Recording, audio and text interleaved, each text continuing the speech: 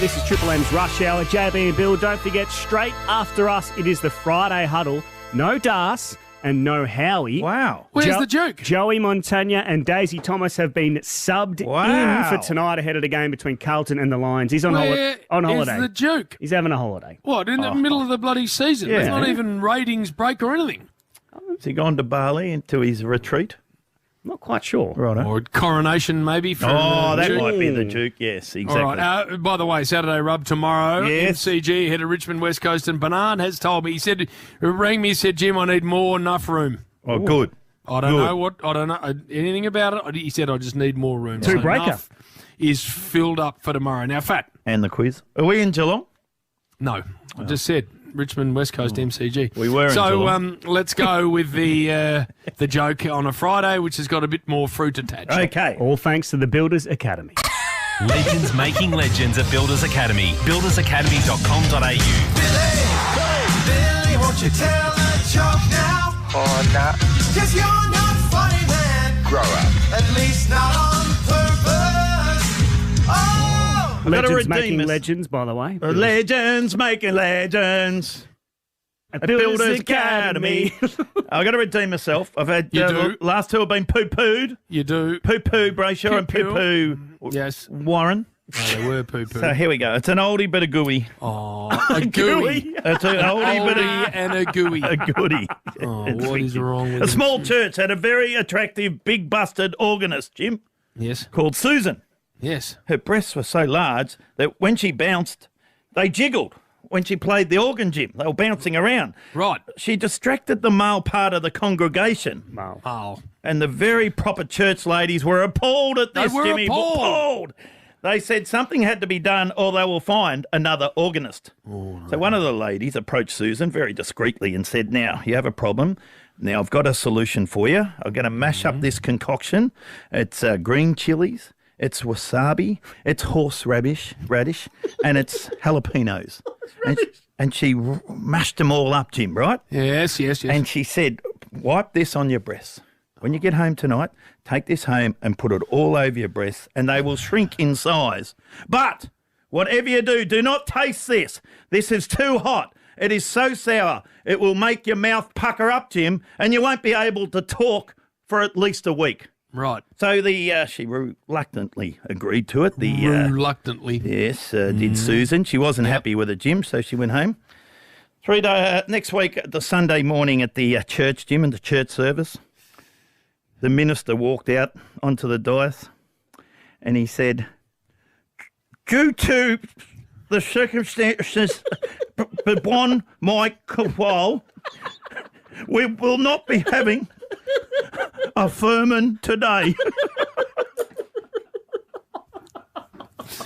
Oh, my God. So this is comfortably the fifth time that joke's been told.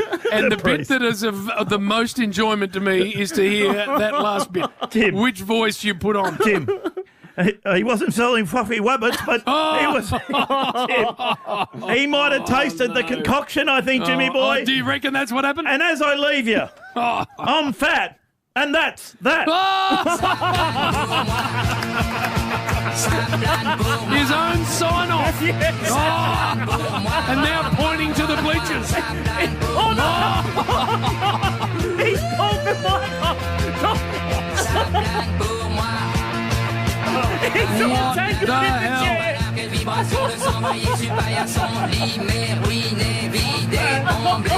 That's that. What has happened to our man? He sits and holds time with. He is not right. I'm fat, and that's that. Oh, no. Well done. Triple M's Rush Hour has clocked off. And We should actually just stop and then completely restart. But if you can't get enough JB and Billy, download the Listener app to hear them anywhere, anytime. LISTNR.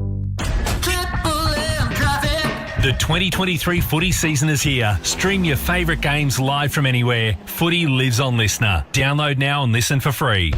Thick traffic on the Eastern Freeway outbound. There's a crash in the emergency lane before Doncaster Road. Your Triple M travel time from Hoddle Street out to Springvale Road is 30 minutes. Emergency services returning a fire in Footscray. Hopkins Street is closed near the Barclay and Droop Street intersection. You'll need to avoid that. Use Moore Street, Ballarat Road and Geelong Road as alternatives. Skoda's 777 is their complimentary 7-year servicing and 7-year roadside assist with their included 7-year warranty. Curious? Visit your Skoda dealer today. T's and C's apply. And that's your latest Triple M traffic up to date. Triple M is your home of the Marty Sheargold Show. Have you ever been in a re-gifting situation? Lee says my mother-in-law re-gifted a Christmas gift back to my wife. She's notorious for re-gifting. So bad in a crisp Pringle last year, she gave our 6-year-old nephew tea towels. Oh, God, how awful. Merry Christmas. I'll wash up. The Marty Sheargold Show. Weekdays from 6 on Melbourne's 105.1 Triple M. Spoil your mum this Mother's Day with a luxury fragrance from Chemist Warehouse. Next, Triple M rocks footy. Download the Listener app to hear it live.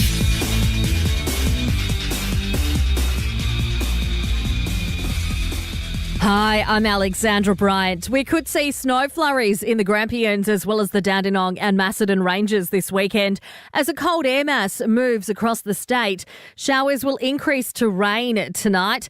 And Michael Efron from the Bureau says Melbourne won't get over 13 degrees this weekend. Not too unusual to see an outbreak like this in May, although typically they do tend to occur later in the month. And we are looking at a colder stay in Melbourne since around September last year, so it will be very chilly for anyone outdoors.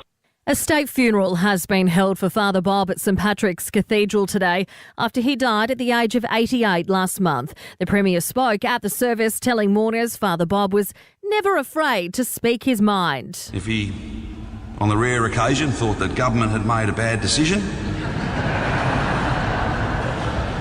he was most certainly not afraid to let me, them, have a piece of his mind. Suspended MP Moira Deeming will face a new expulsion attempt next week. It's after she threatened legal action and Peter Dutton warning the Victorian Liberals to stop the infighting. And Qantas has revealed the base salary for incoming Chief Exec Vanessa Hudson. It's $1.6 million, but if the airline meets its targets, it'll be more like $6 million. Collingwood has dropped Jack Ginnivan for Sunday's huge clash against Sydney. Earlier today, Pies coach Craig McRae was asked if he was playing. Yeah, he's in the squad. We've got to announce our team this afternoon, like we always do, go to match committee. There's going to be some decisions made if Pendlebury and Cox are available. There's a squeeze somewhere. Not sure where that fits yet. Keen to know the rest of the fixture? The AFL will release it before round 10. And the Boomers say Ben Simmons wants to represent Australia at the upcoming World Cup. Book online at mycar.com.au and get $100 off your next logbook service, plus 12 months free roadside assistance. Available until May 14. T's and C's apply. Rain increasing tonight for the weekend. Showers and 13 both days. Triple M's Friday Huddle starts next ahead of Carlton and Brisbane. Download the Listener app to hear it wherever you are when Triple M rocks footy. Kobe is a cheeky 9-year-old that loves bikes and fast cars. He has acute flaccid myelitis, which has meant long hospital stays away from his family. But Kobe and his family had time together thanks to his wish to live like his favourite YouTubers. Kobe's wish came true when he stayed in a mansion, played laser tag and rode in a limo. Helping sick kids find hope is something we all have the power to do. Find out how at makeawish.org.au. Make a wish. Shut up! The footy's on Triple M. Tools down. That's it. What a week it's been. Radio on. You don't want to miss this. Triple M footy roars into the weekend. That is an absolute ripper. Here we go. This is the Friday Huddle for Ream Hot Water at McDonald's. Triple M rocks footy. Carlton taking on Brisbane from Marvel Stadium in what is a massive Friday night clash, but a very different Friday Huddle tonight. We've lost a couple, so we'll get into that in a minute. We've got some big guests. Cam Rayner from the Brisbane Lions is going to join us. Daisy's taking over the top 5. I'll get to him in a minute. Chiefs quiz is back. Luke Power from the Blues and Damo's Hot Topics, which used to be Howie's Hot Topics. But as I welcome the box, and we'll first of all go with the man that kicked 1,254 goals, and he's just a really good-looking rooster, is Jason Dunstall in the back row. Everybody's favourite person. Hello, Nate. I'm a little bit worried about tonight. I mean, a team's only as good as its leaders. And with you steering the ship, I'm a little concerned about where that ship might take us, Nate. But we'll see how we go, eh? Just go easy, Chief. And everybody's favourite journalist, Damien Barrett, is always with us. Not sure that's the case, Browdy, but it's good to see yourself and myself and Chief here because we've been left high and dry by a couple of other stalwarts on this show. Well, we are down 2, so let's introduce the 2 we do have and 2 great replacements. And this man did a Friday night many years ago. I haven't seen him for a long time, but Lee Montagna. Hello, Brownie. Happy to answer the SOS. Normally Friday nights is my pizza and beer night, and I listen to the Friday huddle and then watch the footy, but happy to come and try and save this sinking ship tonight. When was the last time you did a Friday night? I can't remember, Jace. A few years ago. About 5 years ago, they reckon.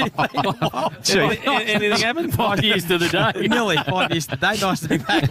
It was a big night, wasn't it? Okay, and I tell you what, a man who's very happy with himself, and with good reason too, he's a good-looking fella, is Dale Thomas. 100 games for Carlton, 100 games for Collingwood. Nobody in the history of the game has ever done that. That is correct, Nate. It's great to be here. Really looking forward to it. Big week for you too, Dave. Big week for me. Helicopter trip yesterday, I hear. She's cut up rough this morning. Warrnambool? What? Yeah, the Warrnambool, the chopper ride. Hour and 20 in a chopper down, some headwind, and then a bit shorter on the way home. One little stop off, obviously an hour after a few beers throughout the afternoon, meant that we just need to stop in at a farmer friend of ours, borrow his paddock, have a quick wee-wee, and then back on the chopper, back to Melbourne. So. Well, if you haven't heard the work of these guys, they do a great job on Sunday, but let's just reacquaint ourselves with Daisy. McKernan is in the middle. He looks like he's competed pretty well in the first 2, but he's looking at the umpire a bit bewildered. His speed around the contest has been fantastic. That has Switkowski or Switkowski. Yeah, wow. Is that the Crystals, the Switkowski? Swarovski. Some of the stuff you'll be bringing to Friday night you football. Get a bit of everything, Nate. Just a bit like you, a bit of the good, a bit of the bad, a bit of everything. So. A bit of the ugly as well. Yep. And speaking of that, let's have a listen to what Joey can bring to the table. They will keep coming, and they're back within 8 points. They're 10-7. It's 12. 8 points. 12 points. What is it? 11-7, 60. 8 points.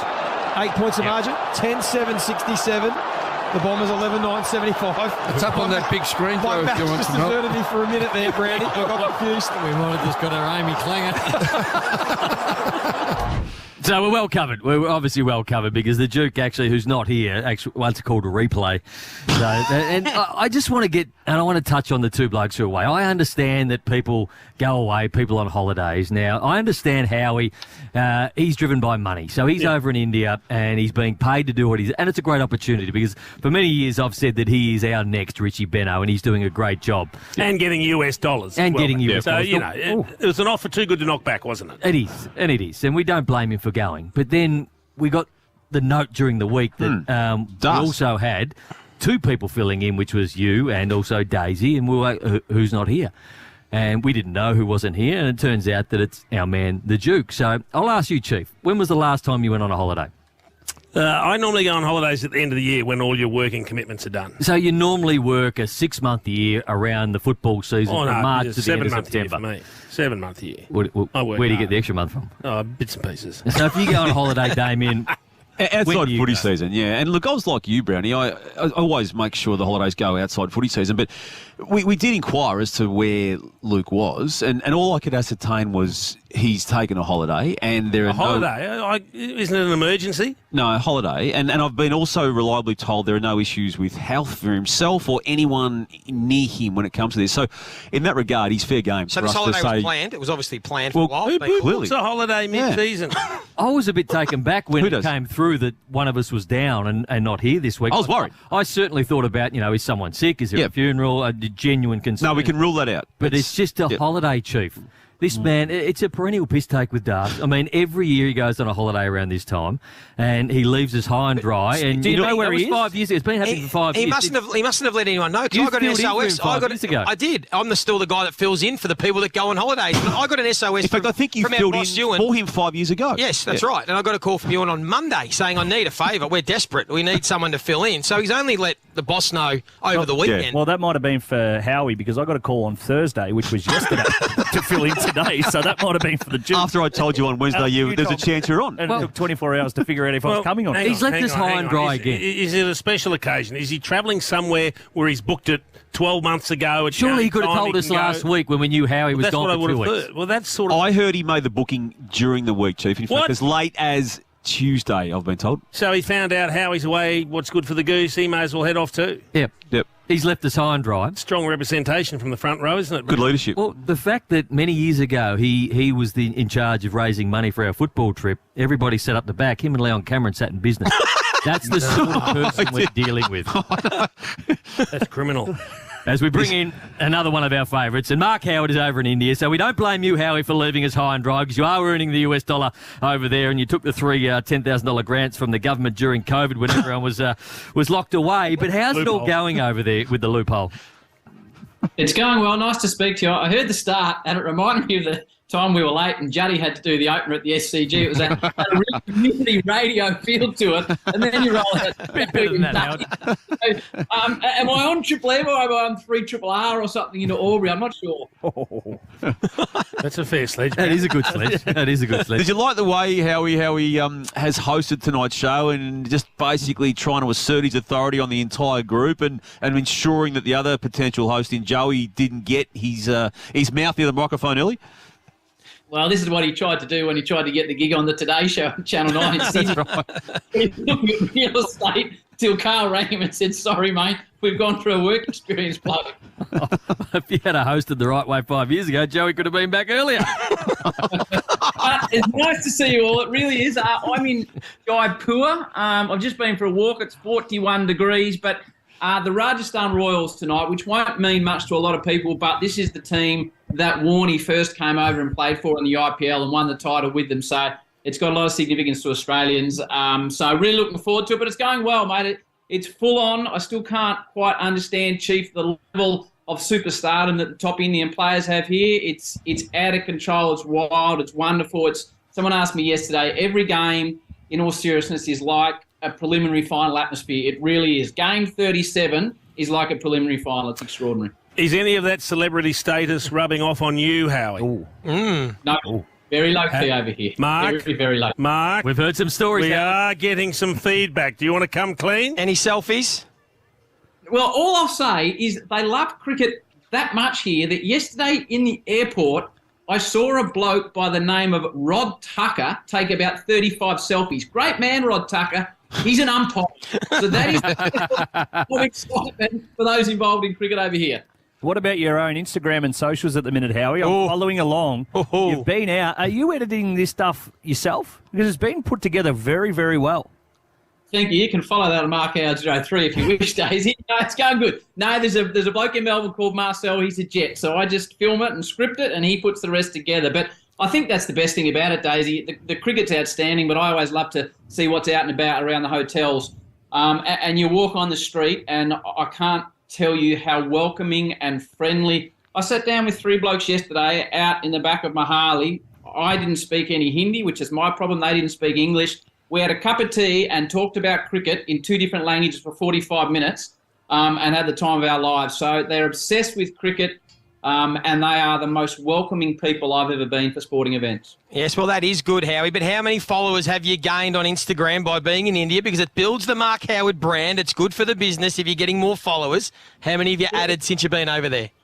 Yeah, a few. To be fair, Joe, a few. But, I'll try and explain it to you. So you're at the game tonight. I guess there's probably 5 radio broadcasts of the game tonight with the AMs, and K-Rock might have rolled up there, which I always thought was an extraordinary number of broadcasts for one sport. At the IPL game tonight, in India alone, the match will be broadcast in 13 languages, Damo. So there's 13. So I thought it was a good call up here to get a run in the IPL, but honestly, every cricket commentator on the planet is here because they're doing it in so many languages. Now, Howie, you bounced around before and you dodged the question. We have it on good authority over here that you are getting mobbed Virat Kohli style, including in your own space, in your own hotel room. Now, do not deny that. It's not Kohli style, but last week, as a chap came up and he brought me some room service, and I hadn't ordered room service, and I said, "Oh no, it's not for my room." And he said, "Can I have a selfie?" And I said, "No problem, mate." And he said, "I enjoy the Big Bash." 2 minutes later, there's a bloke knock on my door, and he's delivering flowers. I said, "No, I haven't ordered any flowers." He said, "Oh, but I can have a selfie." And then 5 minutes later, a bloke rolled in with a fruit platter. I said, "No, I haven't ordered a fruit platter." He said, "Oh, but I can have a selfie," because they enjoy the Big Bash. So, Damo, they're very, very warm, friendly people. That's the size You've lost your way, Howard. You've lost your way. I'm not sure we're going to get you back on Friday night footy, AFL. It's too small for you. What do you think, Chief? He's a global brand, and I think we're holding him back. Okay, we need to get rid of you, Howard, because we've got an actual superstar. Thanks for joining us on the Friday Huddle, but we've got a mate of yours who is an absolute superstar, Adam Gilchrist, on the line. And welcome, Gilly, to the Friday Huddle, and I believe that you're already taking credit for the Blues' big win last week. Brownie, how are you, gentlemen? I hope Howie's still on the line for this, because I've just listened to that absolute garbage that he's serving up there.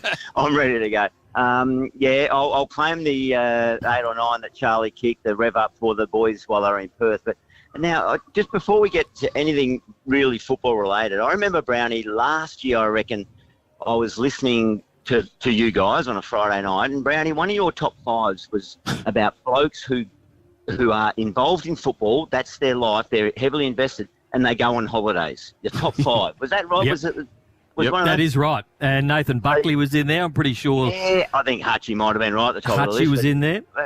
So you've got Darcy away, Howard away. Well, I mean, seriously, I reckon we need to revisit this again, because Howard's over there spruiking his value in India, and he should be on the footy, because that's where he belongs in winter. Well, at least cricket's a 12-month of the year program. Football is, 6 months for most of us. Chiefs is claiming 7 months, but surely you can remain in Melbourne or Brisbane or Sydney or Adelaide or Perth for the 6 months of the season, Gilly. It's not that tough a discipline, is it? Just knuckle down and commit to your employer. But he's on. I did hear the question about his social media. What I did notice recently, he put a post up about his podcast. I think it was Joanna Griggs. A little snippet, just to give those little tasters, those little teasers that everyone, the podcaster thinks everyone loves. All I heard was Howie talking.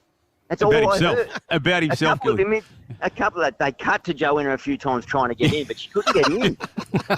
So, I mean, I think you blokes are right. I think you're right in the fact that he's gone off the rails. He's in a different league now, in his own mind. So he's trying to do stuff that maybe we'll wait and see whether he can pull it all off. But he is a popular person. I hate to use the term brand, but he is gaining notoriety and popularity over there in India, and good on him giving it a crack. Go for it, Howie. It is interesting, Gilly, because I was listening to, watching an IPL game the other night, and I did hear a lot of Howie. There were 3 commentators. I heard a lot of Howie. It was probably like 80%, 10%, 10%. Now, you've worked with him extensively, particularly around the globe calling Australian games. How does he handle himself amongst the big names that are working with him?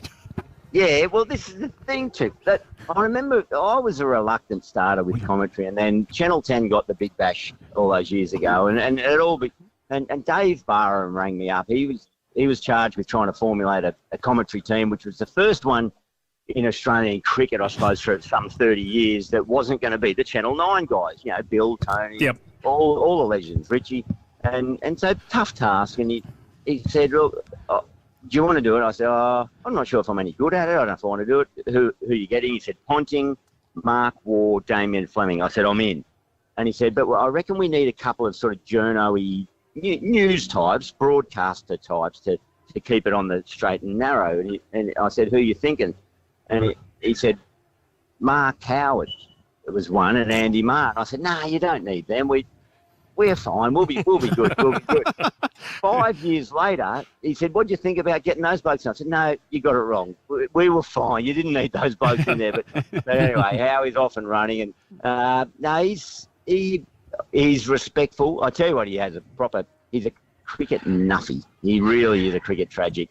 And we saw him over there on his. If you go to his socials, I'm not going to promote it too heavily, but have a look at him trying to bat against a turning ball in India. He was useless, but that was a great leveler over there. Well, you've seen him play a little bit of cricket, Gilly. So who would you liken him to? Oh, now you'd have to be a reasonable cricket flyer to know this, but a poor man's Craig Howard, who played a little bit of cricket. Yeah, I remember him. Maybe for Australia, but no, he thinks he's a hard turning leg spinner. He thinks he can bat a little bit. He's down there at Barwon Head C grade. He dominates that, but then turns up at a big bash and speaks with great authority. So you work out who's trying to bluff who here. Hey, Gilly, we've pumped him up enough throughout the course of his time on Triple M footy. You keep pumping him up. We like to bring him down just occasionally to remind him. So there was a moment in the most recent Australian cricket summer. You were able to see what you saw on the TV screen and how he didn't. And we might just get you to relive this and take us through what happened, please. It's a big surge. 12 from this over as well. Oh, he's picked that up, sent it high away on the leg side. Another 6. In fact, it's dropped short. It's been taken. It's been caught. You helped him out there, Gilly. You could see it and he couldn't. I reckon that was Moses Enriquez. He bopped about 3 or 4 sixes in a row in Howie's defence. But, he got a hold of one. It sounded good off the stick. But you seem to pick it up okay, Gilly. Well, Howie got carried away. He decided that, well, this is the chink in his armour. He said, I went to the crowd and looked at the crowd reaction. And I thought, I'll get in early and go confidently. It's 6, because often when a 6 is hit, the crowd react and they try to catch it and all that. And I said, Howie, that's fine, but it's a Sydney 6er batter playing in Perth, and it's a Perth Scorchers home crowd. They were celebrating because it was caught 15 metres in from the boundary, you dickhead. So get on with it. And Gilly, just quickly before we let you go, the Blues win tonight? Jeez, yeah, tough, isn't it? Yeah, they do. Of course they do. They're still thriving on last week's rev up, I reckon. But what did you give them last week, Gilly? You got down there pre-game. What did you give them? Yeah, in the team meeting the day before, it was unreal. It was. I tell you now, in all seriousness, it was a bigger buzz for me than anyone else in that room. I was absolutely thrilled, having been a lifelong Carlton supporter. So honoured to be asked in there. Spoke about whatever I could regurgitate about being a good team man and trying to get things working the right way. And obviously it was a bit of an easier proposition last Saturday night than what it is tonight, all due respect to the Eagles, and everyone knows that. But, hopefully they can get it done. It gained a bit of confidence out of after a couple of tough weeks where they maybe lost a bit of confidence. But who am I to comment on football? I'll just be sitting back tonight watching and enjoying. But we love it, Gilly, and we love the time you've given up tonight. Yep. You and Mark. Obviously, Mark's over in India, and you've given up your time and talking about the Blues. And Howie, thanks very much for joining us on the Friday Huddle. Thanks, Gilly. Good on you, boys. Love your work. See ya. Big Friday night coming up. That was Adam Gilchrist, Mark Howard over in India doing great things. We do take the piss out of him a little bit, but we do love him. He's doing a great job. We miss him. We love you, Mark. Generations. Come back soon. This is Triple M, the Friday Huddle. This is the Friday Huddle for Ream Hot Water and McDonald's. Triple M rocks footy. Triple M traffic. The 2023 footy season is here. Stream your favourite games live from anywhere. Footy lives on Listener. Download now and listen for free. Still quite a lot of congestion remaining about Melbourne with delays for the Eastern Freeway in both directions after a crash at Doncaster Road. The Westgate Freeway remains quite the struggle outbound. The Talaslo outbound due to a breakdown before Brunswick Road. Triple M travel time heading from the Westgate to Melbourne Airport is 17 minutes. And there's a fire in Footscray. Hopkins Street is closed near the Barclay and Droop Street intersection. Freedom's 24-hour flash sale starts tonight. Get 25% off full-priced items store-wide. Don't miss out. Ends tomorrow only at Freedom. That's your latest Triple M traffic up to date. Hi, it's Marty Sheargold from Triple M's Marty Sheargold Show, and right now, Triple M rocks football. Footy's on the radio. Max, go on. Gillen says he's spoken to several star marquee players that would be willing to move to Tasmania. I'm presuming majority of people wanted to go to Tas. If the money's right, I don't think it's going to be an issue getting players. It wasn't an issue for GWS, and they're in Blacktown. Well, you wouldn't put your dog there, mate. Triple M's Marty Sheargold Show. Weekdays from 6 on Triple M. Get the podcast now from the Listener app. You don't have to exhaust yourself at the gym to put your health first. You could ditch the work emails after hours. Put more good stuff in your mouth. Even just drink more water. Whatever health first means to you, NIB is here to help you live it. Enjoy discounts on popular health and wellbeing brands. Have helpful tools and services at the ready. Even earn rewards for healthy living. So what are you waiting for? Start living health first and join NIB today at nib.com.au. T's and C's apply. On now at Harvey Norman. Up to 30% off clearance mobile phones. Save a huge $150 on the Nokia G65G mobile. Now a low $398. Get the Samsung Galaxy S22 mobile and save $250. Now only $898. Scoop up the Galaxy Tab A7 Lite. Now just $198, save $50. Hurry while stocks last. Up to 30% off clearance mobile phones. Don't miss out on these incredible deals and more at Harvey Norman now. Did you know a new blood donor is needed every 4 minutes? That's 20 new donors every game. Be the lifeblood of footy and book your donation today with Australian Red Cross Lifeblood. Give life. Give blood. Dear HR, well, I appreciate your efforts in organising our recent workshop, and I do understand the need for an incident report after Jenny fractured her cranium when Brendan didn't catch her during the trust exercise. What I really want to know is, how do I get everyone working together and fix dysfunctions within the team? Prefer a more tailored approach to training staff in-house? Preferred Training Networks, the best facilitators in Australia delivering top-quality local workshops tailored to your needs. Visit preftrain.com.au today. You're such a loser. Over 340,000 school kids will be bullied this year and won't tell anyone. Do it, do it, do it, do it, do it. May 12 is Do It for Dolly Day. Your chance to support Dolly's dream. Help as many kids as possible with a 24-hour support line, anti-bullying school workshops and online resources. Donate to Dolly's dream at doitfordollyday.org.au. to help break the silence around bullying. Autobarn's got Australia's best auto bargains, like the Alpine 7-inch Apple CarPlay and Android Auto receiver for $399. Save $200 and 25% off mother's car care. All backed by a low price guarantee. Autobarn.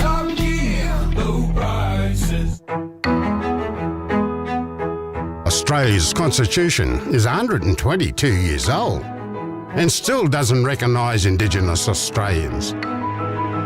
This year, we have a chance to fix that and give Indigenous Australians a real say in their future. To find out more, visit yes23.com.au. Join us. Authorised by Dean Parkin, Australians for Indigenous Constitutional Recognition Limited, Sydney. Shut up! The foot is on the radio! For Ream Hot Water and McDonald's. Triple M rocks footy. Geez, a big game of footy tonight. Marvel Stadium, the Blues up against the Brisbane Lions. The Blues were fantastic last week. The Lions were good as well. You got Joey, Chief, Daisy. You also got Damien Barrett. It's always great when a player gives up his time pre-game, and that's exactly what Cam Rayner from the Brisbane Lions has done. He's down on the boundary speaking to us on the Friday hold. Cam, thanks very much for joining us. I've been told that you're a massive Star Wars fan, and May the 4th was yesterday. May the 4th be with you. Thanks for having me, guys. I'm a massive Star Wars fan, so it was a big day yesterday for me. But focusing today on the footy, which will be good. What's your favourite part about Star Wars? Oh, no, it's something I've loved since I was a kid. Me and my family have always loved it. I got both my dogs are named after Star Wars characters, so I try to keep it in-house a little bit, but this year it's kind of coming out in the media. So Cam, what does a Star Wars fan do on May the 4th? Oh, well, the worst thing was I had to leave my dogs at home because I got jumped on the plane to get back to India, Melbourne. So, I was going to watch it last night, the movie, but we had our meetings and that, so I kept it pretty low-key. What have you called the dogs now you've volunteered that? The oldest one's Obi and the youngest one's Annie. So Obi-Wan Kenobi and Anakin Skywalker. That is brilliant. Very good. Hey, Cam, it is an exciting game tonight, obviously playing against a team back in form Friday night. You must be looking forward to it. Yeah, no, it'll be great. We're looking forward to this game. This is a massive game for both clubs and, how we're going to go forward in the season. So it's a great opportunity to come up against a really good team who had a great game last week. And the boys are really keen and looking forward for the challenge. Tell us a little bit about Fags, Cam, because he always looks so intense and so sullen on camera when the game's going on, but he's got a real lighter side to him. Do you guys get to see much of that? We probably see him Monday to Wednesday, and then from Thursday to Sunday, he's got that serious turn on. So, but no, he's a great coach. He's got great relationships with all the players, and we love playing for him. How much of your planning this week has gone into the two big boys up forward for the Blues? Yeah, they're a great duo at the moment. I think they're number 1 and 2 for contested marks in the comp. So the back line's going to have a great challenge, and it's up to us boys up the field to put pressure on the ball and make sure they can't get easy delivery. So that's a massive focus for us to stop them, and if we can keep them under wraps, and hopefully we can turn the game our way. Cam, your balance has been thrown out somewhat with the unavailability of Daniel Rich and Dane Zorko. Harry Sharp comes in. What do you expect that to do to the team tonight? I don't think it'll change too much, to be honest. We've matured as a group over the last couple of years. I feel like if we lost those two players a few years ago, it probably would have a bigger implication. But, we've got two great players who are going to step up, and that's the beauty of our VFL team playing so well this year, is that it's just the next man up system, and Harry Sharp and Noah Ainsworth have been playing some great footy, and, they should come in and impact straight away. And what about yourself, talking of impact? The way you started the year, moving down back, it looked to be settling in, but at times you've been needed to go forward. You've done that with impact as well. How is your role in the team evolving, do you think? Yeah, I guess it's just week by week, just, seeing what the coaches require. And, me and Fags have had the conversation that wherever he needs me, I'm happy to play. And, that's my mindset going into each game. So whether it be in the forward or the midfield, or, if something happens that I might go back again, having all those options, I guess, is a strength. Cam, what about Will Ashcroft? He's had a super start to the year, but kicked the goal of the year on the weekend. Was there much talk about that during the week? Is he pretty happy with himself, the youngster, or does he just keep it level-headed? No, he keeps it pretty level-headed, Will. I reckon if I kick that goal, I'll be telling everyone for the next couple of weeks. So, but he's come in and had a really good impact on the club, and he's a really good professional player, and has added a little different thing into the midfield. So if he can just keep playing with that consistency, I think that'll hold us in good stead for the rest of the year. Something else I heard about one of your players, Joe Danaher, I've been told, doesn't have a TV in his house at all, lives down near Byron Bay. Is that true? No TV in the house? No, that is true. Joey's a pretty reserved bloke and just keeps to himself. I think it's 2.5 hours drive every morning to get to training. So, he's probably spent a fair time listening to the radio or some music, but there's definitely no TV. I'm a little scared to ask, but what does he indulge in? Yeah, I might have to keep that one off air, I think. Hey, Cam, you're venturing down the Howie space by running a podcast. Are you doing the good numbers that Howie claims to do with your work with Hugh McCluggage? Yeah, it's been something different. Me and Huey have really enjoyed it. I think we've been training a couple of weeks, and then a couple of weeks we've been a bit average. So it's probably just find that middle ground, but, something different and something with a little bit of fun to get the boys out there and give the fans a bit more of an insight. Is Harris Andrews as laid back off the field as what he is on it? Because sometimes you look out there and he could be asleep out in the ground. He's that cool, calm and collected. Yeah, he is, and it's probably one of the qualities that makes him a good leader as well. Him and Lockie really complement each other really, really well with their leadership. Harris is a bit more, chilled back out and can talk his way through things, where Lockie's more about his actions. So those two have been great as leaders this year, and I've really enjoyed playing under them. So when you're flying interstate, mate, who's the one teammate you don't want to sit next to?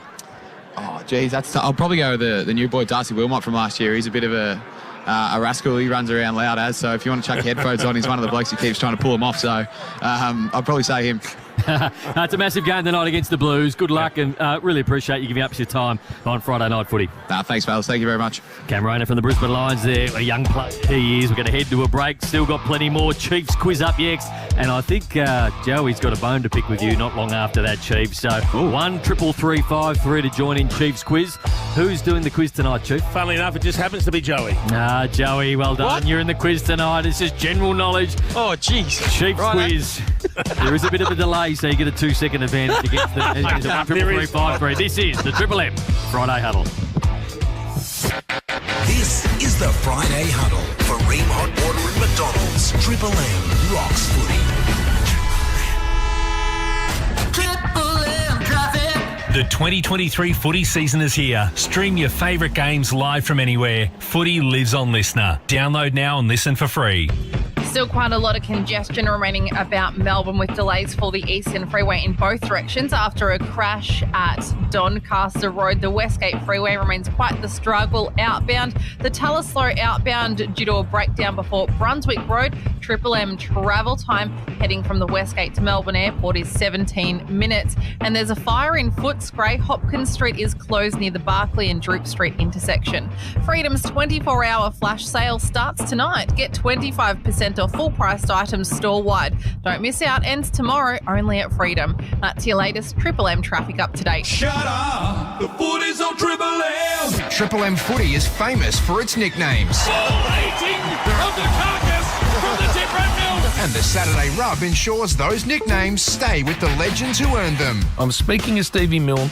Do you give Tom Papley permission to become the new Tip Rat? Over my dead body, boys. Join the Temper Mattress call team tomorrow from noon for Richmond and West Coast. For Ream Hot Water and McDonald's, Triple M rocks footy. Hi, Rodney Jane here with May deals so good you'll be glad you came to Bob Jane T-Marts. Buy 3 selected Bridgestone, Yokohama, Dunlop or Goodyear tyres and get 1 free tyre. Plus, up to $150 instant cashback on brands like Bridgestone, Michelin, Pirelli, Continental and more. That's not all. Get a massive 20% off on selected Kumho tyres. We won't be beaten with our best tyre price guarantee. Give us a call or shop online today. We'll look after you.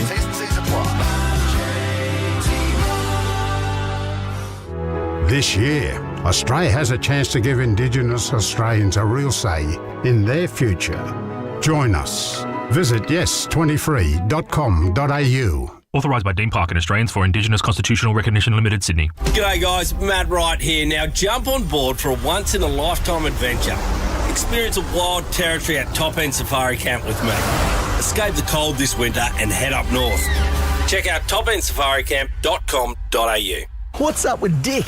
He's in a mood. Yeah, he's having a shocker, mate. All of his tools got flogged out of his ute box last week. Everything gone. Oh, his gear was all new, right? Yep. I told him not to buy one of those cheap ute boxes. He should have bought one of those WeatherGuard ute boxes like Jono. They have an extreme protection lock that protects against break-ins, with double welder seams and more.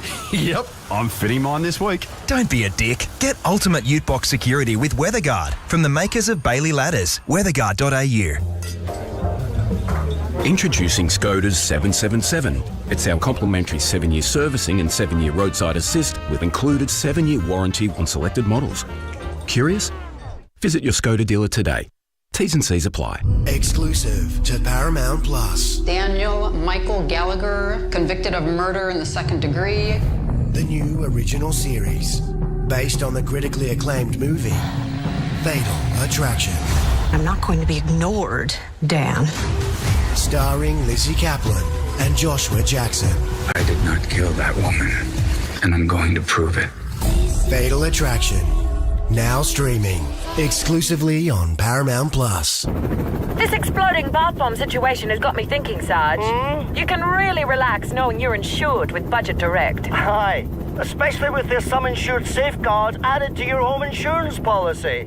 Add Budget Direct's optional sum insured safeguard to your home insurance policy and we'll increase the sum insured up to 25%. Insurance solved with Budget Direct.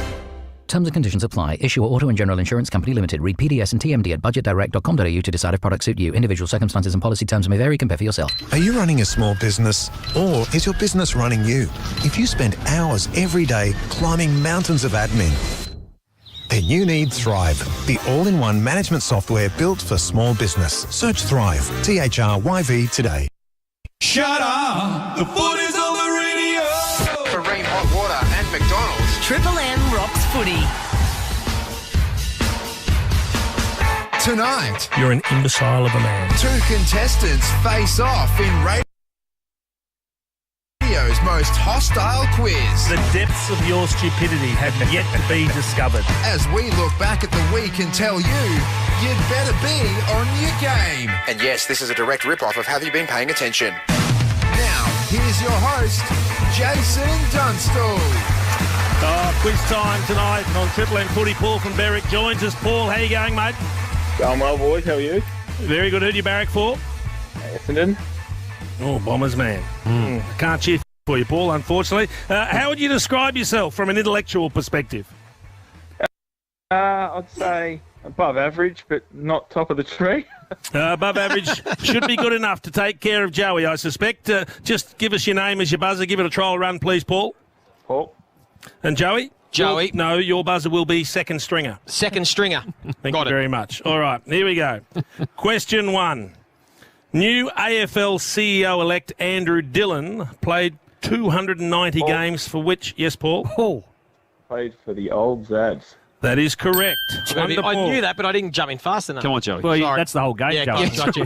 That's what you're meant to do. Yeah, as soon as you know, you jump in. Yeah. What did the RBA do this week? Second stringer. Who got in first then, Warrior? Second Yeah. Just to Joey. Just Joey. Interest rates went up again. By how many percentage? Just 0.25, didn't it? 0.25%. Yeah. Good enough. Yeah, well played. One apiece. Taking it very seriously. All right. Yeah. What am I meant to? No, I like it, Joey. It's like we don't come in here and we don't lose. in a practice game. This is an audio question. Listen carefully. The winner of I'm a Celebrity, Get Me Out of Here for 2023 is... Yes, Paul? Lee Ellis. That is correct. Nice. That's 2-1. Who came second in 2019, Paul? You. Yeah, extra bonus for Paulie. See, I like happy it. with that. I like it. See, filthy at me. No, I didn't even know you'd been on the show. Which superstar soccer player announced he was leaving the biggest Second French stringer. club? Joey. Oh, is it Lionel Messi? He's going to... Are you asking me a question or are you giving me No, an I'm answer? answering it. He's going to go to the Saud. He's going to join Ronaldo, isn't he? Over in Sure, his name's Lionel. Lionel Messi. Depends where you're from. There we go. Score, please. He's not from France. Are we giving Paul the bonus point? No, we can't. 2-2 then. 2-2. All right, question 5. Another audio question. Have a listen. That's the most unusual thing I've ever seen on the golf course. Everybody just hit the deck. Yes, Paul? When a swarm of bees came across the course. Wow, that is impressive. That's He's very good. in the Mexican Open. That is impressive. He takes the lead again. And he's doing this like with a delay as well. Yep. Yeah. He's treating you with contempt, Joey. Which Melbourne-born NBA superstar put on a Collingwood jumper? Lionel. Yes, Paul? That was Giddy. Josh Giddey, that is correct. I'm second stringer. There you go. What is the score, please? 4-2, and Joey just needs to collect himself for a moment. He called himself Lionel. I know. He's losing the plot. Once every 5 years, and he comes on and calls himself Lionel. Here we go. Question 7. Who is Tasmania's state premier? Second stringer. Joey? His name is Rockcliffe. Jeremy Rockcliffe. Good get. Yeah. That is very good. He's quite boring. 4-3. Question 8. Who yesterday trained their 7th Warrnambool Grand Annual winner? Paul? No. Kieran. Paul, what'd you say? Kieran Marr. That is correct. Well done. Yep. Score? 5-3. He did say his name there. You just got to speak up a little bit, Yeah. Paul. Yeah. We didn't hear you. He can't lose.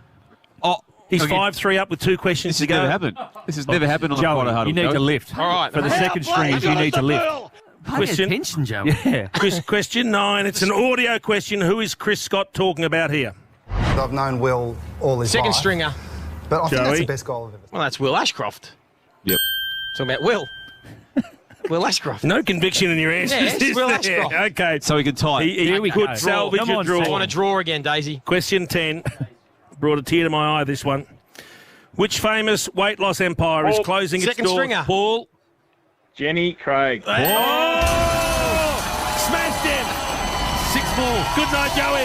Good night, Irene. What does our winner get, Brownie? He gets a dinner for 2 at Melbourne Public, $200 voucher there. So they get a main and an entree, and then probably a bottle of wine, I would have thought, for $200. Throw in a Courtesy of Luke. There you go. You're welcome, Paul. Well done, Paul. Good job, mate. Thanks very much, boys. Well done, Paulie. Oh, no, mate. Yeah, well done, Joey. You were awesome. You weren't even paying attention. Lionel, I gave you the last answer and you didn't even come in. Oh, God.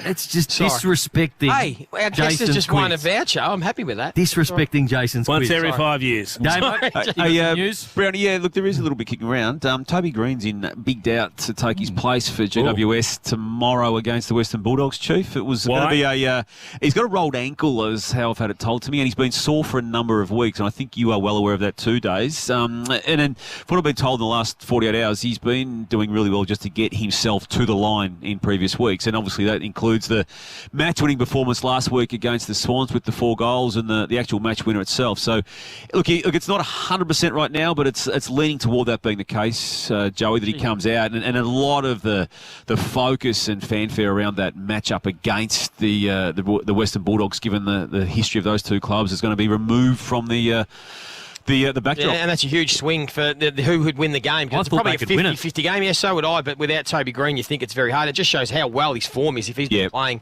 on a bad ankle to start the season. And you don't want to be limping to the line to play in round 8. In that not ideal. Game on. Getting 20 goals in his last 5 games against the Western Bulldogs, so he loves playing against them. To kick more goals against the Dogs than any other side. Yep. Joey, what did you make of Fremantle bringing that Fife back into the team? He played in round 1 and then since then has been out with a plantar fasciitis. Teams have come through. He is on the emergency list and the club had declared that he would be the sub. Do you like it? Yeah, I do. I think it's a good move. I mean, he hasn't probably been able to do much on-legs training if he's trying to settle a plantar fascia, so he would have done a heap of off-leg stuff. But I think maybe, to be able to not get through a full game, but certainly to have an impact to come on for however long they need him, I actually don't mind it. I think that we've seen a lot of veterans now, the older players, be a sub, and I think they can have a serious impact. But what's the point of picking someone as the sub if they can't get through a full game and someone goes down in the first minute, Joey? Obviously they think that he could if they needed, but they would ideally like to not get him through a full I don't get it for what it's worth. I know I'm the non-ex player in this conversation, but 2-time Brownlow medalist, you're either right to go or you're not in my eyes, and I'm a bit with Chief on it. I mean, if an injury does occur in the first minute, as does happen at times, and this club is going through a pretty rough patch at the moment, Dace? Do you expect him to play forward, Joey, when he comes on? Yes, I would think. So I they're think still going to. I think yeah. He had one game as a forward where they played horribly and took 160 marks sideways, so he never got a look at it. I think they need to get a good look at him as a forward. Yep. The big news of the week came in 2 ways. The official replacement of Gillon McLachlan by Andrew Dillon was the news on Monday, and the transition process for the AFL, that will take place officially from early October when Gil McLachlan does leave. But then the Wednesday announcement, Brownie, of the Tasmanian licence and the 19th team coming into the competition, that's 2028. There's a lot to be done between now and that team establishing itself, and of most crucial elements to that are the composition of the list and how it looks. And all I know at this stage is it won't be like 2010 and 11 when Gold Coast, respectively, and GWS came in, where Gold Coast got, I think it was 8 of the first 10 picks and GWS had 12 of the first 14 in those respective drafts. There will be lots and lots of nice, lofty draft picks for the new team, whichever draft it's going to be, but it won't be of a nature where it's en masse like that. So they'll be filtered through the high rounds and the first picks. Which makes sense. You want to spread it out. You want to have the picks over a 4 to 5 year span, because if you've got all those picks at once, and we saw it with these teams, all of a sudden they're all coming through at the same age. You're going to have to pay them all at the same time. They're not all going to get opportunity to play in the spots they want to. So I actually think it makes sense to spread it out. And I think it would make a hell of a lot of sense, even if they did get, say, 10 picks in the first round, you trade 5 of them. You have to trade off a certain number. Be forced to trade. So other clubs still get the opportunity to get those picks, but they have to give up a player, and it's a win-win for both clubs. I don't believe the actual first pick either will be part of the concession packages, because the need, obviously, for the clubs that are bottoming out now for sometimes out of their control reasons, and they need to be given access to the high-end talent at that particular time more than ever. It'll be a disaster for the teams down the bottom of the ladder. Yep. Am I missing something, when or you're is trying to dig your way out? Yep. 23,000 small for a stadium. Yep. Yeah, and on top of that too, Brownie, the commitment now to have a roof on it, which will be a permanent roof, won't be like this stadium here where it does retract. And again, I don't know how they're going to get this done inside the $715 million. It's a lot of money, don't get me wrong, but to get all of that done inside that number, it seems like a small amount. Did you say a permanent roof is what? Permanent roof. So how would that help with the grass growing and all those sorts of things? It's not as big an issue as it once was. Right. I mean, the hydroponic setups, which we see both at the stadium, but the hydroponic heating that does go on in these venues. Oh, come on, Chief. All right, time. We might need to do a break, because your / Howie's Hot Topics is up next with McDonald's Rem Hot Water. Triple M rocks footy. This is the Friday Huddle for Ream Hot Water and McDonald's. Triple M rocks footy. Triple M traffic. The 2023 footy season is here. Stream your favourite games live from anywhere. Footy lives on Listener. Download now and listen for free. Good evening. So I've got some heavy traffic on the Monash Freeway citybound. There's a crash at Wellington Road. Further along, it is absolutely solid due to a collision at Yarra Boulevard. And there's also a crash at the end of the Wellington Road exit ramp from Eastlink, travelling towards Ringwood. And your Triple M travel time from the Westgate Domain Tunnel to Forsyth Road on the Princes is 18 minutes, finally easing off. Bunnings can help you stay toasty and warm with heating solutions for every room. Shop great value on a wide range of heaters to suit your budget online or at your local Bunnings. And that's your latest Triple M traffic up to date. It can be bloody hard dragging yourself out of bed some days. We agree. That's why Triple M has this guy revving things up from 6 for brekkie. Kneel down and put your Hessian shirt on and then I'll whip you with the travel strap. The Marty Sheargold Show, starring Marty. He's your old school funny bastard. Gold Coast is just an absolute shambles. They should burn it down. And he does not care who he offends. Well, you should wee with your pants up, not down around your ankles. Kick your day in with a grin. The Marty Sheargold Show for breakfast. Weekdays from 6 to 9 a.m. on Melbourne's 105.1 Triple M. What about cleaners? Yep. Mechanics? Uh-huh. Builders? Oh, yeah. Whatever hard work you do, Cbus are making your money work as hard as you. Power workers? Yep. Factory workers? Mm-hmm. What about truckies? What do you think? Cbus Super, making hard work pay off. To consider if Cbus is right for you, go to cbussuper.com.au for a PDS and TMD. Past performance is not a reliable indicator of future performance. With Ned's Same Race Multi, get bigger odds by selecting 2 to 4 runners to finish anywhere inside the top 4 in the same race. Use it on Robert Sangster Stakes Day. Take it to the Ned's level. T's and C's apply. See website for details. You win some, you lose more. On now at Harvey Norman, up to 30% off clearance mobile phones. Save a huge $150 on the Nokia G65G mobile. Now a low $398. Get the Samsung Galaxy S22 mobile and save $250. Now only $898. Scoop up the Galaxy Tab A7 Lite. Now just $198, save $50. Hurry while stocks last. Up to 30% off clearance mobile phones. Don't miss out on these incredible deals and more at Harvey Norman now. In life, there are the things you can't put off, like a burst pipe. Then there are the things you might put off.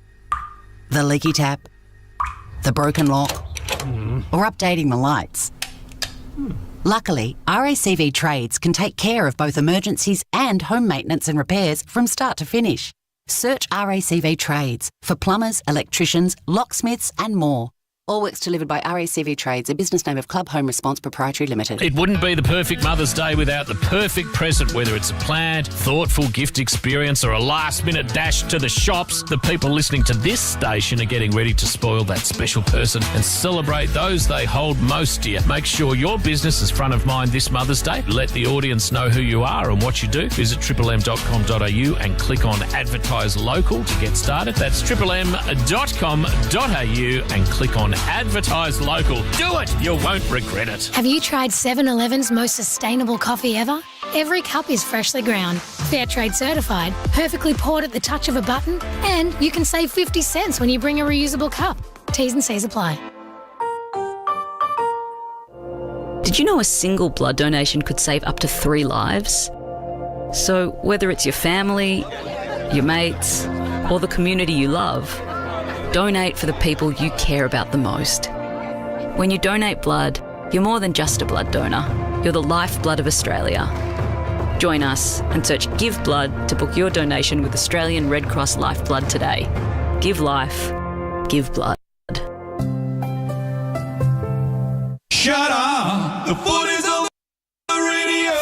For Ream Hot Water and McDonald's. Triple M rocks footy. Carlton taking on Brisbane Marvel Stadium Friday night footy for McDonald's Ream Hot Water. Triple M rocks just that. So we've got the Chief, we've got Joey, we've got Daisy, Damo, and Chief, there's a couple of people want to have a chat to you over the course of the next hour before we get into the game, and a couple of comments you made, so we'll get back to that. But Damo, I stand by them. Yeah, Damo, hot topics, you've taken it off Howie. Hot topics. It's been one of the most talked about segments we've had on the Friday Huddle. After Huddle, we've got a problem. I think it's been the best new topic we've had. Do you like it? Well, the idea of it, as it is Howie's idea, is to get us out of our comfort zones into topics we really don't know much about. Yep. And that's, I suppose, the edginess of it. And we've already had a couple canned today too. Yeah, well, we just got one we just put a big line through. Well, so probably was the wise call, actually. But we might just ease into this one, Brownie. A couple of weeks ago, Howie did pose the question to us on the Huddle. Who would we like to recruit from another media outlet to come and work with at the end? I said Richo. I said Matty Lloyd. And you Jono. said Jono, yeah. So, Joey, you may as well fly in here. Speaking of that, before we get into this, Daisy and I do have a bone to pick with Jason in this box because we've come here in good faith. Jason? Haven't been called that for Who's 5 Jason? years. Because we have come here in good faith tonight to help out this sinking ship that's falling apart without Howie and without Das. But then, didn't we, Daisy? We were listening and you spoke about who you would like to have, and then you threw up the segment, who would you be prepared to get rid of from the Triple M family? Now, let's just take a listen to the audio and just see if Jason wants to maybe back over his comments. Take a pick. Take your pick. Anyone from Sunday. Just name one. They can go. Okay, so you're getting rid of the whole team. Draw lots out of a hat. Okay. One's done. Who's on Sunday? That's Nate, isn't it? Yeah, it's Nate, Jono, Stevie J. Jay-Z, Big Call Lee Montana. Lee Big Call Montana, Montana. and Daisy Thomas. Chief? I think Sunday's the way to go. So would you like to retract that statement? What on earth would I retract it for? We had to squeeze someone out, and it's always going to be the lightweights that get squeezed out of any organisation, Joey. So I don't know where you want me to go with it. We've come here to try and help out Daisy, but that's all right. We'll move past Now, that. who would you bring in, Well, Joey, if you had it? For me, look, I think we need some more St Kilda representation here. We don't have any more. Rui's gone, so I would probably take my mate Luke Ball, I think, from one of the other radio stations because he would bring Really some... liven the joint up. Would you? I was about to say he'd bring some intelligence to Triple M, which we don't have a lot of. Mate, we had him on the Sunday Footy Show. Yeah. Every week we threw to him and go, oh, this isn't going to be good. I think You know that segment what caught my eye? when He you doesn't bet mind having a bet and he can have a good laugh, and I reckon Ball, be great, but Daisy doesn't agree. What caught my eye, Brad? Remember? He would on air say, this will I'm be not no sure good. about this one. Yeah, I'm not funny. Well, we know you're not funny, What Luke. caught his eye? What, his real eye or his glass eye? You're not getting many. I mean, Ball. And what do we need a St Kilda presence for? Blockhead? I just need some more. I'm going back. Forget Sunday. It's just Joey. Let's go. If that's what he's coming up with. Daisy? Well, I'd bring in Matty Hill. I just think the fact that every time I listen to him call the footy, I just wanted someone to be a length in front going, getting the wings. So I still haven't grasped that, but I think he'd be a good addition to Triple M, and we could certainly lighten him up Have a some little good bit. mail too, I reckon. That's probably where I'm going here. Chief, you're the music expert in the box. Oh, here we go. No, this is a semi-serious one. Ed Sheeran was accused through the courts of plagiarism of an old Marvin Gaye song. I'm going to get you to listen to the two versions. Marvin Gaye's "Let's Get It On," followed by Ed Sheeran's "Thinking Out Loud." And I want you to tell us. So honey, now take me into your loving arms. Let's get it on. You'll kiss me under the light of 1,000 stars.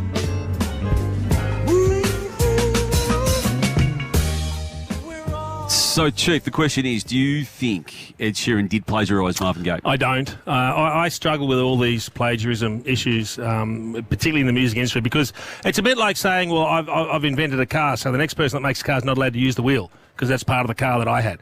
It's like saying that riff or that little stretch of music can only ever be used once. It doesn't happen.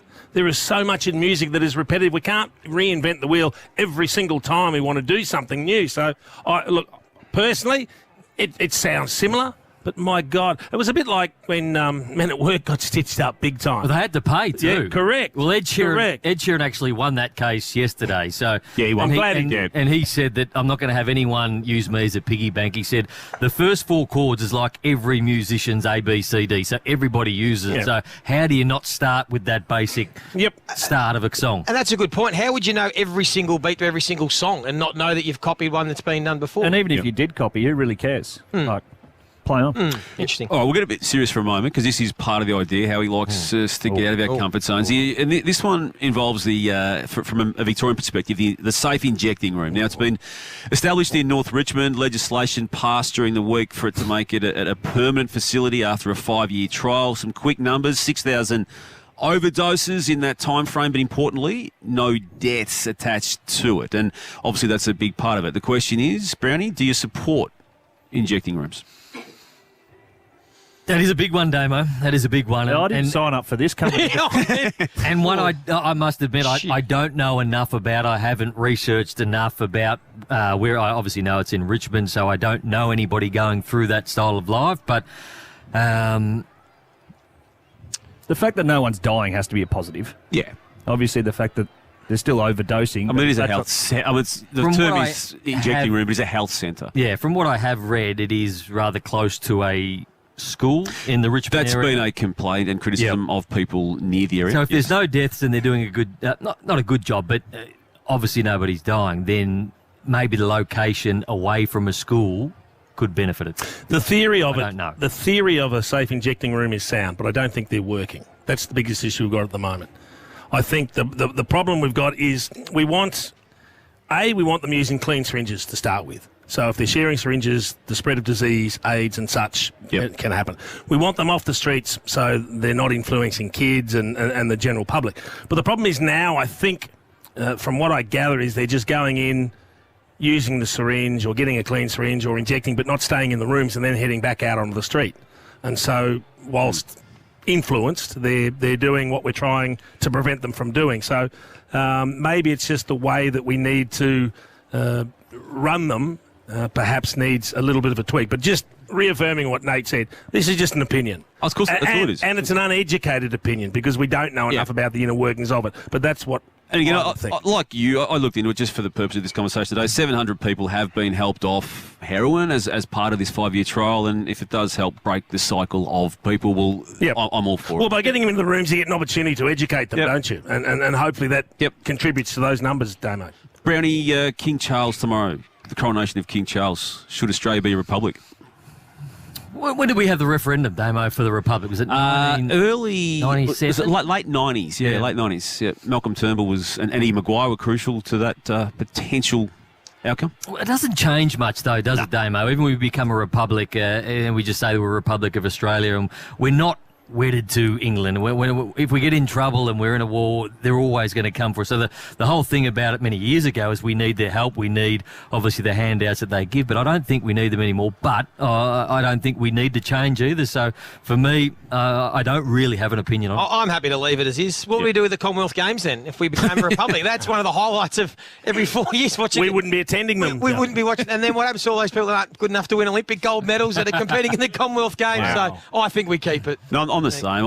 In the 90 debate, Brownie, I was certainly open-minded to it, and I think I voted for it then. But right now, I think it'd just be another layer of corporate fat cat I agree. arrangements, and it's ceremonial enough for it not to be an issue anyway. And the cost of that ceremony of changing to the Republic would be enormous. I don't understand what we gain by it all. I'm not sure. What's the one thing we get? We get a Governor-General who's the monarchy's representative, correct? Yep. And they've only been used, I think, once, 75. 75, Gough Whitlam got Whitlam. replaced. Yep. That's correct. So, and then they, I think that was Sir John Kerr who commissioned... That was the one. Malcolm Fraser, the leader of the opposition. But then said you have to hold an election, which he won, and then... served, but I don't. It hasn't been used since. No, that power, not that power, and is unlikely to be used again. So I don't get that we need to change anything. I don't think we benefit or gain anything other than do we feel better about ourselves if we call ourselves a republic? I'm not sure we. He knows a lot of stuff, Chief, doesn't he? I've never felt more dumb. I was sitting there, I was trying to understand. He's 75 and calling on all this inner wisdom, and I'm just sitting there, glass-eyed, going, I don't understand. I said these questions. Honest, he is that smart. No, he is very. Don't listen to him, Days. I sent these questions to Daisy today. I didn't get a response, Brownie. Yeah, Chief knows a lot of stuff. Hey, another man that knows a lot of stuff, Brownie's our mate Jared Timms, joining us from our sponsor Neds. G'day, Timsy. Can you give us an update, please, on the market for the game tonight between the Lions and the Blues? Yeah, g'day guys. What a way to kick off the round this is. There has been interest for both clubs this evening at Neds, but as it stands, Carlton slight $1.80 favourites in our market, $2.02 about the Lions head-to-head, and that, of course, means we're working with a tiny line, 2.5 points. Two really, really big boys for Carlton tonight from a first goal perspective, Timsy, and another big boy down the other end. They are all prominent as well, actually. Charlie Curnow, of course, he's been booting them for fun recently, so no real surprises in him being a very, very popular favourite in this market tonight. In fact, it's the shortest he's been all season, $6 here at Ned's to kick the first goal. Harry Mackay holding the second line, as he often does, $8.50. If you do think the Lions are going to get on the board first, though, Charlie Cameron, $9, and Big Joe Danaher as well, $10 chance. And value for the night? Yeah, look, a game as good as this one, I think we should have another crack at a same-game multi here. I think the Blues might just sneak home. Let's back them to win. I'm keen to follow that weight of money on Charlie Curnow to kick the first as well. And I think we might also go under 173.5 total match points. For those three combined, $16, I beg your pardon, 41 cents. Beautiful. Thank you, Timsy. Remember, you win some, you lose more. For free and confidential support, visit gamblinghelponline.org.au. Where's Leachy? Obviously, Howie's away. I thought Leachy'd be here. No, he's gone. He's dead.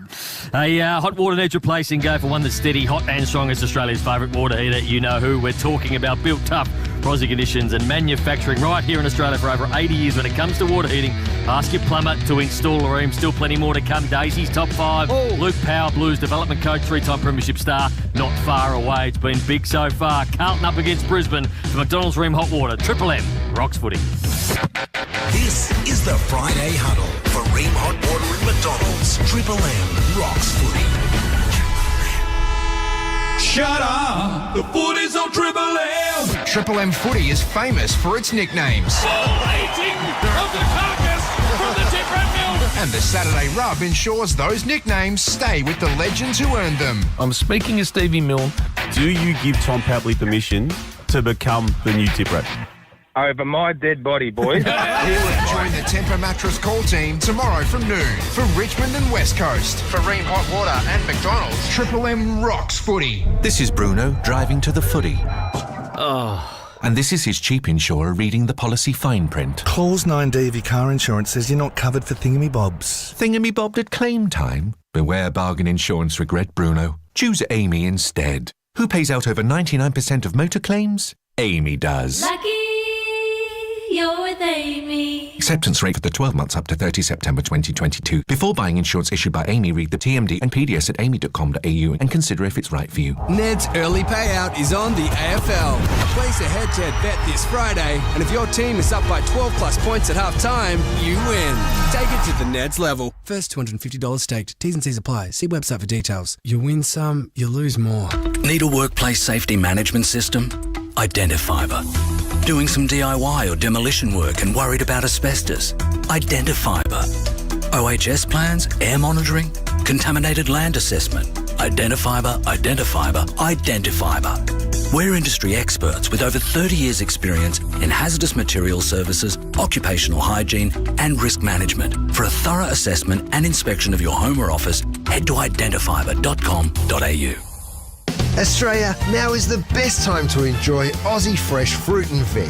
And only Coles has in-season 100% Aussie Smitten apples for just $3.90 per kilo. Coles, value the Australian way. Offer ends Tuesday. When you're talking footy with your mates, it's time to raise a Jim Beam. So, grab some Jim Beam before the game this week. But remember, everyone can benefit from a spell on the interchange. Drink responsibly. The Super Rugby Pacific is now streaming on the home of rugby, Stan Sport. In round 11, can the Rebels claim a win over the Brumbies? Kicks off Sunday from 2 p.m. Here we go. Hardwick score! The only place to watch every match, ad-free, live and on demand. On the home of rugby, Stan Sport. Start your free trial today at stan.com.au/sport. Melbourne's Best Buys. Arm yourself this flu season with Amcal, your vaccination destination. With pharmacies all across Australia, there's an Amcal near you with expert pharmacists and private consultation rooms. Just search Amcal Flu. Best Buys. Inputs, outputs, tax credits, profits and losses. Where's my pie chart? Oh yes, Janet Klomp is your run-of-the-mill accountant. This is her business. Welcome to Snap. But thanks to the office signage and stationery she had designed and printed at her local Snap Print Solution Centre, Janet's clients know her as... The number ninja. Yeah! Because that is her brand. Whatever business you're in, visit snap.com.au and go from business to brand in a snap. Shut up! The footy's on the radio! For Ream Hot Water and McDonald's. Triple M rocks footy. Both sides out on the ground warming up at the moment. Carlton taking on the Brisbane Lions, Marvel Stadium. Massive game on a Friday night. You've got Lee Montagna, you've got the Chief, you've got Daisy Thomas, and you've also got Damien Barrett. Obviously, Howie's away in India. Darcy's decided to have a mid-season holiday, as he does over in America. But normally about this time I do a top five, but I thought to get our man, the Lord Daisy Thomas, involved, that maybe he could do it. The Friday Huddle team sat down at their mahogany table to come up with the next big idea in radio. Then someone said, "Hey, what if we do a countdown?" This is the Friday Huddle's Top 5. Top 5 time, Brownie. Yes, fantastic. You do a great job. I often listen when I'm driving around in the car on the Friday night to your top 5, and some of them are pretty good, some of them miss a little bit, but that's okay. So hopefully I land somewhere in between that today. So when you put it to me, you've got to come up with a top 5. I got to thinking, I did call on some of your help because I wasn't of the clearest mind this morning when I did wake up and put my mind to this. So we went with, on the back of Darcy Moore's beautiful words at the end of the Anzac Day, got me thinking about great monologues and speeches throughout movies. Yeah, sports, nice. movies and movies. So I flicked on one today, and this one got to start me off with something that just really got me going. This comes in at number 5. You know what? I'm not leaving. I'm not leaving. I'm not leaving. The show goes on. This is my home. They're gonna need a wrecking ball to take me out of here. And that's just what gets the people going. So there's Jordan Belfort, obviously in the movie Wolf of Wall Street, played by Leonardo DiCaprio. That's where I've started there at number 5. Was good. Well done. Good start. Very good film. You seen that, Chief? I have. A good film. Really you gets didn't look overly impressed with it. Though. No, well, there's sat there. And I was thinking more inspiration. Hang on, Chief. We can get there. We're only at 5. Some people might have been inspired by that, Chief. Well, I was, and it got me going today. It got me going into number 4. So as I flicked over to my second movie today just to get my going, I thought, ooh, haven't been here for a while. My going. Have you guys ever seen a flock of ducks flying in perfect formation? It's beautiful. Pretty awesome the way they all stick together. Ducks never say die. Ever seen a duck fight? No way. Why? Because the other animals are afraid. They know that if they mess with one duck, they got to deal with the whole flock. I'm proud to be a duck, and I'd be proud to fly with any one of you. No, and I'll tell you why, Chief, because ducks fly together. Chief likes this, Chief has just put his hand in his head. No, Emilio Estevez, love it. Shaking it. So there you go. I'm sensing there's a Happy Gilmore in here somewhere. It's Emilio Estevez. It was, yeah, absolutely, in the Mighty Ducks, a cracking film. But from there, I started to straighten the ship up a little bit. And this also got my going today, Brownie. This is an actual, genuine, great piece of cinematography and a great monologue in it. Colonel Jessup, did you order the code red? You don't have to answer that question. I'll answer the question. You want answers? I think I'm entitled. You want answers? I want the truth. You can't handle the truth. We use words like honor, code, loyalty. We use these words as the backbone of a life spent defending something. You use them as a punchline. I have neither the time nor the inclination to explain myself to a man who rises and sleeps under the blanket of the very freedom that I provide, and then questions the manner in which I provide it. There we go. So that is good. A Few Good Men, Jack Nicholson. Chief is excited. Chief, that got I must have misheard at the top. I thought it was inspirational. I mean, that's not inspiration. Well, that's tearing shreds off a bloke in court trying to defend yourself. It was just nice words put together, which makes a beautiful monologue. That was a great monologue. Thank you. So that's where we're going. We go to number 2. Arguably could have been number 1, everyone's favourite. And dying in your beds many years from now, would you be willing to trade all the days from this day to that for one chance, just one chance, to come back here and tell our enemies that they may take our lives, but they'll never take our freedom? Now that's inspirational. Yeah, there you go, Chief. There you Chief go. wants it. So the great William Wallace there, Chief's just inspired. Mel Gibson just ready to go into battle there. You think of yourself as a bit of a Mel Gibson type, don't I you? could see you with the not really. Yeah, you could do. see you with the half-painted Yes. face, Chief, on a Yeah. little Shetland pony just waltzing around shirtless. You reckon that Shetland's going to get you there, do you? And then we move on to number one. Oh. Number one, the big. You got a drum roll there, Leroy? Have we got some Al Pacino? You ask, Chief. You get it. On this team, we fight for that itch. On this team, we tear ourselves and everyone else around us to pieces for that itch. We claw with our fingernails for that itch. Because we know when we add up all those inches, that's gonna make the difference between winning and losing. So there you go. There's number one. This was the one I couldn't get in, Joey. I was trying my very best to. Well, before you go there, you got to tell everyone what it was. Oh, sorry. Sorry. Any Given Sunday, Al Pacino, Brilliant. one of the great sporting speeches of all time. That gets you up. That gets you going. Yep. That's what you want to run through the brick walls before you go out. This one just couldn't quite make it, unfortunately. Why didn't you just go home? That's your home. Are you too good for your home? Answer me. I knew there'd have to be a Happy Gilmore in there. Brilliant. Very good. There very you go. good. Top five. So back to you next week. But I've been Daisy Thomas. You're Al welcome. Pacino in Scent of a Woman as well, Chief. In the Very school. good, very He's good, yes. one of the best of all time when he's blind. So, what do you reckon, Damo? Didn't like it? Blind as in visually impaired, not polo. Yeah, not like Daisy yesterday. Like Daisy was As blind. opposed to me when I'm born. Yes, so. What did you think? Out of 10? I want to give it a good 6.3 out of 10. That's shit. What do you give it, Chief? 0.3. Always a lot easier when you use other people's audio. Chief, what's it? Nice. Chief, what did you think? Nice, Chief. I thought it got better as it went on. Really came into Thank its you. own. I like the Daisy. Bottom Tough line, one, it's better than what Brownie normally It's gets. a hard job. Oh, it is Top that. five Yeah, absolutely. every week, and well done to you. Carlton up against Brisbane. Both teams out there flexing their muscles at the moment. It's going to be a ripping Friday night contest. Have you got a list as well, Brownie, I believe? After the break, I do have a bit of a list. Luke Power, Blues development coach, also won 3 flags himself and played for the Brisbane Lions. A very good player he was for McDonald's and Ream Hot Water. Triple M, Rocks Footy. This is the Friday Huddle for Ream Hot Water and McDonald's. Triple M Rocks Footy. When you're talking footy with your mates, it's time to raise a Jim Beam to the season ahead, to winning together and losing together, but hopefully winning. To getting everyone together to watch the game. It's time to raise a Jim Beam to footy. So grab some Jim Beam for the game this week. But remember, everyone can benefit from a spell on the interchange. Drink responsibly. Haven't settled on a Melbourne breakfast show to wake up with yet? Triple M's got one we think you'll dig. Under the cover of darkness, drop all the soil in the middle of the bay. Everyone who lives in Yarraville would still have their hair. The Marty Sheargold Show, featuring Marty Sheargold. Ooh, yeah, he's loose. Takes on a redskin. Can't say that anymore.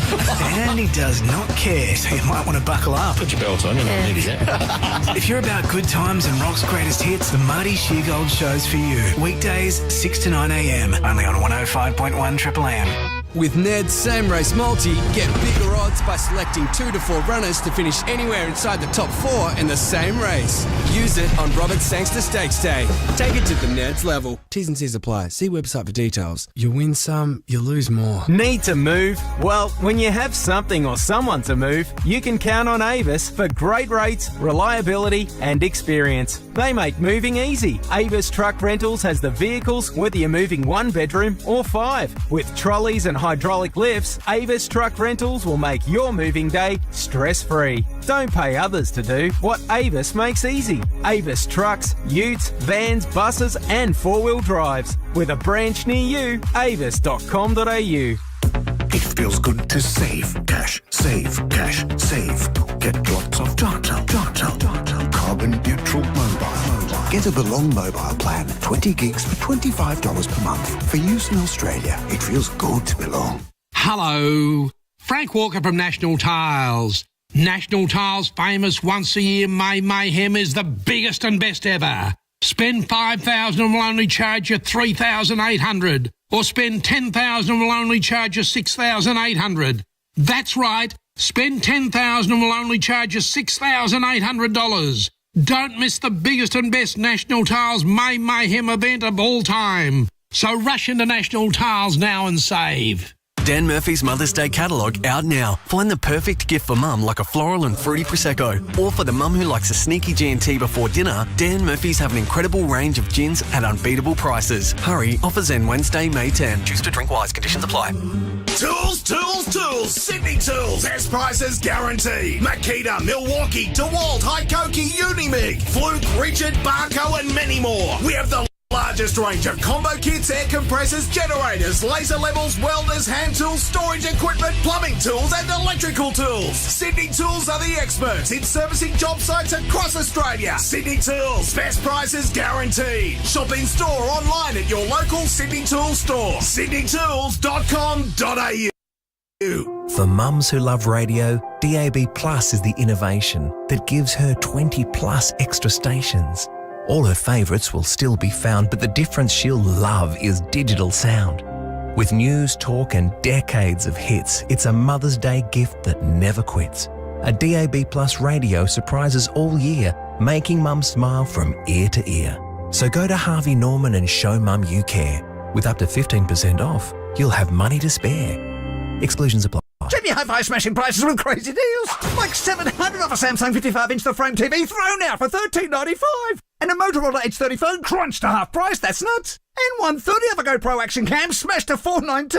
Madness. JB, you've done it again. Shut up. The foot is on the radio. Triple M rocks footy. Triple M footy, prime time for Jim Beam. It's set to be an epic match, and that's worth raising a Jim Beam. Drink responsibly. Not far away from this one kicking off. It's about 7:15 at the moment, so about 25 minutes away from game time. Carlton up against Brisbane. Friday night footy for McDonald's Rim Hot Water. Triple M rocks footy. You got the Chief, you got Daisy, you got Lee Montagna, Damien Barrett. Any more news before we get down to Luke Power, Damo? Just as we said before, Brownie, the Toby Green situation, I'm still trying to find out if he actually is out, but he's certainly in major doubt before tomorrow night. Very good. Luke Power not far away. Both teams out on the ground. Daisy, how you found your Friday night? Have you got any feedback from your top five yet? Are you happy with it? How'd you go? I've just been on the socials. It's been very well responded to. Some interesting comments in and around the segment before that. All right, that'll do. I was just sort of padding till we got to Luke Power. It was all like half question, just to fill in 20 seconds. I completely understand. I was ready to play my role. Let's go down to the boundary. Luke Power, three-time premiership player for the Brisbane Lions, but a coach at the Carlton Football Club. Thanks for joining us on Friday Night Huddle, Luke. Thanks for having me. What a big night it is. The Blues, obviously, you bounced back last week, had a massive win. We had Adam Gilchrist on the line before, and he took all credit because he spoke to the boys before the game. Yeah, I'd be claiming it too if I was him. But no, we're really happy to be playing Friday night football, and we think last week was a step in the right direction, and we're playing the brand of football that we really want to play. Hard to judge the Blues at times, Lukey, and I'm not sure we get a great guide, and with no disrespect to the Eagles, they are down the bottom, so you had the game on your terms. How have you dealt with the inconsistency from one week to the next? No, it can be challenging at times. I mean, footy, as you know more than anyone, it can be a roller coaster, and you have your times when you're up and you have your times when you're down, and I think that our group is still trying to find their level at the moment. But no doubt, once we start to get the right mix of players in, which we think we have now in terms of our inside and outside players, we think that we've now got the run in the side to be able to complement the inside grunt that we've got. So I guess that's the most important thing for us. I think the balance of our team over the last couple of weeks has been far better than what it was about 4 weeks ago. And what part of the game have you been trying to focus on the most over the last few weeks, Luke? What was it been, the offence, defence, contest? Where's sort of the most focus and effort been at training? Certainly the contest is where it all starts, especially for our team. And you could say the same about the Lions, the team that we play tonight. They're also very strong in the contest. So the decisions around the ball are becoming more and more important because it basically dictates how you defend and how you attack in the modern game. So those contest decisions tonight are going to be really important for us. Luke, how have you found Sam Walsh's return to the game after the serious back surgery that he had in the off-season? This will be his fourth game back. He's been racking it up. Do you feel he's just about back to his best? I do. It's a pretty invasive surgery. Where he had it and the part of the back that he had it on, and for him to be able to do what he's done, it just shows what a remarkable player he is, but also person and how resilient he is. And I think he's been amazing. I think the first couple of weeks he was just starting to get used to the speed of the game. And I think what you've seen over the last couple of weeks, and I know that obviously the West Coast game was a little bit more open by the end of it, I think what we started to see is him starting to break and burst out of contested situations like we know that he can when he's at his best. Harry Mackay becomes an interesting one for us up here. Not only his goal kicking, but sort of his involvement in and around the game. What do you guys make of that internally about how he's going about it?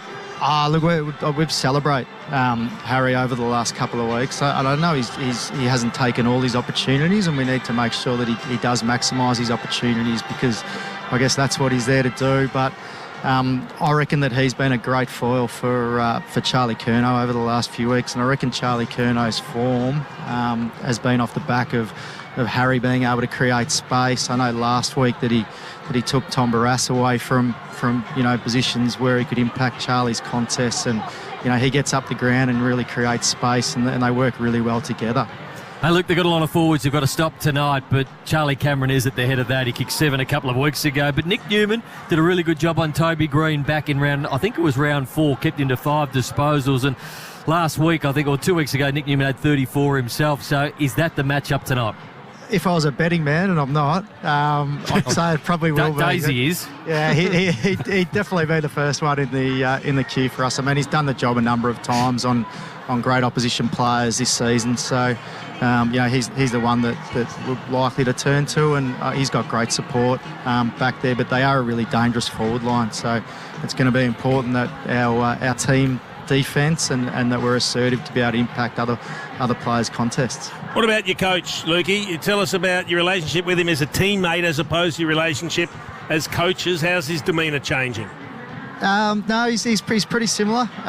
He's very, very structured. Just a great competitor, and when you got a guy like Michael Voss talking to you, it's hard not to follow him. Not only what he's achieved in the game, but how he presents himself and the way that he goes about football and his life. It's hard not to follow him. He's definitely an inspirational leader and someone that the boys are getting a lot out of.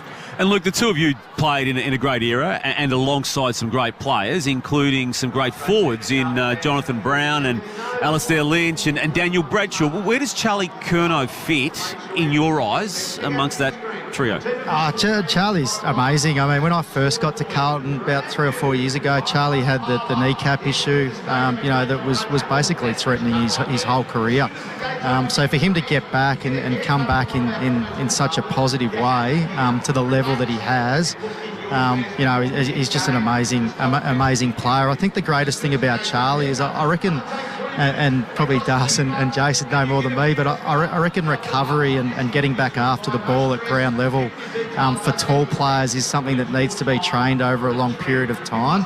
Charlie just does that really naturally. He knows exactly where the ball's going when it hits the ground, which means that he's obviously got the threat as a marking player or someone who can get the ball on the ground, which is really hard to match up on. And Luke, of course, playing against your former side, we touch on that. I just realised 20 years since the third of the premierships. Have you had a reunion this year? Have you been able to catch up with your premiership teammates 20 years on?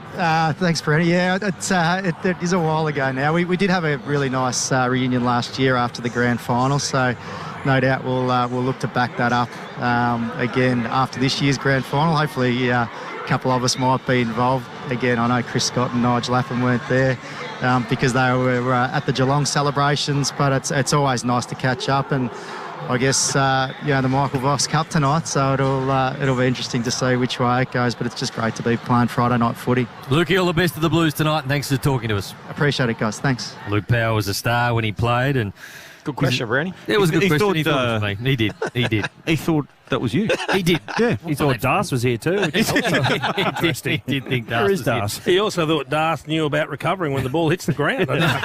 He was like Bambi. He might be spending time with fell over all the time. He was like a baby giraffe, Das. Okay, so I read with interest during the week that there was a draft, a Carlton draft. So 6 players, which you did last year. And they go out and they play in the country. So there was 6 players, and Nathan Buckley, David Mundy, Jordan Lewis, Josh Kennedy, Kane Corns and Bernie Vince. Yep. Just before you go on, Brownie, how come you didn't bat up again? Apparently you can only do it once. So that's what they went with, which is interesting because not only did I get the MVP of everyone who got drafted last year, 1,300 days the Nil Tigers hadn't won for. Sorted that out in 2 hours, Chief. So why would they bat up again? I know.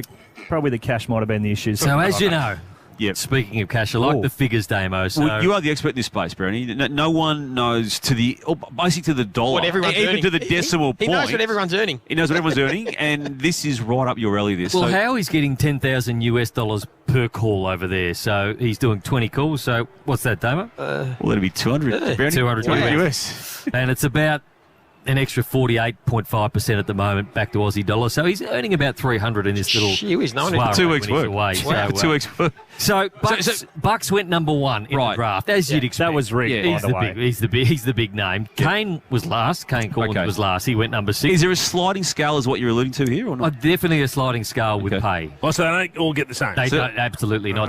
Do they know they don't get paid the same? Would you expect to get paid the same as, say, you were playing and say Damo was playing in the same game, Chief? Would you maybe use a better example than me. Would you expect to get the same as Damo? No, that's unfair on Damo, though. Maybe use a better example. Use a better example. Okay. If you were playing in the same Dermot game. Brett. You were playing and Rodney Eade was playing. Oh, yeah, that's interesting. Probably 90% of the cap would go to me. Yep. And 10% to Rocket. Okay, so that's how I think it goes with Nathan Buckley. Okay. So I'm thinking, and I've got it on good authority. You don't think, you know. Yeah, you know. that Bucks is getting 200,000. No way. 200K. Mate, he's not getting less than what I got. After I heard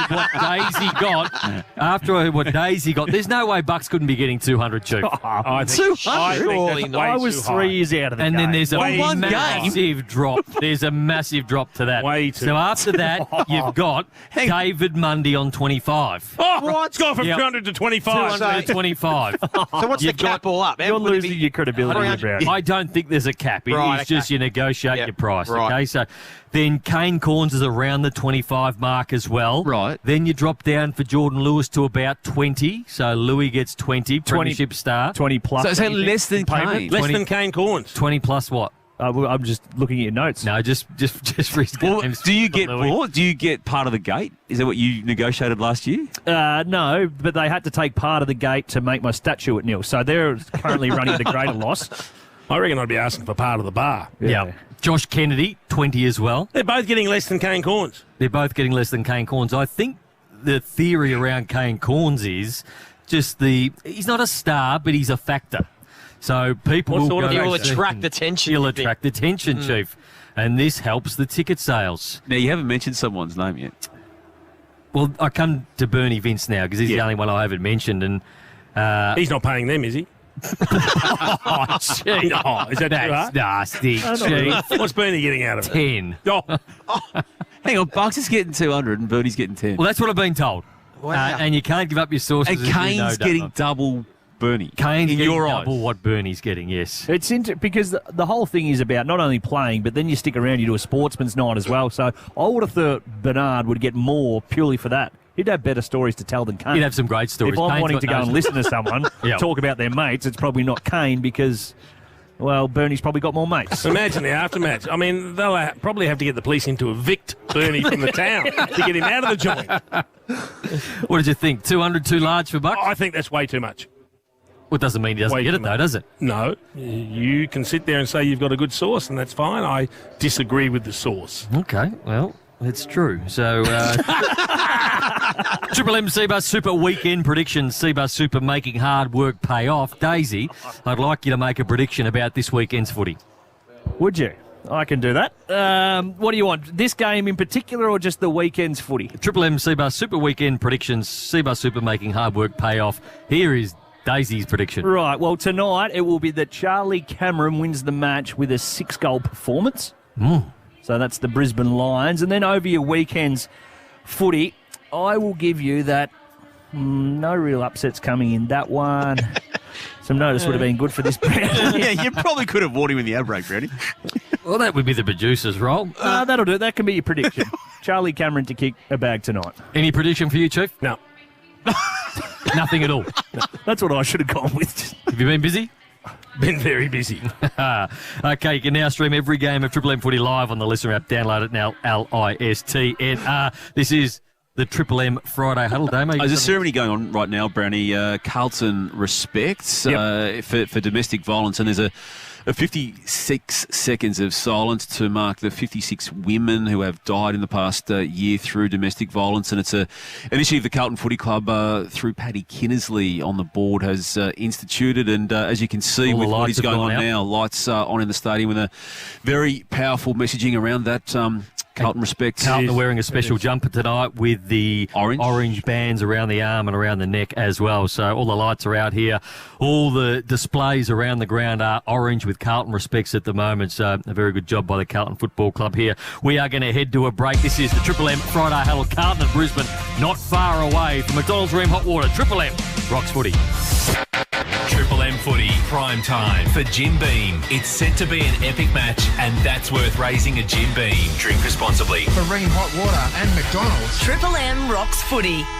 Shut up! The footy's on Triple M! Triple M Footy is famous for its nicknames. Eating of the carcass from the different milk! And the Saturday Rub ensures those nicknames stay with the legends who earned them. I'm speaking of Stevie Milne.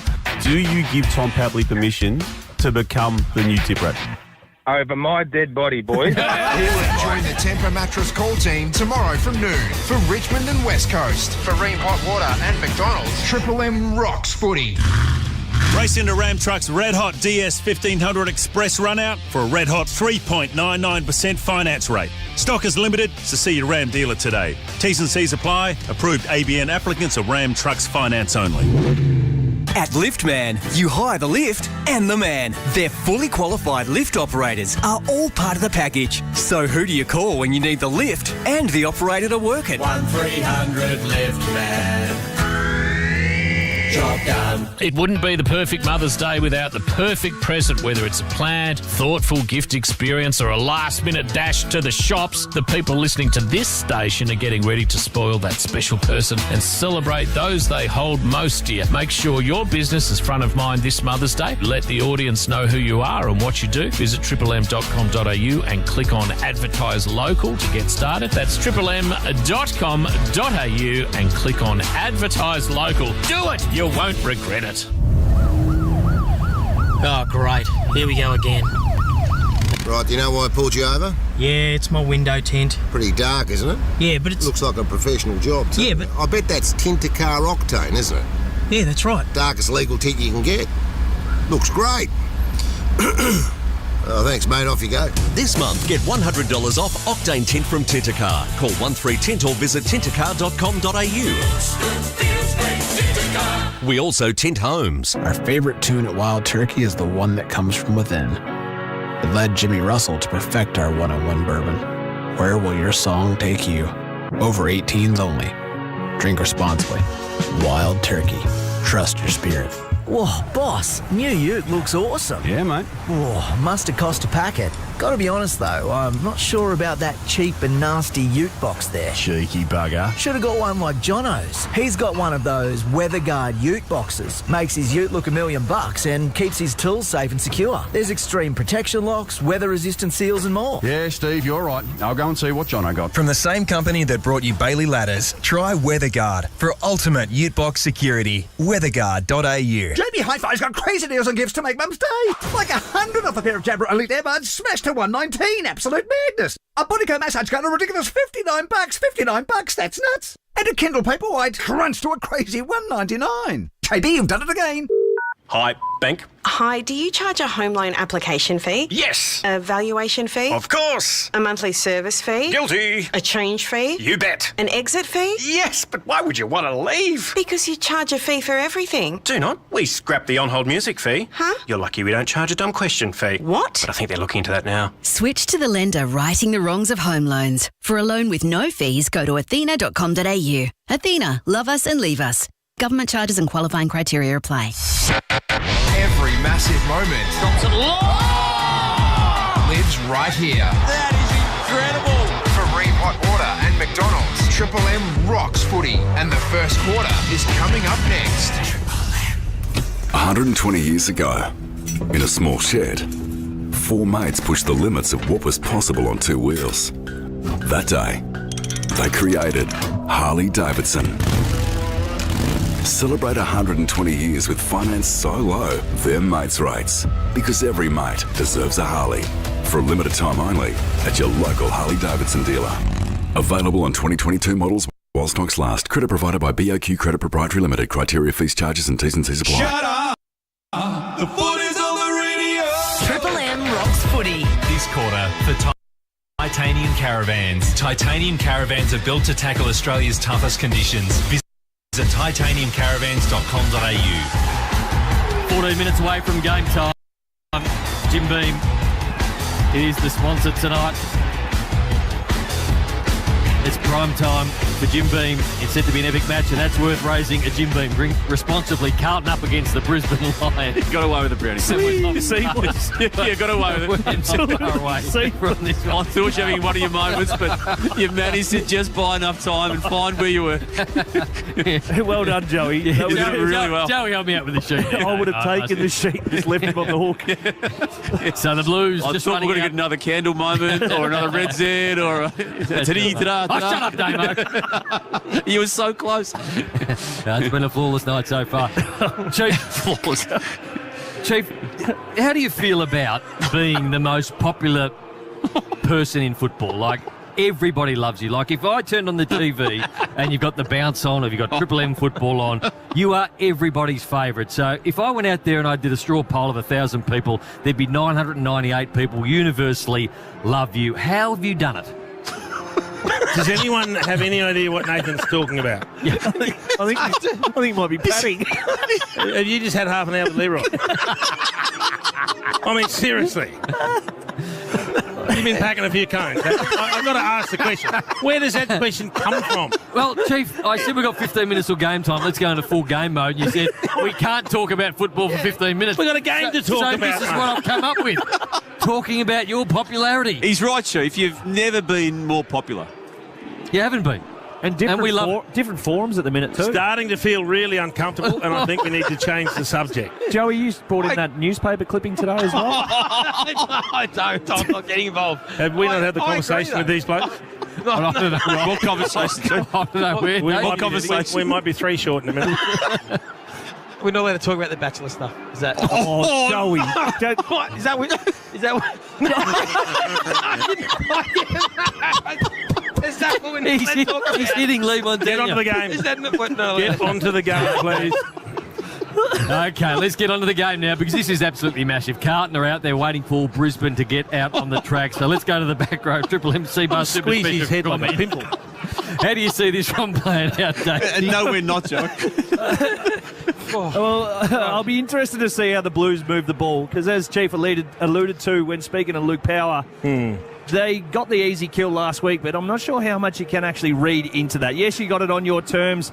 The West Coast defence wasn't even there. They had one-on-ones inside forward 50 everywhere, and that's been the issue so far. Their centre to forward connection with the two big boys down there in Mackay and Curnow, they're so happy to go slow, and then when they do get held up about the middle of the ground, they just bomb it into numbers and to the contest. So I'd love to see them connect a little bit more through that facet of the game, coming out full-chested, hitting up a lead, providing pockets of space. But that can only happen if they do move the ball off half-back a bit more aggressively, get it down there, because as a forward, the space is your friend. You go to where the space is, and you want that to come as you can move the ball quickly. It's the ball movement that's been the biggest issue, Dace, and that's where they've got problems in the midfield for mine. It's great that they've got Sard and Doherty back in, get some games under their belt, get back into the running game, the whole scheme of moving the ball quickly, because at the moment they're all sort of inside midfielders. Chera, Hewitt, Cripps. There's no silky smooth, I'll break from this and dart a pass that hits someone lace out. So they're a little bit one-dimensional. I think they've got to get the ball in the hands of players like Doherty and Sard that can find a target with a bit of run, because with the forward line they've got, they're not kicking high enough scores. It was interesting. We just had Luke Power on, and he mentioned that, didn't he? The inclusions in the side with Sam Walsh now, Doherty, Sard. So obviously internally they know the importance of those guys with the balance to counter the contested balls that they've already got through the midfield. Because just kicking it long and hoping that you're going to win a free kick, which they do win a lot of, the Carlton tools down there, it isn't a sustained method when you come up against the better opposition, and the better opposition is what they're going to get tonight. So if they are slow and passive, the Brisbane defenders down there, your Harris Andrews, will just come across. They'll be able to get intercept in the air. They'll be able to come and assist and help each other and really nullify the impact of the big boys up there for Carlton. Well, does he get to come across this time? Because he's going to have to pick up one of the two big boys, Harris Andrews, isn't he? And if the ball comes in slow, I think he'll still,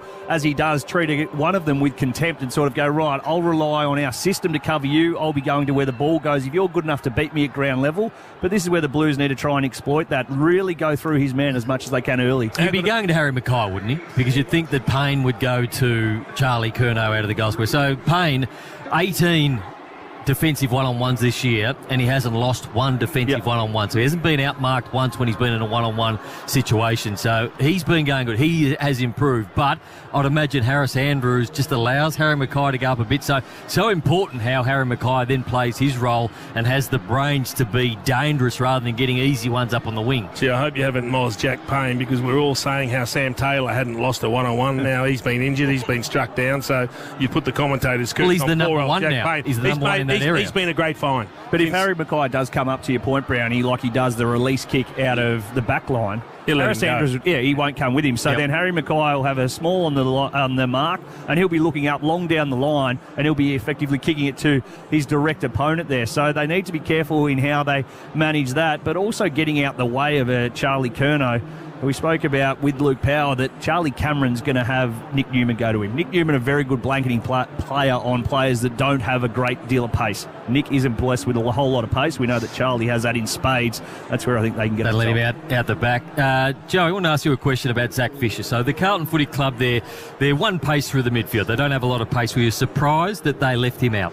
No, not really. I think he's only just been going, and I like it. I like the integrity of selection. I like it that clubs don't get held captive by talent and say, yes, he's a talented player, he can do this and that, and that they're obviously standing for something, and they're obviously seeing things in his game that aren't what they stand for. So I don't mind it. I don't think he's that important of a player to them this year. He hasn't really been that link player they would have liked. I think now they've got Walsh and Doherty and Sard and Motlop back into the side, some other guys that have leg speed and can do other things, and there's some younger players that have gone past him, in particular Ollie Hollands, who's been doing a great job on the wing. So I've got no issue with it, and I think they stand for something, and it'll actually hold them in good stead. All right, not far away from game time. Damo, you've been brilliant tonight, but you always leave us with a headline before the game. It's an easy one tonight, Brownie. The royal family, obviously, tomorrow will have the big ceremony around the coronation of King Charles, and there's a couple of Charles out there tonight. It's going to be a Charles off tonight, and one of them will do something, Brownie, that will allow the headline writers. So just a very simple, either Charlie Curnow or Charlie Cameron, just King Charles. Yes, very I like it, Damo. You like that one? Yeah, very good, very good. And every week when Darcy isn't on holidays, Joey, he comes up with who's under pressure. So who is the Heat on tonight?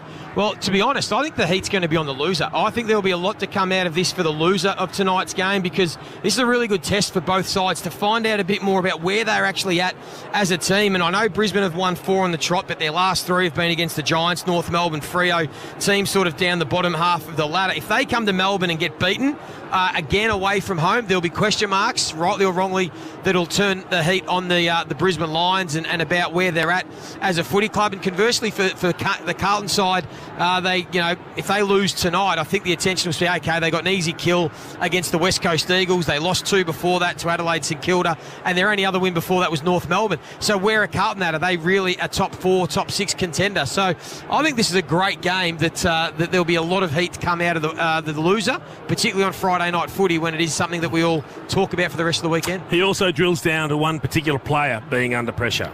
Joey. Okay, well, I think then it'll be on Harris Andrews. I think what we've just spoken about is which one of the 2 tools does he go to, and can he nullify and stand up and be again one of the best defenders in the competition, because there's always a lot of attention on Harris Andrews. And at the other end, I think the heat is going to be on It's a good one. Maybe Paddy Cripps and whether he can lead the midfield. I think the attention on Paddy Cripps. Chief, every week we give 3 things that a club must do. Who do you want, Carlton or Brisbane? We haven't done that for much of this year, but happy to do it, Nate, if you'd like to bring that back in. What are the 3 things Carlton have to do? 3 things Carlton have to do is dominate the midfield. If they lose the midfield battle against the Lions, they're going to be in all sorts of trouble. They've got to win first use of the ball. That gives them the territory battle. Second thing they've got to do is use the ball well. And that means getting the right people kicking the footy. If they don't identify targets other than the long bombs to their key forwards, they're going to be in all sorts of trouble. And the third thing they've got to do is bring serious heat, bring some pressure. It's a great way to stop any team, particularly a team that loves to get flow in their game like the Lions. And Daisy, that would mean you've got the Brisbane Lions. Yeah, so they need to put maximum pressure on forward 50 when the ball comes in and not allowing your Sards and your Dohertys to rebound the ball. So therefore slowing them down, the second one through the midfield so they can't get it in, and then the help in aerial in the forward line for the Blues, the back line of the Lions. They need aerial assistance. If they leave Charlie Curnow one-on-one or Harry Mackay, they'll be absolutely licking their lips. For a Friday night feed this week, score a small Big Mac meal and a cheeseburger for just $6.90 only on the My Macca's app. Joey, your final thoughts before we get Ash about this game and who you think's going to win? Yeah, as I said, I think this is a 50-50 game. I'm really looking forward to seeing where these two sides are at and which team you can say is a genuine top 4 contender. I think the midfield battle for me is generally where it always starts, as Chief said.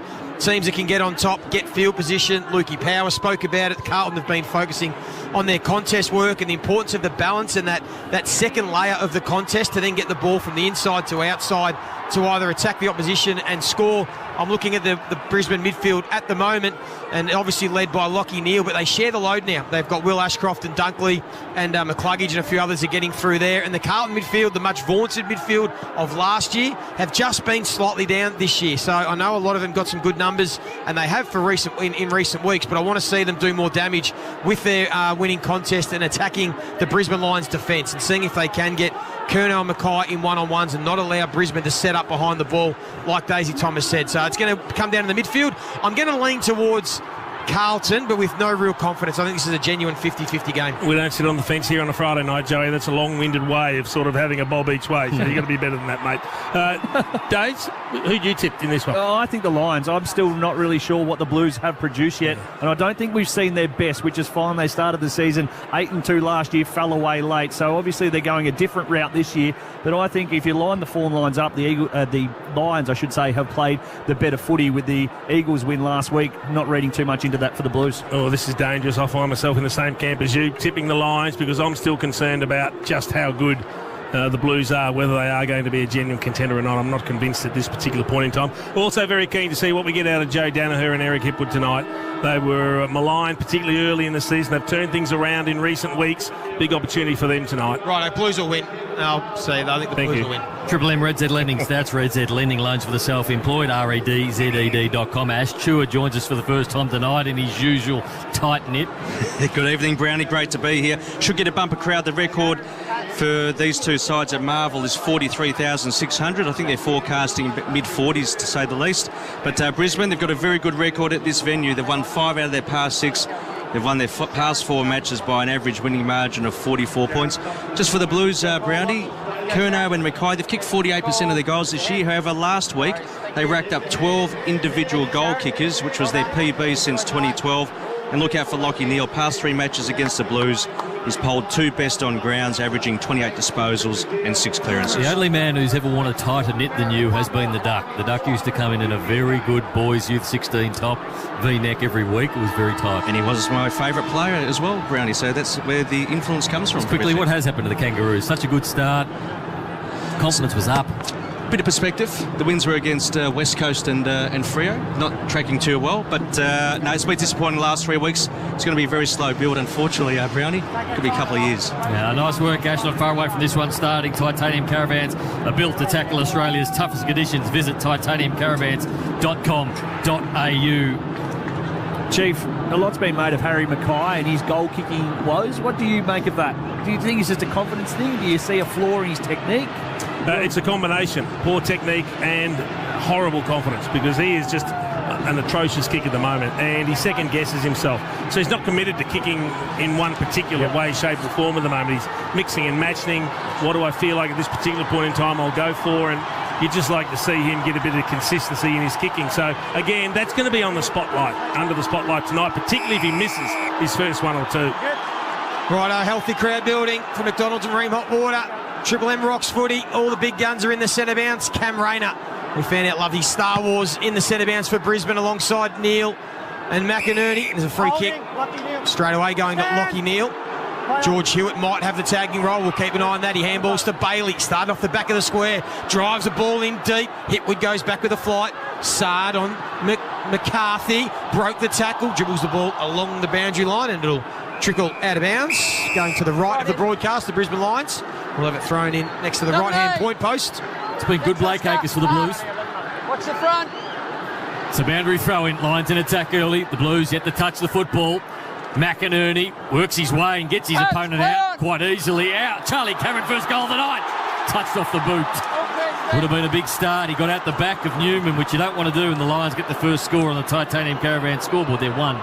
The Blues are none. Bit flat days when you had him kicking 6+ and he just does that first up. Wiedering's picked up Danaher and Lewis Young is picking up Hipwood. Sam Doherty starting forward for the Blues as well, which is an interesting one. McGovern will do the kick in. He comes wide towards the broadcast side of Marvel. Akers and Berry will be playing on this wing. Akers looking for the free kick. And you call it early, boys. Jack Payne has got the job on Charlie Kerner. Harris Andrews on Mackay. Hewitt does look like he's trying to get to Lockie Neal. Dunkley and Cripps at the bottom of this stoppage. Ball bounces in front of both rucks. There is Lockie Neal. Couldn't take possession. Spills to Akers, who gives the handball off to Hewitt along the boundary line, just back of the wing. Kicks it inboard, looking for Charlie. Well done, Harris Andrews. Got the fist in towards the boundary line. Just in front of the interchange gates. Forward of the wing for the Blues. It's good spoil from Andrews. Left his man, came across, and it would have been a certain mark to Charlie Kerno. So boundary throw-in. Just the attacking side of centre wing for the Blues. Ruck work done by McInerney. And he fisted away, but Akers the first man there. 36 disposals last week. His handballs to Paddy Cripps. Got turned around in the tackle. Chera, handball. Now they can move forward. The Blues under pressure. Good tackle by Charlie Cameron. Chera has another opportunity. Left foot to half forward. Looking for Owies at the front of the pack. Fisted away by him. There was Durden at the front of the pack, and we'll have a boundary throw-in. Actually don't mind Doherty playing that high half forward role. Days comes up, plays like an extra midfielder, and he's one of the players you'd want from a Carlton perspective, kicking the ball inside 50. You can see him at the back of this throw-in. Thrown in again. Chera down at the feet of the rucks. Got a high ball inside 50. Went to a contest. That was Honey. Couldn't take the mark, and then a lot of numbers arrived. We'll have a stoppage. 35 out from the Blues goal. Harry Mackay will do the ruck work now against McInerney. Straight down to Bailey off the back of the stoppage. Just throws it on the boot towards the wing. There's the matchup. Wiedering and Danaher. Ball spills again towards the boundary line. We'll have another throw-in. Still on this broadcast side of Marvel Stadium. 3 minutes have been played. Neither team yet to score. And, of course, Macca's for a Friday night feed this week only. You can score a small Big Mac meal and a cheeseburger for just $6.90, Daisy. Only on the My Macca's app. I might get one of them on the way home, I think, Joseph. Pitnet won the ruck work. A lot of stoppages early. Akers will pick up the loose ball. He's got to run it forward. That's Paddy Cripps. He gave it to him. Kadeem Coleman is the only man there, and he juggles a one-hander. Coleman looks inboard. Nothing to go to. Carlton have blocked off the exits. He looks backwards now and nothing to go to there. So he has to settle on a long one. Looking for McInerney. Pitnet with him. McInerney flipped it over the back intelligently. Rayner, we spoke to him pre-game. Handball out to Charlie Cameron. Charlie Cameron's kick is elite. Gunston just needs to run onto it, needs to sit, and he kicks the goal. Oh, he blew it. He missed it. He missed everything, Chief. Didn't score. He missed his foot. And now Carlton run through. We need to have a look at the Harvey Norman replay of that one. That's a horrible miss. I mean, the kick from Cameron was elite. He missed his foot. He had an air swing. His foot, Chief. Jack's done.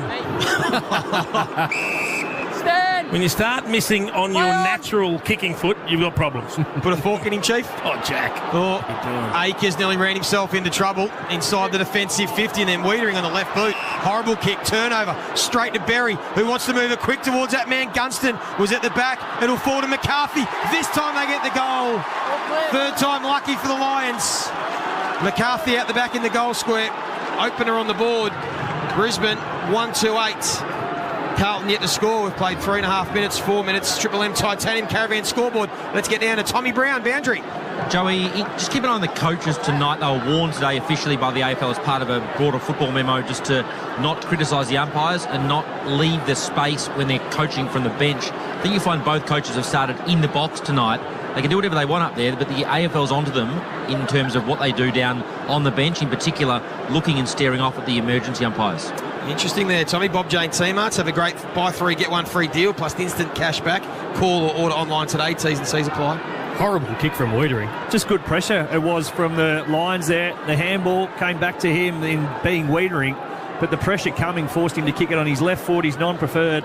That's purely there for balance in the case of the big fella. Brisbane doing all the attacking. Back in the middle for McDonald's Room Hot Water. Rayner picks it up. Does a 180, but Sard intercepted it beautifully. Read it nicely and then went bang with the left foot inside forward 50. Silvani can't mark it. Round level. Went back. Got it. Handballed it off. Doherty starting forward. Really good move for the Blues because Doherty's got there first. Good work by Silvani. Set it up. And Carlton get the answer. They're 1 straight 6. The Lions are 1-2-8. It's interesting, isn't it? Cam Rayner starts at the centre bounces and then drifts deep forward straight after that. And he got caught in two minds. Didn't know whether to kick the ball long forward. Tried to buy another option. The hand pass was cut off by Sard. And all of a sudden, what should have been an attacking moment for the Lions became a really tough, quick defensive act for them because they were under the pump. Just 2-on-2 basically when the ball went forward and the two Lions competed for the same ball. It left Silvani to pick up the crumb, shoot the hand pass out, and Doherty finished well. Loved the decision of Sard once he got the ball, realising that the entirety of that Brisbane defence had taken off, just to launch the ball in, back your bigs in there when they had true one-on-ones. Good start to this one. A lot of speed on the game. Walsh has now come off the bench. He's in this centre bounce next to Ashcroft, but it's Lockie Neal who wins the centre clearance. Goes inside 50. It'll get to the back. Charlie Cameron shovels out a little handball to Gunston. This time he proves chief. He's still got a bit of life in him. Gets the goal. Quick reply. Good fast start to this one. The Brisbane Lions 2-2-14. Carlton 1 straight 6. Triple M Titanium Caravan scoreboard. Titanium Caravans are built to tackle Australia's toughest conditions. Visit titaniumcaravans.com.au. Massive improvement, just hitting his foot that time, Jack Gunston. Look, he had one of those moments. We've all had him out in the ground before. He should have kicked one earlier, but as you say, the quality of Jack Gunston, the football player, he's not going to miss twice in a row. It was a good snap off one step. Seamus Super making hard work pay off. You got the Chief and Daisy in the back row. So 2-1, 8-point lead of the Brisbane Lions early. Ash, some numbers. Triple M Red Z lending. Well, Lockie Neal already 2 centre clearances. Akers, as you mentioned, in good form, 4 disposals and 3 clearances. You're waiting for a long time for this one to restart. So for McDonald's Ream Hot Water, Triple M Rocks footy, bounce to the middle. It's a good bounce too. Pitnet won that one clearly. Ashcroft tried to burst his way through. He's tackled by a couple of Blues and we'll ball it up again. Mark, Oscar. Umpires are sorting out the ruckman, McInerney. Ball flipped out the back to Chera. Bouncing ball to half forward. Umpire called touch play on. Silvani tried to work it into the way of Motlop. Motlop picked the footy up, found some space. Tackled as soon as he did that. And then he got pinged for holding the ball. The umpire didn't get rid of it correctly. Coming in really hard was Noah Answorth. I think he might have copped one high. He did. He copped a head to his head on the Harvey Norman replay. That would have hurt. That's what he does well, the kid. Hasn't had much of a crack at it this year. Played a lot of footy last year, Noah Answorth. Happy to go short to Ashcroft. Still at half-back. Doesn't have a lot of movement, so he's forced to kick it towards a contest. The big boys are in this one. Joey Danaher led Wiedering to the footy, just couldn't quite take the mark, and then Wiedering sat and waited for the handball receive. And the Blues flick it around by hand. Akers to Newman along the boundary, half-back. Mackay and Andrews, good battle. Brisbane have the numbers, so Harry did well, just got it out of bounds. Takes the stoppage just forward of the wing. Broadcast side, Marvel Stadium. Brisbane leading this one by 8 points early stages.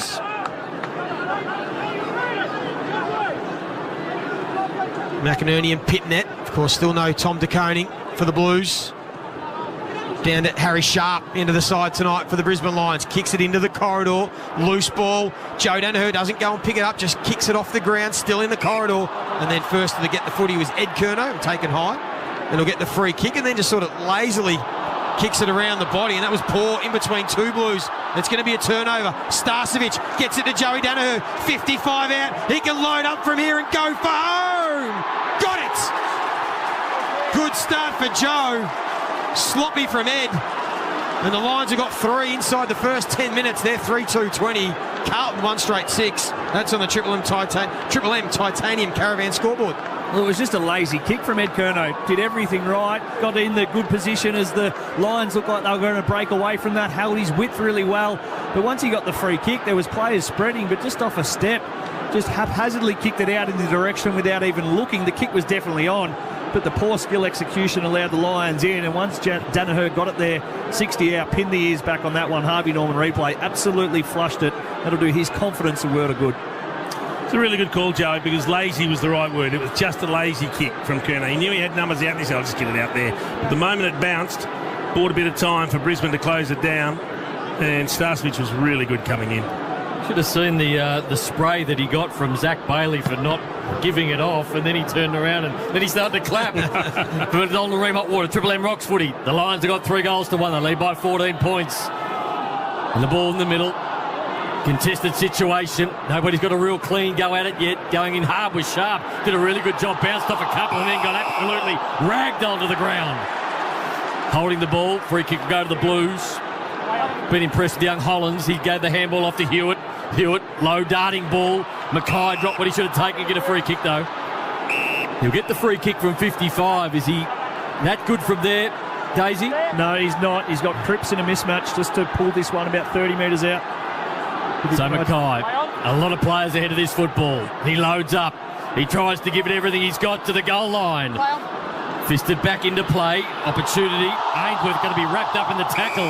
He's got a long time to give that ball up. And we'll have a ball up just outside the Carlton's attacking zone. Harvey Norman replay. It was a very good tackle from Motlop. He's learned his lesson after being suspended for a sling tackle. He had the sling motion and then just lowered Ainsworth to the ground. So well done. Now from the stoppage, Cripps tries to get the arms free. Got it to Hewitt. Flicked it back for Dockett. He's already got one. Kick partially smothered. Walsh now under pressure. Squeezes it out. Falls to Honey. Snaps onto the left boots. Just missed late. Cut it out. 1-1-7 Carlton. Brisbane 3-2-20. We've played just over 12 minutes in this first quarter. Two-man pressure in this one. Seems like it's high early. Yeah, spot on, Daisy. Blues at 2.15. Brisbane at 2.12. The average is 180. Quick kick in by the Lions and found Starcevic. That half-back just inside the 50 he's defending. Starcevic looks to go backwards, and that's where he goes now. He's got a couple of players on. The laconic Harris Andrews. You love the way he plays, Chief. Great player. Just doesn't look desperate at times, but he gets the job done. Payne in the back pocket. Pushes the ball towards centre wing. Marking the ball nicely. Out there was Lester. Judged it really well. Lester, short ball, and he finds Zach Bailey. So there's a slow build-up from the Brisbane Lions. Now he goes with a big kick to centre-half forward. He's looking for Berry. He's got Mackay. Mackay went back and made contact, and then laid a big tackle in Mackay. And held the footy up. Well done by the big man. Oh, super work. Super work. And it was two parts. One, to get back there and make the contest, not give away a free kick, and then to lay a big tackle on a rampaging Cam Rayner. So Young doing the ruck work against Danaher. Young thought he was pushed. Umpire said play on. Danaher couldn't get hands to it. Spills out now. And Wilmot from just forward of the wing will kick a high ball. It'll go inside 50. Silvani back with courage. Terrific mark. Started forward. 50 metres, I told you to stand. And I think that was against Link McCarthy. He was told to stand. But he was on his knees. He was on his knees, so he stood up. That can't be what the 50 was for, surely. That's what it was. He was on his knees. He was hurt in that marking contest. My God. The umpire said stand. So technically he followed instruction. He just stood up. Yeah, that's right. Silvani instead will drive it into the pocket. It'll get to the back. Charlie Curnow, third bites. Takes the mark 10 metres out on a slight angle, and he should kick the Blues second. You had planted, you're on the mark. I said stand. That's right. It was actually against Eric Hipwood, I believe, the way the umpire was speaking to Hipwood, but Charlie took the mark. It was just over the fingertips of Payne, and he's been a dead-eye from set shots this year. 26 goals, 9. Shouldn't be a worry. It isn't. Charlie's got his first. And the Blues have got their second on the board. They get it back to 2-1-13. Brisbane 3-2-20. 14 minutes played, first term Triple M Titanium Caravan scoreboard. The kick comes off in the end, but it's still somewhat of a nothing entry. It's a long, high bomb that fortuitously landed in the laps of the hard-working Charlie Curnow, who did get back to get there, but there was no real plan or design to it. It wasn't as if it was intended for him. He was just good enough to respond, react, and then get his hands up to it. I'd love to see Jack Silvani there look for the forward coming up. The forwards working together, get back, work with someone, put a block on, and then come up and try and hit up at a lead rather than just a haphazard kick inside forward 50. Just with the Blues, they're number 2 in the comp for uncontested marks, averaging 96 per game. They've only taken the one 14 minutes in, but they're +2 in clearances. Brisbane ranked a number 1 in that particular stat. Harvey Norman replay screen, really tough to see who it was against, whether it was McCarthy or Hipwood. Neither appeared to do anything wrong. 666 warning, Carlton. Going to throw it up. Entertaining game of footy. 5 goals in the first 15 minutes at Marvel Stadium. The Lions have got 3, the Blues got 2. Hollins received the handball from Cripps, smothered off the boot and fell back to the Blues. They got Doherty on centre wing on his own, steps around and then went with an awful ball, went straight back to Lockie Neal, who wrapped it up and handballed it backwards to half forward now, and McGovern read it beautifully and then bounced off his opponent, went moving quickly inside forward 50, and Payne, that's number 19, one-on-one he's won. He's been brilliant this year. Straight away finds McCluggage, who then wants to go further afield to Dunkley. The Brisbane have now got it to the wing, just inside the boundary line. Doesn't have a lot of options, Dunkley, so just off one step. He sort of pokes it up, three-quarter kick. Hipwood will get the run and jump at Pitnet in front. Took the mark. He's got players breaking laterally, but looks like they've got an intent to want to go forward here tonight, Carlton. So he just kicks it back to where it came from. There was no blue, well, no tall blue anyway, and it went straight to Harris Andrews. And quickly squares it up in board to Kadeen Coleman. Well, Harry Mackay came off for some reason when he was the option for the kick down the line. Yeah. Poor interchange. The kick from Coleman was poor too. Blues have the numbers. Walsh's handball missed the mark though. Turnover back to Brisbane. Answorth's handball's poor too. He felt the perceived pressure, gave it to McCluggage, who's been given a long time. We'll have the ball up inside the centre square. Just forward of the circle, favouring the Brisbane Lions. They lead this one by 7 points, almost halfway through this first term. Holding Brisbane. So for a kick to McInerney out of the ruck contest, wants to get it moving quickly, and he pumps the ball inside forward 50 now. Hipwood, you've got Darcy at the back, and a really good mark taken by Brodie Kemp. Had a really good game last week in his first game back. 22 disposals, kicked the goal. Goes across the goal, he's defending. And he found Akers. Akers another ball to McGovern. McGovern has to hug the boundary line. Did it nice, did it Curnow. That's Ed. Ed on the defensive 50, chips the footy to Chera. Slow build up from the Blues. They've got players out this side of the ground if they can move the ball. But he elects to go back down the outer side. And again, the mark out there taken by Akers. Looks up Akers and has Silvani and Pitnet forward of this ball. So he goes in that direction now. Silvani will fly in front, took the mark. Well done. Just does what they need him to do so often, Jack. There was no Curnow or Mackay in that contest, and instead he gives it to the runner in Chincotta, who's got a nice right leg on him, goes to the pocket. Charlie Curnow flew at the back, couldn't take the mark. Walsh lurking, so's Wilmot. Got it up to McCluggage, who kicks on the left boot, screws it towards the point of the square. Ashcroft had to stand his ground. Good spoil from Chera. Hot footy to be won. Sharp throws it on the boot, but only as far as Wiedering. How many's Akers at, Ash? Blake Akers, 7 touches, leading ball winner. Good kick too from McGovern into the middle, opens up this whole side of the field for the Blues. Sarge short to Hollins. Hollins wants to go short to Walsh. Well done. It was well picked off by Dunkley. Got back, but he dropped the mark. And then Ed Curnow makes up for the mistake earlier. And on the outside of the boot, kicks the goal. And the Blues get back within a point. They're 3-1-19. Brisbane 3-2-20. Triple M Titanium Caravan scoreboard. Did everything right, Josh Dunkley, right up until the point that he dropped the mark. He saw the danger where the kick was going to go in, back into the corridor. He cut off the angle beautifully. But when you put down a mark that you should take and it goes to ground, you've got Carlton numbers around, you're going to get punished. I reckon Ed Curnow will be happy to have that one on the board. Pleasing ball movement from the Blues, winning it back but then looking to the open side. We see on the Harvey Norman replay, Hollins holding his width, but then his decision to try and lower the eyes and connect rather than just going the long bomb that we've seen so often tonight. A nice finish from Ed Curnow. Gets himself on the board, and the Blues third. They trail by a point. Numbers, Ash, Triple M Red Z lending. Carlton's pressure still high. They're leading tackles by +5. Pressure at 195. So Walsh picks the footy up. On the outskirts is Hollands again. Chips the ball, bouncing out towards the boundary line. Can he keep it in? He does. Motlop has to step around his opponent. Does that. Now pumps the ball towards half forward. It's a bouncing one. It's an ugly football, but sometimes they're the best ones. Out to Paddy Cripps. Cripps to the right foot. He's got to play it forward, and that's Durden. And they sorted it out nicely, the Blues. Durden 30 out directly in front. A couple of bits of just really smart footy heads-up play there. Silvani, the first one, the little knock-on into the path of Paddy Cripps. Paddy Cripps is looking up, assessing the options. Could have been well within his rights to have a shot from 35 across his body, but just pulled a little kick. Durden following up his good work. He was the one that created the passage for Silvani in the first place. Quality celebrator as well. Durden 30 out directly in front. He'll give it all if he kicks this, and he does. A little bit. 2 claps. 2 claps. I thought he needed to go a little bit harder than that, but the Blues are back in front. That's the good thing for Carlton. 4-1-25. 3-2-20 the Brisbane Lions. 5-point lead to the Blues. Titanium Caravan scoreboard. I like the way Jack Silvani started the game. Yes. Seen him working down in defence, taking an intercept mark, pushing up to the wing as a conduit player. But then, as you say, it's a really smart little tap. He's creating issues, whoever the matchup is. At that particular point in time, he had Harris Andrews as an opponent. So he's moving well. He's got long arms. He's creating problems. And the Brisbane Lions haven't quite got a handle on him as yet.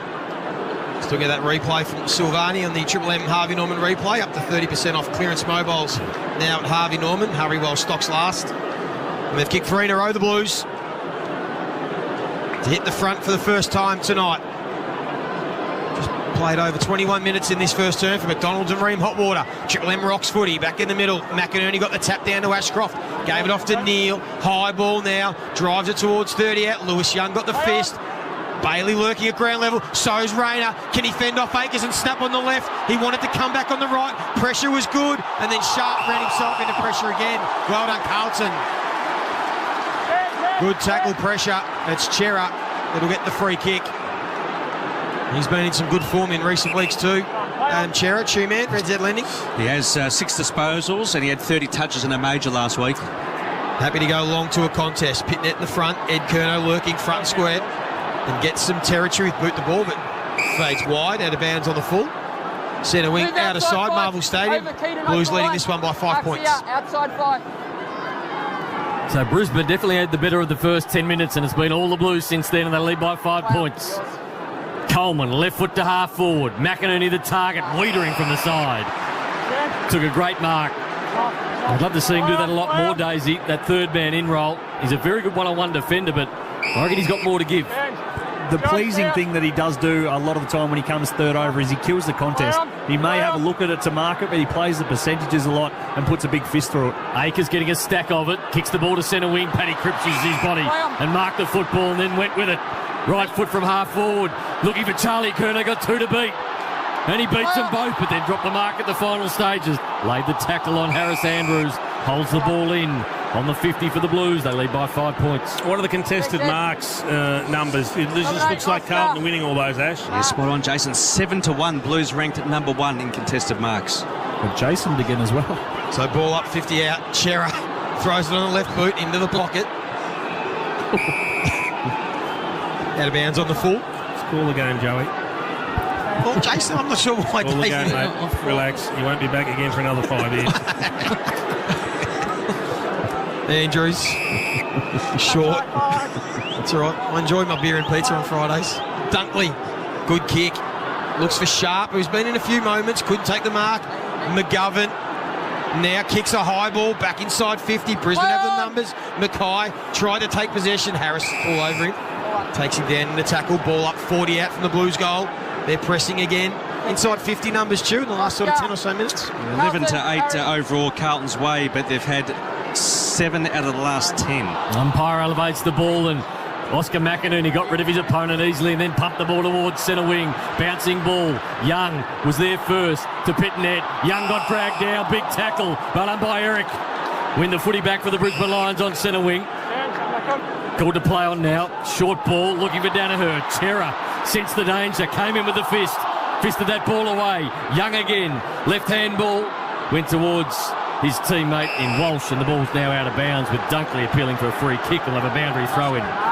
5 minutes 46 to go in the first quarter. It's 25-20. Carlton lead by 5 points. McInerney, Pitnet at his feet. Neal and Hewitt. Ashcroft as well, trying to break free from the Walsh tackle. There's Neal. He's also taken down by a couple of Blues. Spills out to Dunkley, who just throws it on the left boot. There's McGovern, takes the mark. Second bite. And he always wants to get it moving quickly, Mitch McGovern. Sometimes you hold your breath, and there's one of those examples. Turns it over. Now a chance for Brisbane. It was Starcevic inboard to Berry. Just next to the centre circle. Couldn't go quickly, so now forced to go slow. Charlie Cameron wanted it deep. It's going to go in that direction. He probably won't fly. He'll stay down. And then nobody went and flew. And it just got to the back to Zach Bailey, who in the end's taken an uncontested chest mark 30 metres out straight in front. Everyone stopped and looked at each other. Hipwood sort of put half a hand up. And it just fell in Zach Bailey's lap. Not good enough there by the Blues. Harvey Norman replay. Chera was the direct opponent. Everyone's so conscious of Charlie Cameron and where he was. Zach Bailey just watched the flight of the ball. In the end, carried the first set of hands, landed in his lap. Still 23 years of age. Zach Bailey coming in for his 100th goal in his career. From straight in front, puts the Lions back in front. 4-2-26 Brisbane. Carlton 4-1-25. Triple M Titanium Caravan scoreboard. They're built tough to tackle Australia's toughest conditions. Visit titaniumcaravans.com.au. Bit of a shootout in the first quarter. We love it. Let's hope it continues like this for all 4 quarters. Ball's pinging from end to end. I was about to be critical of Berry because I thought he could have moved the ball on quickly and he held it up and then it was just a long bomb forward. But what often happens when you get someone that's not a natural defender like a Chera, you think there's big blokes around so you don't fly for the ball, but the bottom line as a defender, or even when you're just playing a defensive position at the time, if your bloke is going to the ball, you go to the ball. It's not a replay he's going to want to see again, Chief, that one. A sinking feeling when he saw his man take an easy mark on that Harvey Norman replay. So 4 goals apiece. The Lions lead by a point. Back in the middle. Bounces good. McInerney been dominating the ruck at the moment. Cripps. Another clearance. Called to play on it. Was touched off the boot. Down a half forward. The ball popped out the back to Walsh. Walsh's handball was wild. Hoping someone was there. There wasn't. Dunkley was the only man. Left foot. Snapping ball around the corner. Bouncing one-on-one. Cameron couldn't take it with him. Brody Kemp came in. Helped out his teammate in Newman. Kemp then just went with a shank under ball. Straight back to McCluggage. Made it hard for him. Rayner stepped in. Stepped out. Right foot. Underground ball as well. Butchered the football. Now the Blues will win it. And they'll flick it around by hand, and Kemp will have another crack at it. This kick not much better. Turnover again. Straight to Leicester. Half forward flank for the Lions. Their tools are all deep in the pocket. McInerney, Hipwood and Danaher. Hipwood's going to fly from the side. Well done, Young. Got the fist in. Curnow, extravagant front and square, but wrapped up by a couple of Lions. Ball up, 25 out. Left forward pocket for Brisbane. They lead this one by a point. 4 goals apiece. McInerney got a good tap on that one. It was a set play for Neal. Ball didn't quite sit. And Carlton have the numbers. Chincotta gets the 1-2 from Hewitt, but then under pressure kicks it straight back to Dunkley, who's dropped another chest mark. Shovels it out. Coleman on the left boot. High kick, wide. Will it stay in play? Hipwood. Did he get a hand to it just before it went out of bounds on the full? He did. We'll have it thrown in. Again, 25 metres out from the Brisbane Lions goal. Chincotta hit the ground heavily from that contact from Charlie Cameron and the quick kick. Able to get to his feet. So the Lions are in attack. Boundary throw in. Flicked over the back by McInerney. It was a good tap too. McCluggage was the first one there. Handballed it, then went back and got it himself. Edged the ball out again. Dunkley out towards Leicester. Leicester on the run. But he went wide, through for one behind. And the Lions lead by 2 points. 4-3-27. The Blues to 4-1-25. I reckon Nick Newman's getting away with a little bit of holding on Charlie Cameron, but Charlie's got to focus on the footy and not worry about playing for free kicks. He's been able to do a lot of that this year, Nick Newman. Get away with it a fair bit. Just got to let the umpires do their job. Kick now goes out towards the wing. 1-on-1. Mackay and Andrews. Ball at ground level. Brisbane have the extra number. Harris Andrews made it look difficult trying to bend over for the ground ball, but Had his teammates in support. Neil, Coleman, clever little flick over the shoulder. Berry, he just flicks it forward. Good pressure from Akers, who then goes back and wins his own footy and then steps around Cameron. Well done, Blake Akers. Now just needs to find a target. Kick partially smothered. Turnover. Brisbane win it back on the wing. Wilmot, Berry, and handballs back to Harris Andrews, who's happy to retreat again and just find the uncontested mark. 2 minutes to go in this first quarter. All the way back to the defensive 50. Chipping the football around at the moment, the Brisbane Lions. They've got Starcevic again, still inside defensive 50, so they've gone all the way from half forward to half back. A lead offered by McCluggage. Left the gap behind him. Poor kick, underground ball. Dunkley made it better than what it was. Handball to McCluggage. A high ball towards centre wing. Doherty gets underneath it, and standing his ground was Chincotta. Took a nice mark on his chest, chips the ball back towards the middle of the ground, and Young, been a good defender for the Blues this year. Young chips the ball, makes Wiedering run about 10 metres backwards for it. And the Human Caravan's got the ball at half back. The Blues by 2 points. The Lions by 2 points, I should say. Low ball, dangerous ball. McCluggage got it out to Lockie Neal. Now they're on the run out towards Danaher. Danaher 60 from home. Went for Cameron. 1-on-1 in the goal square. He's got the A1 sit, Cameron. And he marked the ball, turned around on the left foot, kicked the goal. And the Lions are out by 8 points. Good kick from Joe Danaher. He summed it up pretty quickly. Kind of feel every time he gets it just outside 50, he might just blaze away, but he weighed up the situation and thought, if I just wait the kick over the back, Charlie Cameron's in the best position, good enough to hold his man under the ball. Kemp took the chest mark and then strolls in for the easy goal. So they've recovered well after going a goal behind. It's 3 goals Carlton have directly given them from butchering kicks out of their back end, Chief. Yeah, and it was Wiedering that just tried to chew off a little bit too much, went for a low dart in traffic. And the Blues, they're ranked 3rd defensively for conceding scores from turnovers at 40 points per game. They've already conceded 25 in this term. Brisbane, number 1 from that score source past 4 weeks. As Brownie said, they're hard to defend those ones when you kick it straight back to them in your defensive half. Triple M Red Z Lending stats. Red Z Lending, loans for the self-employed. REDZED.com. And they get the 8-point lead, Brisbane, late in this first quarter. Minute to go for McDonald's and Ream Hot Water. Back in the middle. Cripps thought he was held, couldn't take possession. He's still looking at the umpire. It was McCluggage who laid the tackle. We'll get a secondary stoppage. Still inside the centre square. One each to Charlie Curnow and Charlie Cameron. A lot of numbers around this footy. McCluggage just throws it on the boot. Sard had some nice moments in this first quarter. Wins that intercept, kicks it the half forward. Coleman has to wait for it. Ed Curnow goes off the ground, in towards the pocket. Harry Mackay, great mark. Had to go back with courage. Gunston it was coming the other way, who'd gone back as the extra behind the ball. And Harry Mackay will have the last shot of the quarter. And he's got 33 seconds, so he'll get it off before the siren if he wants to snap. And he's going to do it earlier. He wheels around, and he's got the goal. Charlie's got one, Harry's got one, and the Blues get back to 2 points down. They're 5-1-31. Brisbane 5-3-33. Good first quarter of footy. Triple M Titanium Caravan scoreboard. Good result for the Blues too, just to see Harry Mackay stick his first kick through. That's what you want from a confidence perspective, and it probably wasn't a bad one for him, being in that pocket on the right side for a left footer just to screw it around the corner. So he gets the job done. Charlie and Harry both on the board. Good signs. 5 goals apiece though. Both clubs to be, or both coaches to be a little bit concerned from a defensive perspective, but the attack is fun to watch. It's just good innovation, wasn't it? Just kicking the ball off the deck. He had a moment early, Ed Curnow, that resulted in a goal, but he's certainly done his best to make up for that, kicking one himself and setting that one up with a good bit of play. Great courage by Mackay. 21 seconds for either club to get a break out of the middle and kick another goal. 5 goals apiece at the moment. Lockie Neal, another clearance. Handball back. McCluggage high up and under border half forward. Eric Hipwood comes hard at it, so too McCarthy. McCarthy dropped the ball. Handball missed the target. McCluggage again. And a few good moments late in this quarter. Tumbling ball inside forward 50, and marking the football was Kemp. And there's the quarter-time siren. A highly entertaining first quarter of football here at Marvel Stadium. 10 goals scored.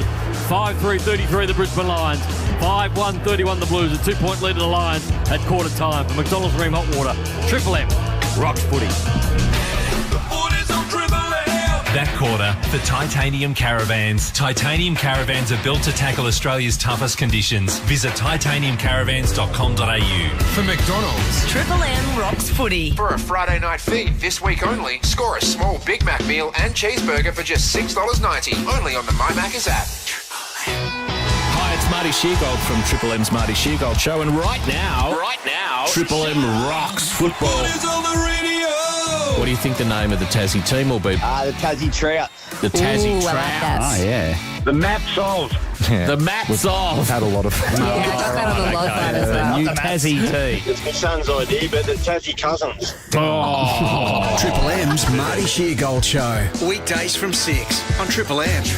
Get the podcast now from the Listener app. The Quarter Pounder. 100% Aussie beef, cheese, mustard and pickles. If you think about it long enough, you might forget you've already made dinner. Now that is a pickle. Grab a Quarter Pounder on the My Macca's app today. Available after 10:30am. If you're buying a home, dial Exopest for a termite inspection before you invest. Those nasty critters with pointy teeth, they'll destroy your home from underneath.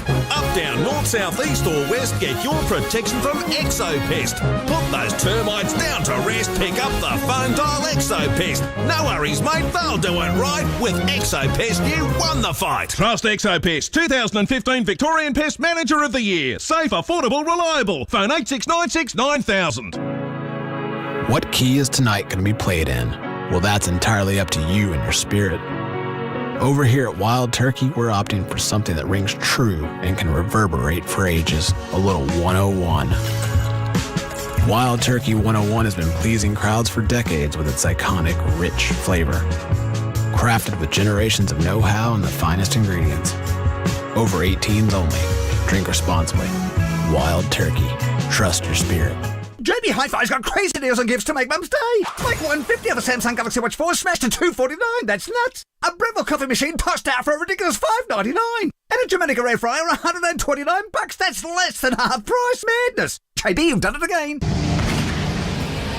Race into RSCA Safety and save during their new season sale. Get ready for winter with huge savings on exclusive brands including Helly Hansen, Carhartt, $20 off Blundstone and Oliver boots, new workwear from 11 Black and Hammer & Field. Sale on selected styles. All Melbourne stores open 7 days or shop online. RSCA Safety is the destination for workwear and safety gear. Race in now to RSCA Safety for their new season sale. Australia, now is the best time to enjoy Aussie fresh fruit and veg.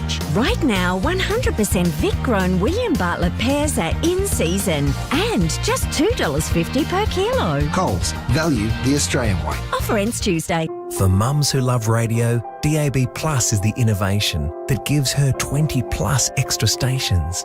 All her favourites will still be found, but the difference she'll love is digital sound. With news, talk and decades of hits, it's a Mother's Day gift that never quits.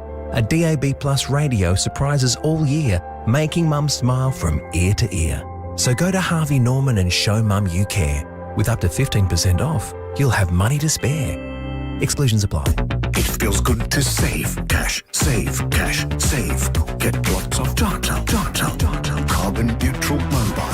Get a Belong mobile plan, 20 gigs for $25 per month. For use in Australia, it feels good to belong. Shut up! The footy's on the radio! Triple M rocks footy. This quarter for Beacon Trade. Beacon Trade's here to partner with your business with a huge range of lighting, fans and electrical accessories. Beacon Trade. Let's make light work. Friday night footy from Marvel Stadium. Good quarter of football. 5-3 through the lines. They lead the Blues by 2 points. 5-1-31. Free-flowing open game. 10 goals scored. Triple M Red Z lending, Ash. And the combined goal-scoring efficiency is 38%. That's 15 above the league average. Contested marks 9-2 Carlton's way. Acres, 10 touches. Triple M Seabus Super special comments. Seabus Super making hard work pay off. You got the Chief and Daisy. Exciting first quarter days. We'd love to see 3 more quarters of it. Which coach is happier, do you think?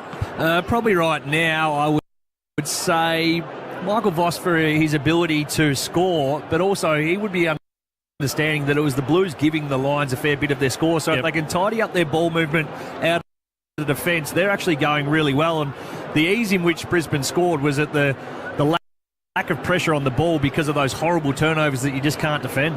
They've looked good, the Blues, when they've denied Brisbane the use of the corridor. They don't want them to change direction. They've forced them to kick up the line a number of times, and that's been a win for them, getting their tools up the line to intercept. But we haven't really seen Hipwood get involved as yet, apart from laying a really good tackle. Gunston kicked a goal, probably should have had two. There's been signs of life from both teams, but no one's really got the game on their terms at the moment. Jack Silvani, we've seen highlights. I think he's been a really good player for them. Just plays a role, Jack, every week. Just looking forward to what we're going to get in the second term now. Bob Jane Team Arts have great buy 3 1 get free plus deals, instant cash back. Call or order online today. T's and C's applies. Tommy Brown. Brownie, an injury-free first quarter, which is fantastic. Just in terms of the sub-site, Matt Kennedy for Carlton, Jared Lyons for the Lions. And in terms of the crowd, nearest the pin, I'd say late 20s perhaps, guys. But Ash and Brownie, you might want to have a stab at that instead of me. I'm looking around 38, 39, possibly in the early 40s, Tom. That's slightly under. Has there been any excessive staring down there by the coaches at any point, Tom? This has been a serious issue. I was told during the week, seriously, that some of the AFL officials and even the substitute umpire have been observing this. I'm not saying they do it deliberately, but Clarko and Hinkley's name came up, and the AFL was onto it. They issued a memo specifically mentioning something along those lines on a general basis. I get it weekly from the chief in this Triple M box. Maybe I should put out a statement. Getting ready for a big second quarter. McDonald's and Ream Hot Water. Triple M rocks footy.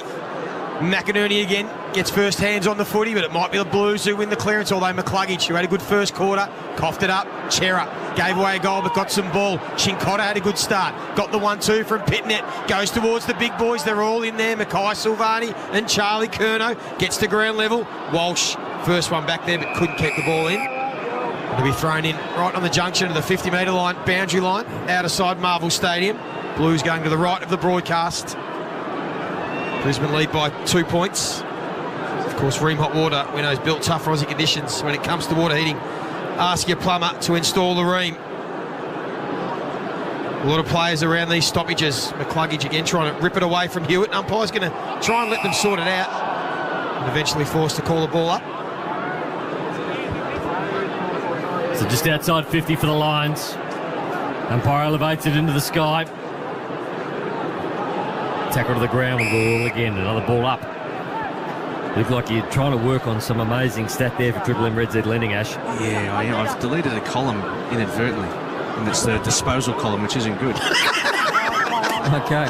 So things are working all right as the Blues. A high up and under ball, Mackay. Fisted away from him. Front of the pack. The Lions have got the football. And the umpire's going to ball it up. How's your last month been, Drew? Gather round included. Since gather round, you've just been a bit off, Drew. You haven't recovered. Hopefully come July, I'll turn it around. Yeah. So ball up, Silvani to the ruck work, just manhandled by big Oscar McInerney. Chera dropped the football, probably should have been pink for holding the ball, but he hasn't been. Now the ball just pops out. Opportunity for the Lions, McCluggage. High up and under ball. Cameron had to go back with the flight. He did well against Sard. Right foot to half forward. Hipwood had to go back, probably needed to go back a little bit more earnestly. Yep. And now we'll have a boundary throw in on the outer wing. I suspect he had a look. Needed to go back a bit harder. Brownie could have brought that ball to ground, been in the contest. Difficult running back with the flight. Sometimes just got to go. So throw in right on centre wing. Tom Brown thinks there's about 21,000 here. Chu thinks there's about 41,000. So we'll get to the bottom of it a bit later. McCluggage has been busy, but hasn't been able to be overly effective. He didn't say 21, did he? That's what he said, around the 20s. So he's been with Leroy as well. Is there anyone that isn't spending time with Leroy? Yeah, good man, Leroy. Kick towards half forward, one-on-one between Honey and Coleman. Coleman took the intercept mark, wants to get it moving into the corridor, went for Ashcroft, well done Chincotta, and then free kick will come back to Noah Answorth. And he goes outside, wide towards the boundary line, but there's a player free for Brisbane. And now they go back towards Hipwood, who takes the mark on the lead. Chera just might have clipped him across the cheek. Hipwood holds his face, umpire just Ask Cherry to stand. Hipwood's going to wheel and go into the pocket. A low, flat ball. It gets over everybody. Gunston tries to cross it like a soccer player. Did well, but there was no one home for Brisbane. Only Carlton players, and they'll link up by hand. Although Mitch McGovern might have tried to do a little bit too much. Silvani, it's going to be another turnover deep in defence. How good was the pressure from Charlie Cameron? He came from 30 metres away running flat stick, and he put pressure on 3 Carlton players. Just kept following the ball, putting pressure on, and in the end it's fitting that he's the one that's benefited from the free kick. And he's been very good in this facet of the game, Charlie Cameron, with his pressure. We know he can kick goals. Kicked 1 in the opening term. 100th consecutive game. He's got his second. And the first goal of the second term, Brisbane get back out to 8 points. They're 6-3-39. Carlton 5-1-31. And a little bit to go on with too. Charlie Cameron and Jack. That was elite pressure days. It was watching him come in and just the decisions he made as he came in. He saw that the Blues, it was going to be a chain of handballs, so he didn't necessarily go to the first. He went straight to the receiver. And as they continued to just nonchalantly walk the ball out with that chain, he just made the exact right decision to put the pressure on. He eventually put the tackle on McGovern, who had to hack the ball forward to Silvani, but he stayed in the play. Good enough. Harvey Norman replay. Absolutely brilliant stuff. Not a whole lot of blocking going on there from Kemp, who gave it to McGovern to buy him some time. But Charlie Cameron, that's what he's in the side to do. We know he can do all the flashy stuff, but that'll please his coach no end. The reason Jack Silvani had to go at him is because he copped a mouthful from Charlie when he had the free kick paid. They've stuffed it up anymore, the Blues. Back in the middle, they lead by 8 points, the Lions. The Blues will win this one through Walsh. Sweeping handball. Chincotta to half forward. Motlop flew, couldn't mark it. Coming in was Sharp, and he was tackled as soon as he picked up the football by Silvani. Well, the ball up at half forward for Carlton. Needs to understand, Sharp, that he is only operating at the 76 kilos. Yep. So that's a couple of times now he's tried to take on the tackler. Needs to just use and play to his strengths a little bit more. Try and release the ball, get out of it by using your feet rather than trying to use the body. He sharks that ball off the stoppage and moves it forward, and the bouncing ball. That's a metre in front of Hipwood. A metre in front of a teammate. Yeah, it's an umpire with no feel. And he tried to kick it on the outside of the boot as well, Sharp. Yep. And it's bounced the metre in front of Hipwood and gone out of bounds. The umpire's paid insufficient attempt. So it'll be Lewis Young towards half forward. Lockie Neal just shows the footy to about 6 Blues. Gets it to Harris Andrews. Zach Bailey didn't want to take possession. That wasn't the right play. Tried to knock it on. We'll get a ball up centre wing. Brisbane by 8 points. Led by 2 at quarter time. The only goal in this second quarter to Charlie Cameron. He's the only one with multiple goals on the ground. The ball spills towards Ashcroft. Sharp that time was able to step out of traffic. McCarthy sweeps a forward handball. Gets to Joe Danaher. Another forward handball to Zach Bailey. Wants to turn Mitch McGovern inside out. Couldn't quite. So from the boundary line goes to the goal square. Charlie Cameron got 2 hands to it. Fell to Sard, who put Ollie Hollands under pressure. And again, the forward pressure from Brisbane has been exceptional.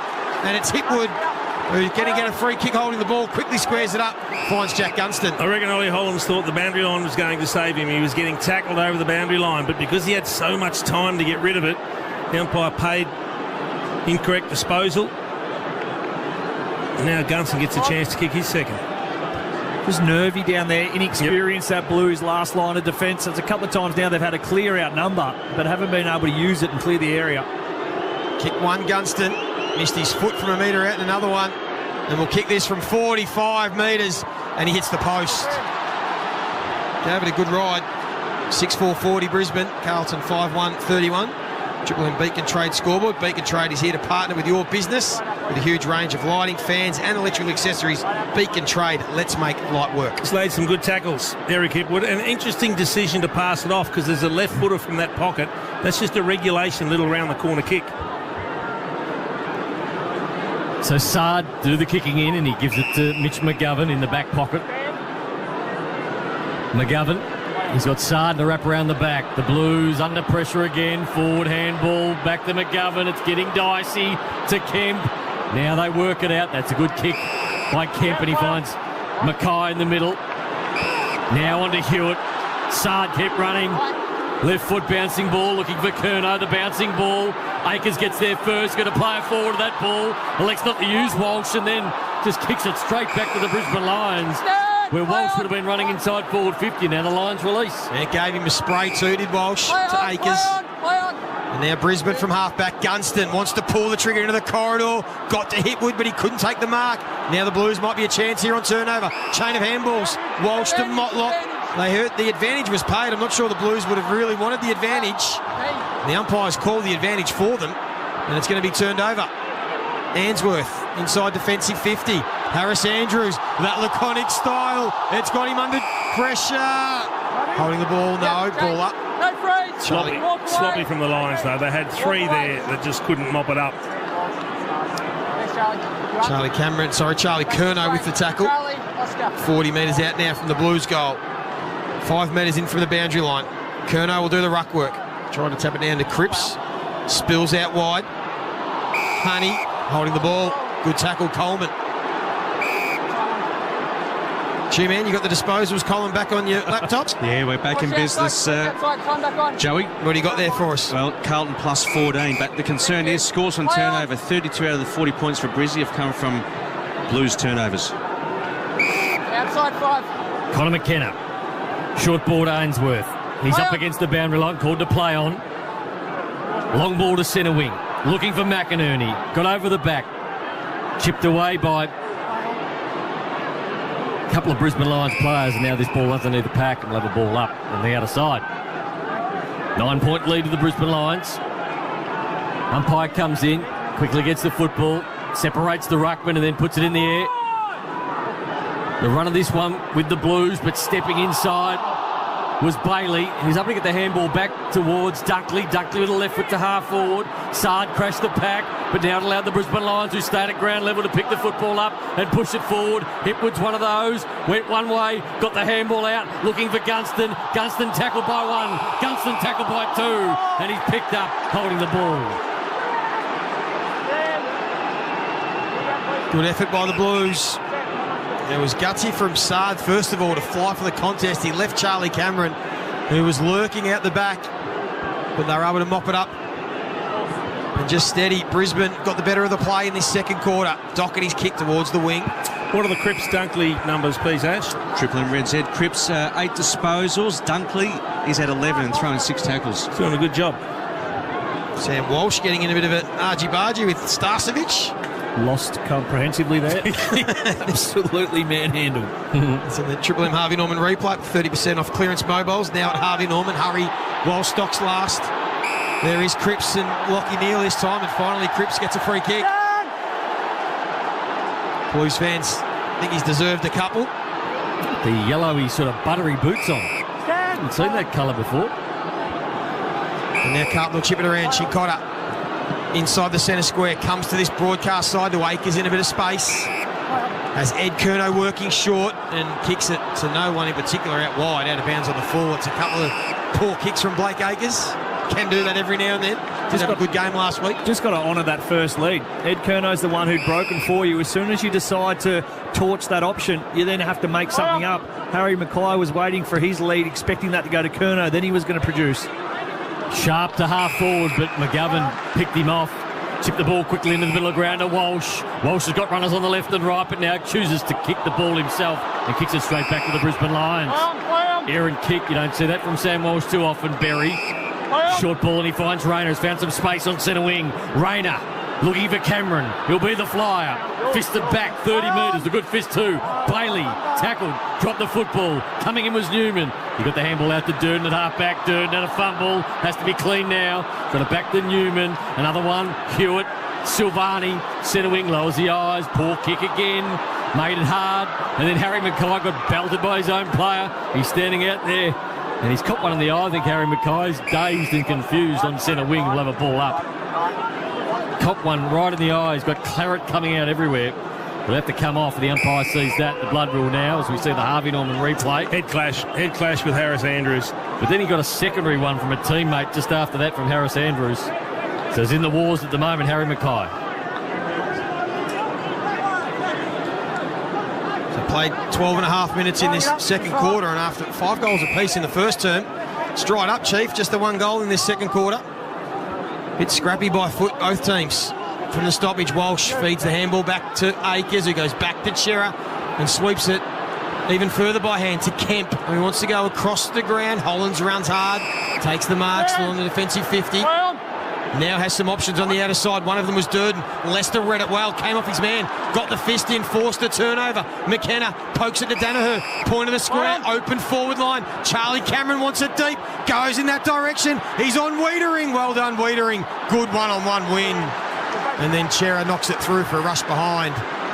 The turnover again from Brisbane. They look lethal when they can win the ball back. And they're 6-5-41, Carlton 5-1-31, 10-point lead halfway through the second quarter. Triple M Beacon Trade scoreboard. Carlton doctors studying the vision of Harry Mackay at the moment. The Blues do the kicking in and they get it to Silvani, but Silvani dropped what he should have taken fortuitously. Lands in the hands of Doherty, who pumps the ball towards centre wing. Not a great ball, but opportunity for Curnow. We haven't seen much action at the moment. Took a good mark in the first quarter and kicked the goal, but outside that, hasn't done a lot, Ash. That's his one and only stat. Spot on, Brownie, for Red Z.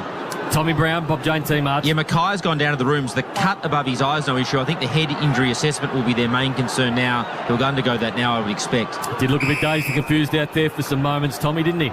Yeah, no doubt about it. He looks sore coming off, supported by the trainer and the doctors. So we'll see. What do you reckon the crowd is tonight, Tom? I think it's high 30s. That's what I meant to say. It's appropriate for a clanger at half-time. Hand up. I made a mistake. Anyone looking at anyone, Tommy? So to the ball to centre half forward. Tom Brown with us, thanks to Bob Jane team March by 3. Get 1 free plus instant cash back. Call order online today. T's and C's apply. I like it from Tommy. He knows you get away with nothing here at Triple M. You make a little blooper, we're all over it. That's all right, Tommy. You're doing a good job down there. The quick kick from McInerney goes towards half forward, only as far as Wiedering. Switches to Newman. Still at half back. Brisbane have got all 18 players ahead of this contest. So Newman has to wait. He wants to look in the corridor. He does poke it there. To Brody Kemp. Not much to go to. Not a lot of movement either. Carlton have really sort of spread the field, but no one's presenting, so he almost has to create something, and then Lewis Young tries to create a kick. Silvani does well to create a contest. Walsh, first one there to outnumber, couldn't take possession. The handball from Dunkley, it's going to be intentional. Blues fans made sure the umpire thought about it, saw it, and paid the free kick to Blake Acres. 80 metres out. Steps inside the boundary line, kicks it to the point of the square, but then towards half forward, inside 50. Cripps, handballs to Hollins, outside of the boot. Out of bounds on the full. So just drying up for Blues this quarter. Their offence is starting to struggle. And they're still 31, Brisbane 41. 9 minutes left, second quarter. So McKenna chips the ball to half back, and he's found Starcevic. Those with the hands up everywhere, wanting the ball to move, and he moves it now. Lateral to Payne. Backing back, he's got a lead from Berry. He's got one over the top as well. He elects to go to the longer one. Looking for Dunkley, couldn't mark it. He get a free kick though against Newman. He was dealt with in the marking contest, and Dunkley receives the free kick. He's got Berry running on. Berry didn't know it was coming. Turned around and he saw the ball. He said, "You beauty." Chips the ball into the middle of the ground. McCluggage normally uses it well from this scenario. Chips the ball wide laterally. And now Ainsworth. Underground grubber kick, but he was able to mark the football in Dunkley. Called to play on. Ainsworth bounces the ball inside forward 50. Untidy at the moment. Sharp hands were quick. And he got it to Lockie Neal into the pocket. Fisted away. And Wiedering fisted the ball up, and then in a couple of heart moments where he thought it was going to go back to Joe Danaher, and then made a good fist of it, getting it through for a rush behind. Well, 42 plays 31. First quarter was entertaining, high skill, end-to-end, shootout style. Since then, the skill level has been absolutely atrocious. The decision-making just as bad, and the scoring as a result of that's dried up. Different game this quarter. Absolutely different game. Had the 1 goal scored in 17 minutes, and 10 goals kicked in the first quarter. And it's not as if structurally it looks as if any of the sides have done anything different. They're still sending the forward up to the stoppage. It's just the quality of execution of skill. Ball thrown in, half forward for Brisbane. McCluggage did well from the stoppage. Handball to Berry. Stepped around the tackle nicely. Here's McKenna from half back. Goes with that unorthodox kicking style into the pocket. Lewis Young and Itwood. It's going to stay in play. Got to be careful here. Ball up. We gave Jack Payne a pump up before the game, Ash. What are his numbers up against Charlie Curnow? Charlie Curnow, just the one disposal and that one major. Jack Payne, 4 disposals. Also taken 4 marks, a couple of intercept. Ball thrown in. Ball up just inside the boundary line. Not going anywhere. Ball up next to the goal square. Brisbane by 11 points. And the tackle numbers are high in this quarter. We had 34 combined in the first. We've already had 32. Only 18 minutes in. Hugh McCluggage had a big quarter, Ash. Certainly adds 14 touches for the game, 6 in this quarter. Ball up, bobbling around. McInerney handballs it back. Dunkley right foot snap. And he misses. Should be kicking those at AFL level. 12-point lead to the Brisbane Lions, 6-7-43. The Blues are 5-1-31. They haven't scored this quarter. Beacon Trade is here to partner with your business with a huge range of lighting, fans and electrical accessories. Beacon Trade, let's make light work. McGovern goes down the middle to Akers, who just blazes away. That's about his 3rd or 4th. Poor kick of the quarter. Straight to Harris Andrews, who moves it on short to Sharp. Got to hit the scoreboard more, though, Brisbane. They should be further in front. That's a good kick from Sharp inside 50. Finds Dunkley, who's taken the mark 45 metres out, 45-degree angle. He'll take his best, but he's got it in him. Wasted some opportunities.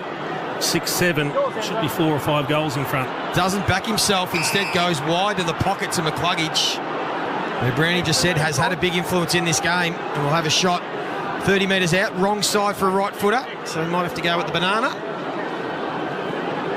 We'll see what he decides to do. He's going back like he's... I reckon he's a drop punter. Yeah, he's a drop punter. He's a traditionalist. He puts the ball on the ground. He'll take his full 30 seconds. This will be disposal number 15. He will go with the drop punt. And then he tricked everyone, including us. And he hits Jack Gunston on a little lead. 25 metres out on a 45-degree angle. It's clever the way he held it up, wasn't it? He didn't have confidence kicking that goal. You can see Gunston's going to go left foot around the corner here, but love the way McCluggage held it up and just waited for an option. Gunston will step out on the left boot. He's normally pretty good at these. Finally, Brisbane get the goal they've been threatening to do for about 10 minutes. He's got his second, and it's the biggest lead of the game. Brisbane, they're out to 18 points, 7-7-49. Carlton are stuck on their quarter-time score of 5-1-31. Triple M Beacon Trade scoreboard. Well, the ball living up that end of the ground in the Brisbane Lions forward 50. 6 of the last 7 inside 50s to that side. A couple of really poor defensive efforts from the entirety of that Blues backline there. Dunkley, as soon as he marked that ball at 48, he went back and wasn't going to have a shot.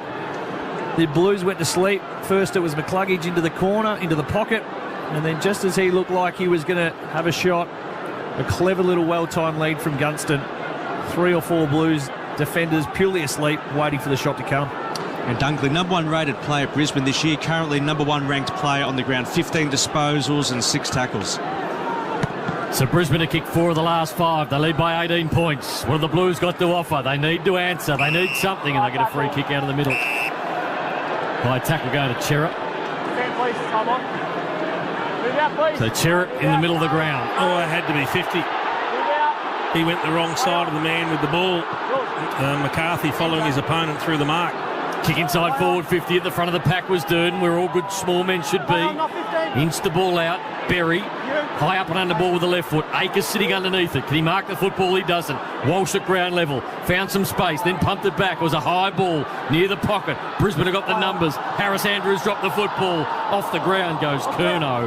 It was a good effort from there, but threw for one behind.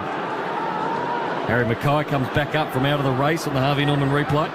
17-point lead. He's been on the bench for 9 minutes. 5:20 left in the Turk. Carlton yet to score in this second quarter. McKenna will run his 10 and go short. What was that? First score in the quarter. Ashcroft.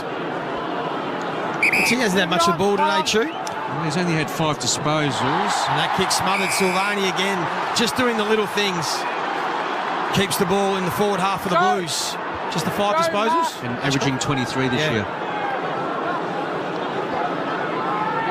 So an opportunity here for Carlton. Ball thrown in. Pitnet tries to tap it down to Hewitt. Danaher now in the ruck. And Walsh can't break free. Back this way, Joe. Still a 17-point lead here to the Brisbane Lions. Led by 2 at quarter time. Danaher and Pitnet. Silvani. Been pretty good for the Blues in the first half. Doherty, Ashcroft, and again another tackle, Chew, been a bit of that sort of quarter. So 34 tackles in the first quarter for Red Z. We've had 39 in this term. Brisbane Rock. Inside the last 5 minutes of this first half, Brisbane by 17 points. Pitnet does the ruck work and flipped it at the back, but kicking it out of mid-air with the Brisbane Lions. It's a 50-50 ball. Kadeem Coleman wins the race for it, sockers it off the ground. Opportunity comes. Honey's with him the whole way. Sockers it again. Did he try and keep it in? He didn't. The umpires pinged him, so the free kick will go to the Blues, and Akers, who's butchered the footy this quarter. We'll see what he can do with this one. To half forward. Only Brisbane Lions at the front of that pack. Ed Curnow roved it. He went forward with the left foot up. And it's bouncing, and we'll have a boundary throw in inside the pocket for the Blues. They never pay that when it goes inside 50, do they? Harris Andrews has got his hands to the last couple. Just dropped them. Taking his eyes off the footy, maybe expecting contact. Curnow to the ruck work against Danaher. Curnow takes the front position, flicked it over the back. There was no one there. Eventually the ball scurried through to Akers. Chera tackled where he got it to the top of the square, fisted away. Durden scurries after it. Can he pick it up and keep it inside the boundary line? He can't. So another boundary thrown in the same spot. Choice hotels around the grounds, Ash. A couple of big games tomorrow in Triple M football. We've got Richmond versus West Coast at the MCG and Geelong versus Adelaide GMHBA, Brownie. Nice. Curnow and Danaher again in the ruck contest. Walsh tried to hit it at speed, but Ashcroft was right on his hammer. So Walsh just handballs over his head. Charlie Curnow tried to create something, and again the ball will go out of bounds. It's been one of those quarters. Just the 2 goals to Brisbane. Charlie Cameron's got 2, Jack Gunston's got 2. And they kick the goals in this second term. Can the Blues get something going late? The throw in again. Harris Andrews just throws it on the boot. McCarthy playing in front as a forward. Chincotta did well. Bring it to the ground and then later tackle. And he's going to get rewarded. Well done, young man. And let's find out if he's got a leg on him. The man on the mark will be 48 metres on a 45-degree angle. It's been all right, Ash. Chincotta. Chincotta for Triple M Red Z. He's, where are we, Brownie? Chincotta. He's had 9 disposals at 83%. Thanks. Thank you, Brownie, for Red Z lending. He's wiped the names column there. He does kick the ball well, though, from what we've seen in a field kick sense. He tends to strike it well, so he's going back with some confidence. This will be his first goal in AFL footy if he can kick it. Bring a bit of energy into this second quarter from the crowd and the Blues fans. He launches it from 50.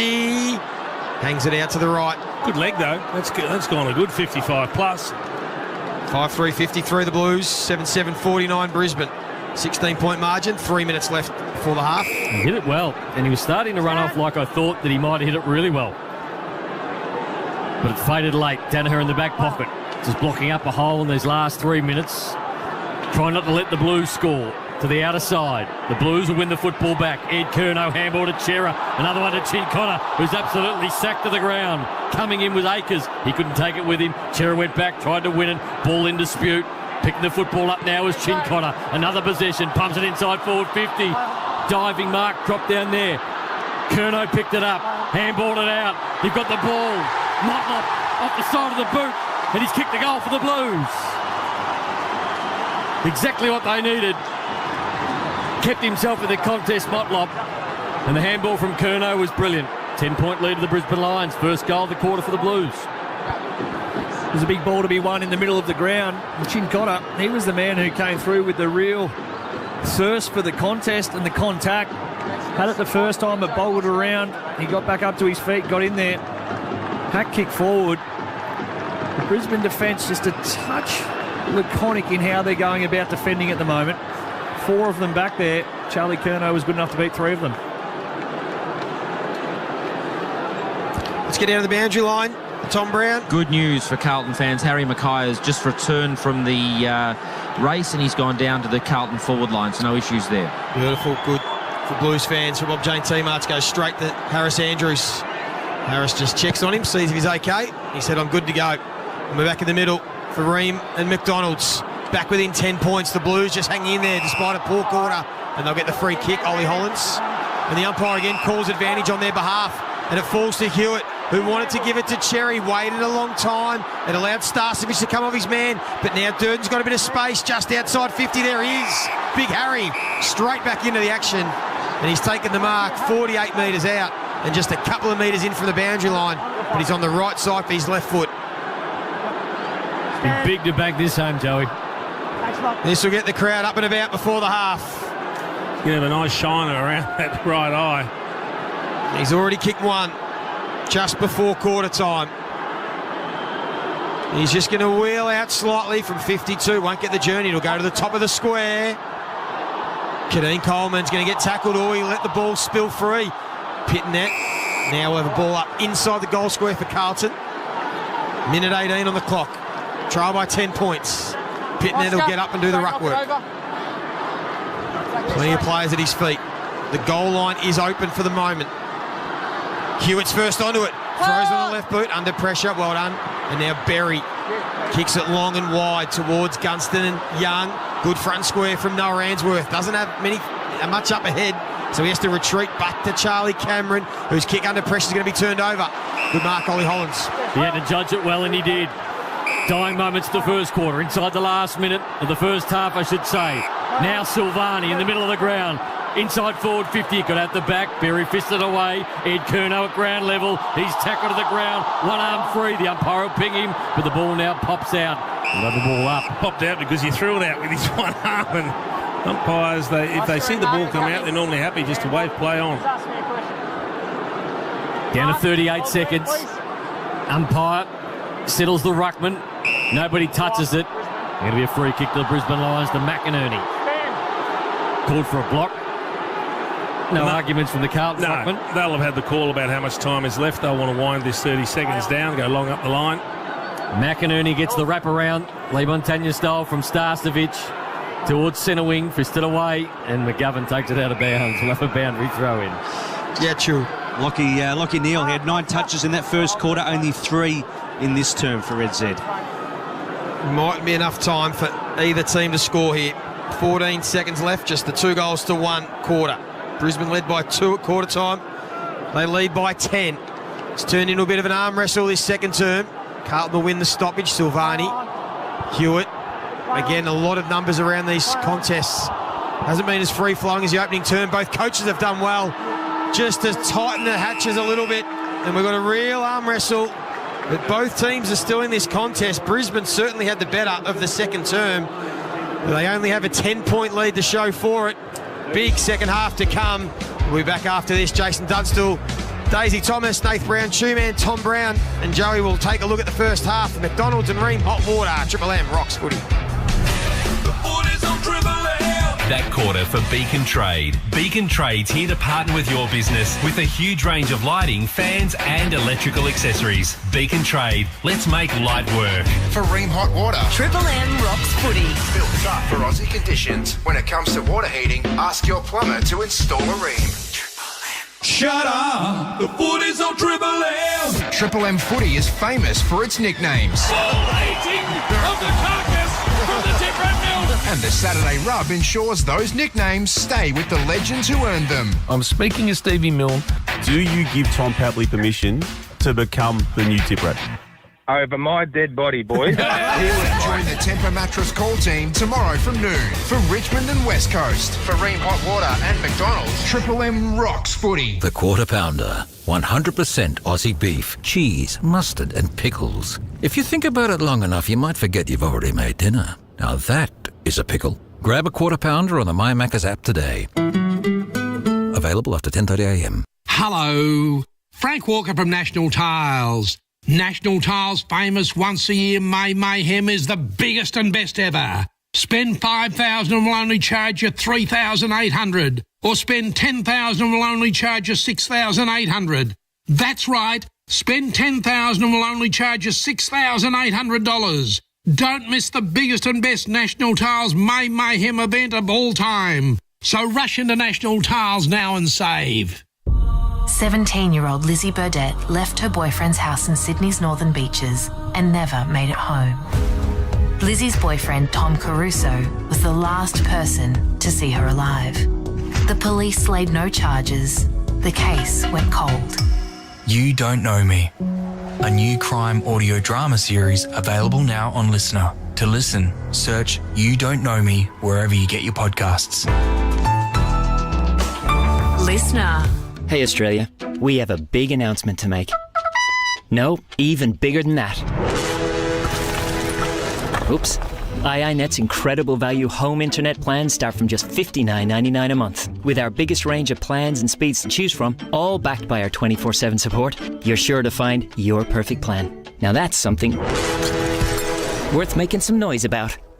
So call iiNet on 13 19 17. Available in selected coverage areas. See website for more details. T's and C's apply. Can't wait for your canter? You don't have to. They're in the lot, ready to do the lot. See your Fuso dealer today. Job done. Subject to availability and conditions of sale. Find out more at fuso.com.au. Tools, tools, tools. Sydney Tools. Best prices guaranteed. Makita, Milwaukee, DeWalt, Hykoki, Unimig, Fluke, Richard, Barco and many more. We have the largest range of combo kits, air compressors, generators, laser levels, welders, hand tools, storage equipment, plumbing tools and electrical tools. Sydney Tools are the experts in service job sites across Australia. Sydney Tools. Best prices guaranteed. Shop in store or online at your local Sydney Tools store. sydneytools.com.au. The Super Rugby Pacific is now streaming on the home of rugby, Stan Sport. In round 11, can the Rebels claim a win over the Brumbies? Kicks off Sunday from 2 p.m. Here we go. Hardwick score. The only place to watch every match, ad-free, live and on demand. On the home of rugby, Stan Sport. Start your free trial today at stan.com.au/sport. Shut up. The foot is on the radio. Triple M rocks footy. This halftime break for Mitre 10 Trade. For expert advice and a job done right first time. For McDonald's and Ream Hot Water, Triple M racks football, Friday night football, here from Marvel Stadium in front of a big crowd, a big game. Brisbane 7-7-49, leading the Blues 6-3-39. Brisbane in front by 10 points in what's been a pretty entertaining first half. And to break it all down, I'm joined by Jason Dunstall as well as Ash Chua. Jace, I'll start with you. It was high scoring in the first quarter, and then the scoring was stemmed partly, I guess, through some skill errors and just a lot of pressure, really. Yeah, I think the pressure lifted, and that's what both coaches would have been after because they would have been concerned defensively. We saw a couple of good jobs done. I really like what Dunkley's been able to do on Cripps, keeping him to 10 possessions in the first half. I think that's certainly had an impact on the game. And I also think that Hewitt was able to pay a bit of attention to Lachie Neale and just reduced his influence after he'd had a good first quarter. Carlton coming off a massive win over in the West last week. How would Michael Voss, Jace, feel about getting involved in a shootout against Brisbane tonight? It just feels like a bit of a dangerous game to me. Yeah, neither coach wants a shootout because you want to be more defensively minded than that. You're happy with the scoring side of things, but obviously they might be tweaking the way they set up behind the footy. So they don't want to be conceding 5 goals a quarter, put it that way. And look, we only saw 3 goals kicked in the second term after we saw 10 kicked in the first. So that adjustment's been made. It's now about making the most of the opportunities. And there was one point sort of halfway through that second term where I said Brisbane probably should have been 4 or 5 goals up. They wasted too many opportunities in front of goal. But, you know, what have they got themselves?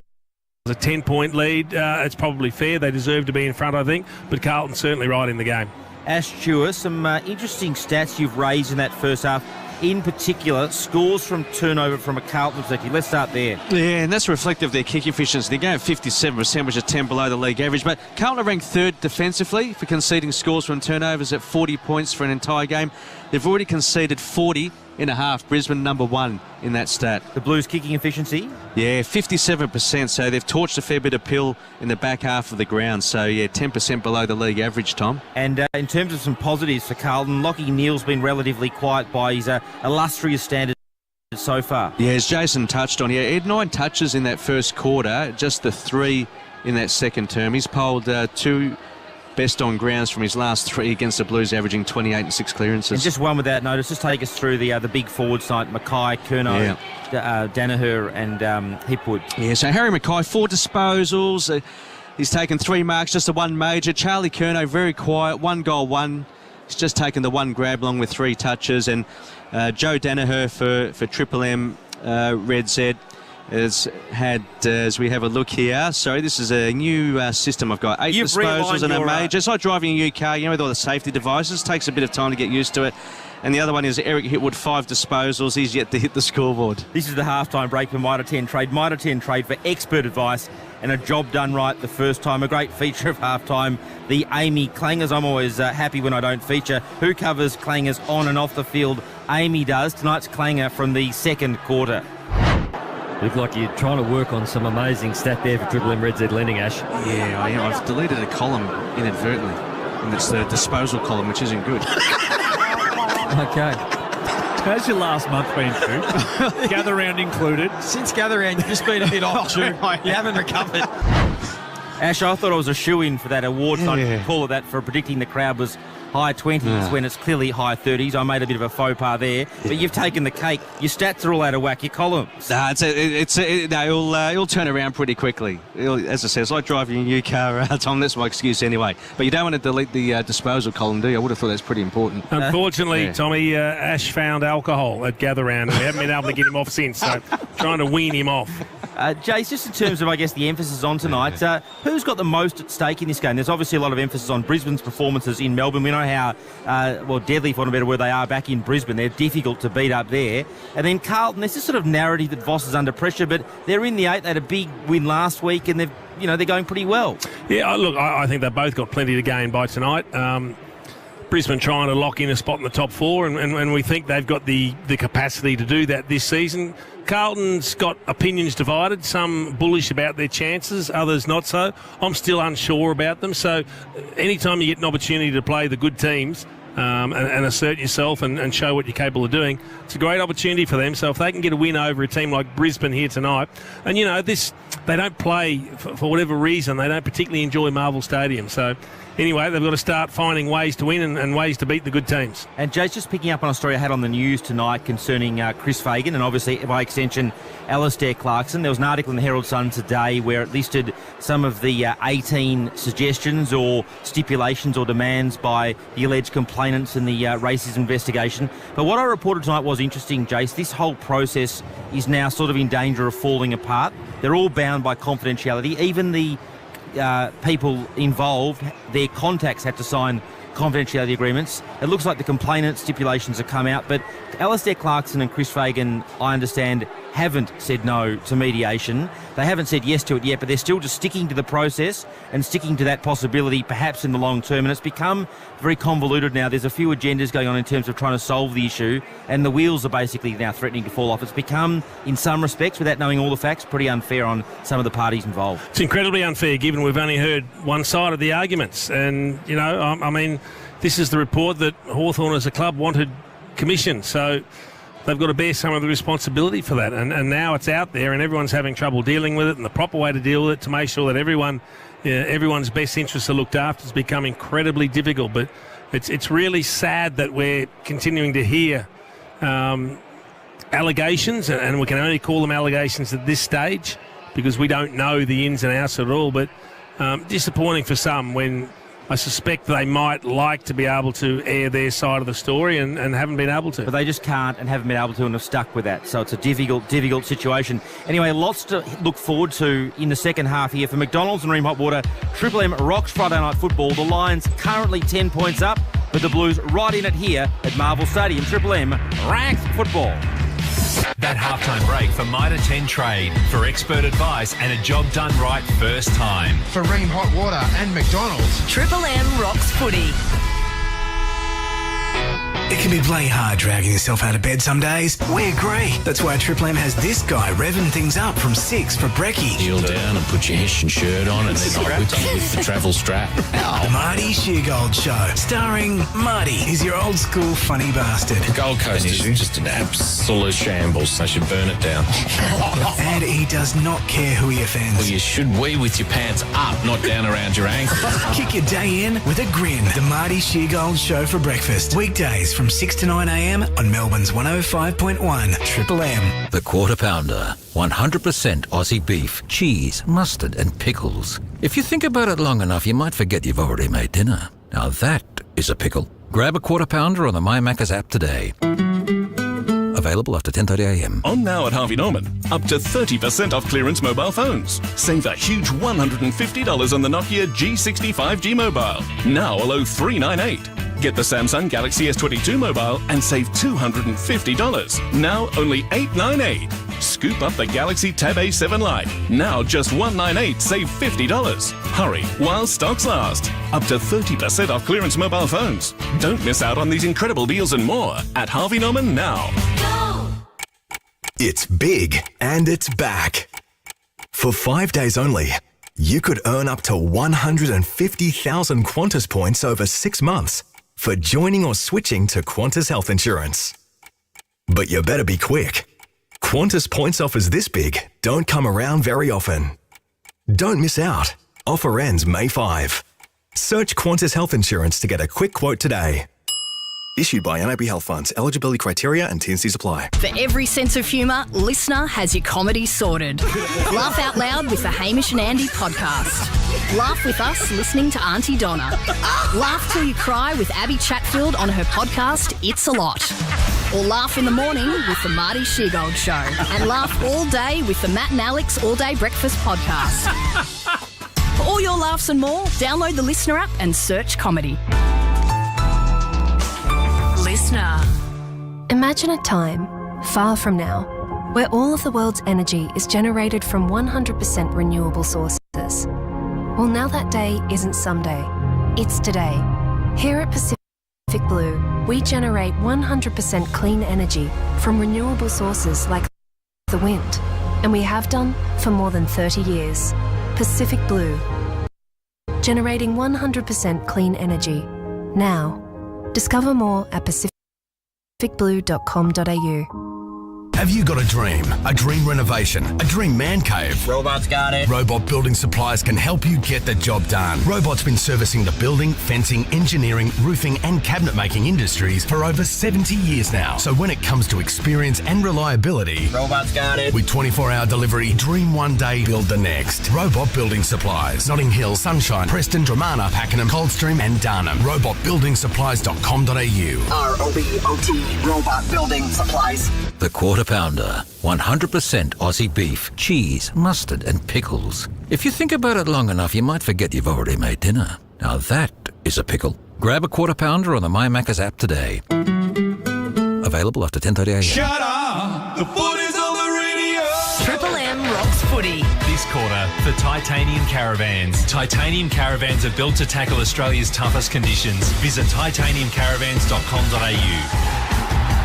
Half-time at Marvel Stadium, the Blues up against the Lions, and the Lions are leading by 10 points, 7-7-49 to 6-3-39. Got two of the best in the back row for Bob Jane teammates. We've got Tom Brown down on the boundary line, but Chief and Daisy, there's a fair bit of football to go. This is the first game, and there's some massive games tomorrow, in particular.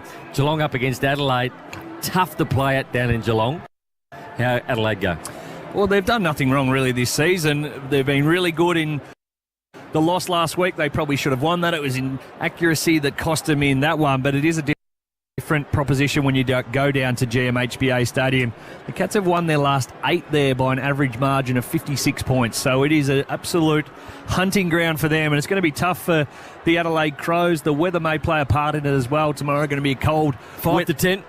Windy day. So if they play the type of footy they play, though, Adelaide Oval at night can get slippery. If they're bold with their ball movement, not the biggest ground, Adelaide Oval either. So I think they're certainly well in it, but they're given absolutely no chance in terms of a favouritism that is certainly skewed towards the Cats. The Giants take on the Bulldogs at Manuka Oval, Chief, and obviously Toby Green might not be playing. He might be out of that game, but I thought the Giants were a huge chance with him in, but if he's out, I can't see them winning. It's a big one, isn't it? I mean, that would sway most people's decision, I suspect, Brandon, because it's like a 50-50 game. I don't particularly rate the Giants, but you've got to give them credit. They've been competitive in most games, so they haven't been blown away. And the Bulldogs haven't hit the levels that most people, or a lot of people at least, thought that they might hit this year. So they've been a little bit disappointing as well, both sort of fighting for their identity at this stage. So it's very much a 50-50 call, and a lot hinges on the Toby Green fitness factor. Tough for the Perth teams at the moment. Fremantle expected to be top 4 this year. They take on the Hawks. The mighty Hawks. If they lose this game, it'll be all hell to pay at Fremantle. Yeah, well, and then they haven't really got anything going this season. So the Hawks are certainly in this up to their eyeballs. Whether or not they want to win, it's probably a different question altogether. But what are you suggesting? I'm suggesting that it's probably in their best interest to be really competitive and not winning. Two big games on Sunday. Port Adelaide up against the Bombers. Both sides have been pretty good. Going to let that go, what he just said. I think it's an indictment on the Hawks, mate. Pretty reasonable. They are having a crack each and every week. They absolutely are. Developing. Absolutely.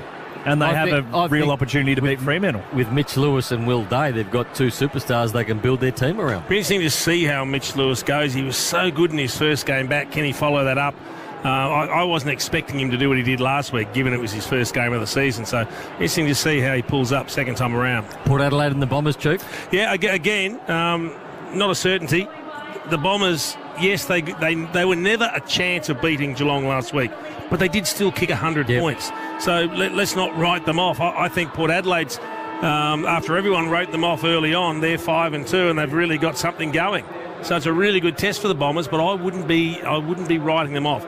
I think they're playing a much better brand of football than we've seen in recent seasons.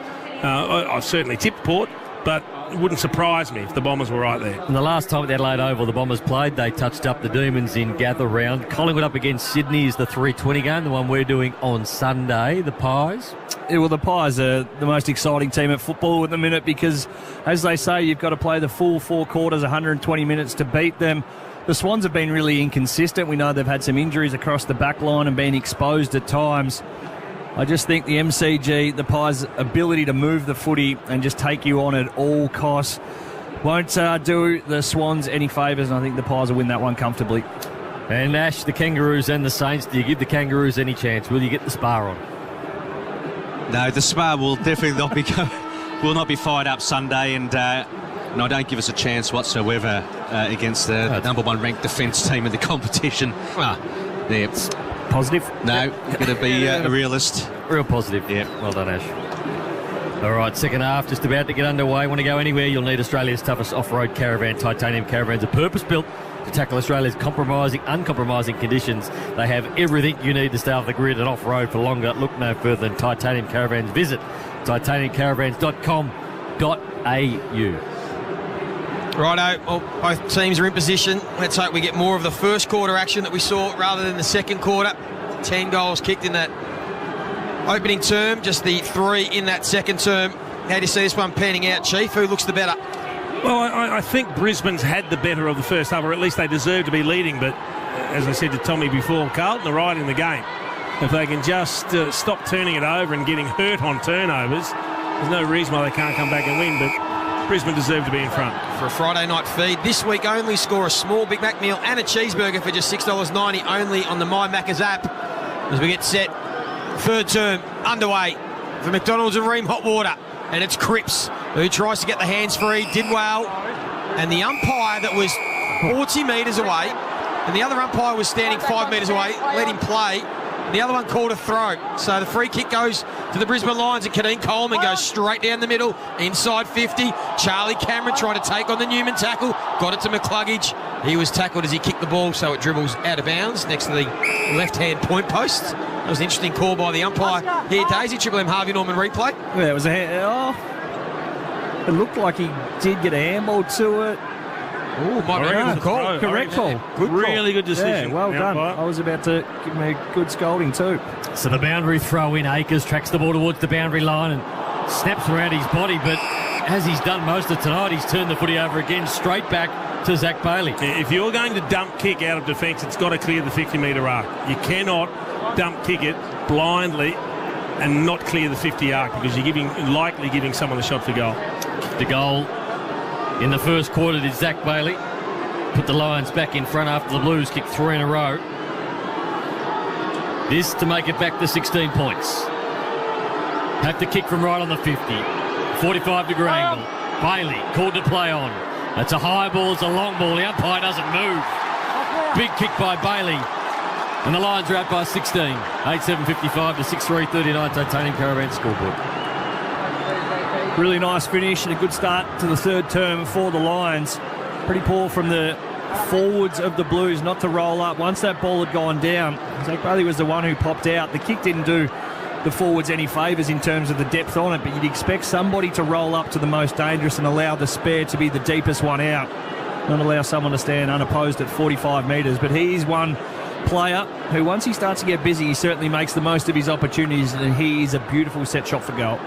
Triple M Red said 33 out of the 46 points from turnover for Brisbane have been in the front half of the ground. The AFL average is 27 for an entire game. I think they broke a record last week, too, as well, the Brisbane Lions, scoring from turnover in their forward 50 against Fremantle. So they've backed it up again.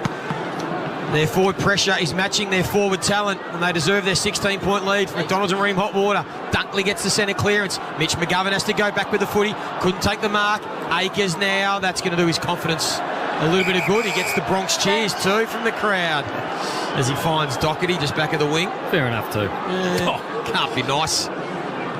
So Doherty back of the wing along the boundary line towards Silvani and Mackay. Both flew. Brisbane stayed down. One of them was Leicester, taken in a tackle. 55-39 is the score. Early stages, third quarter. Good, healthy crowd here. Of course, majority the Blues fans. Holding the man, Brisbane. McCluggage. Another free kick paid from the out-of-zone umpire. And again, it's going to go the way of the Brisbane Lions. McCluggage held before he took possession. Again, it looks like another pretty fair call on the Triple M Harvey Norman replay. Up to 30% off clearance mobiles now at Harvey Norman. Hurry while stocks last. So half-back flank, outer-side Marvel. Low spearing kick's a good one. Finds Dunkley just inside the boundary. Centre wing. Danaher and McInerney are about 55 metres away from this one. Kick's going to go in that direction.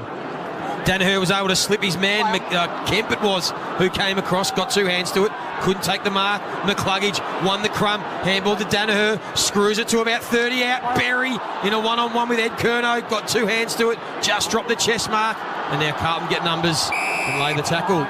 Did all the right body work, Berry, and then just dropped the mark, as you said, Joey. Another opportunity gone begging. So 30 out from the Brisbane goal. They can kick a goal here to be a game-high lead. Charlie Cameron wrapped up and ball it up again. I reckon McInerney's having a real impact in this game too. Around the stoppages, doing his own clearance work, getting lots of tap-outs. He's been strong, hasn't he, Chief? Charlie Cameron tracks the ball. Berry, top of the square. Carlton with the numbers. And Lewis Young takes the mark. Stand, Jack. Really well, leading behind him to keep out Danaher. Now the wrap around the back from Sard. The crowd want him to kick it so they can go off. And they do. Not his greatest kick. It's out of bounds on the full. It was well done by Charlie Cameron, though, to not overcommit to draw the handball. The pressure's been good, Charlie Cameron. He's been very good. It'll be Starcevic who's going to kick it to the point of the goal square. Rayner's going to fly. Lewis Young stood his ground. Strong mark. Joe Danaher has got to get out of his own head. He's playing for free kicks. He's claiming he's being held. He's talking to the umpire, not making a contest. So Sard again gets the handball receive. That's a better kick, and it gets out to the back to Charlie Curnow, who has runners. He ignored them and then kicks the ball himself, although it still might work because there was a fumble from young Wilmot. But then he goes and cleans up his own mess, tucks it under the arm, and then goes towards Joey Danaher. Well done, young man. Good individual effort. And this will set up Joe for a shot for goal, 40 metres out. Slight angle favouring his left foot. Become a regular Darcy Wilmot. Got to love the way he attacks the footy. A little bit raw still, but he just has a crack and he's got leg speed.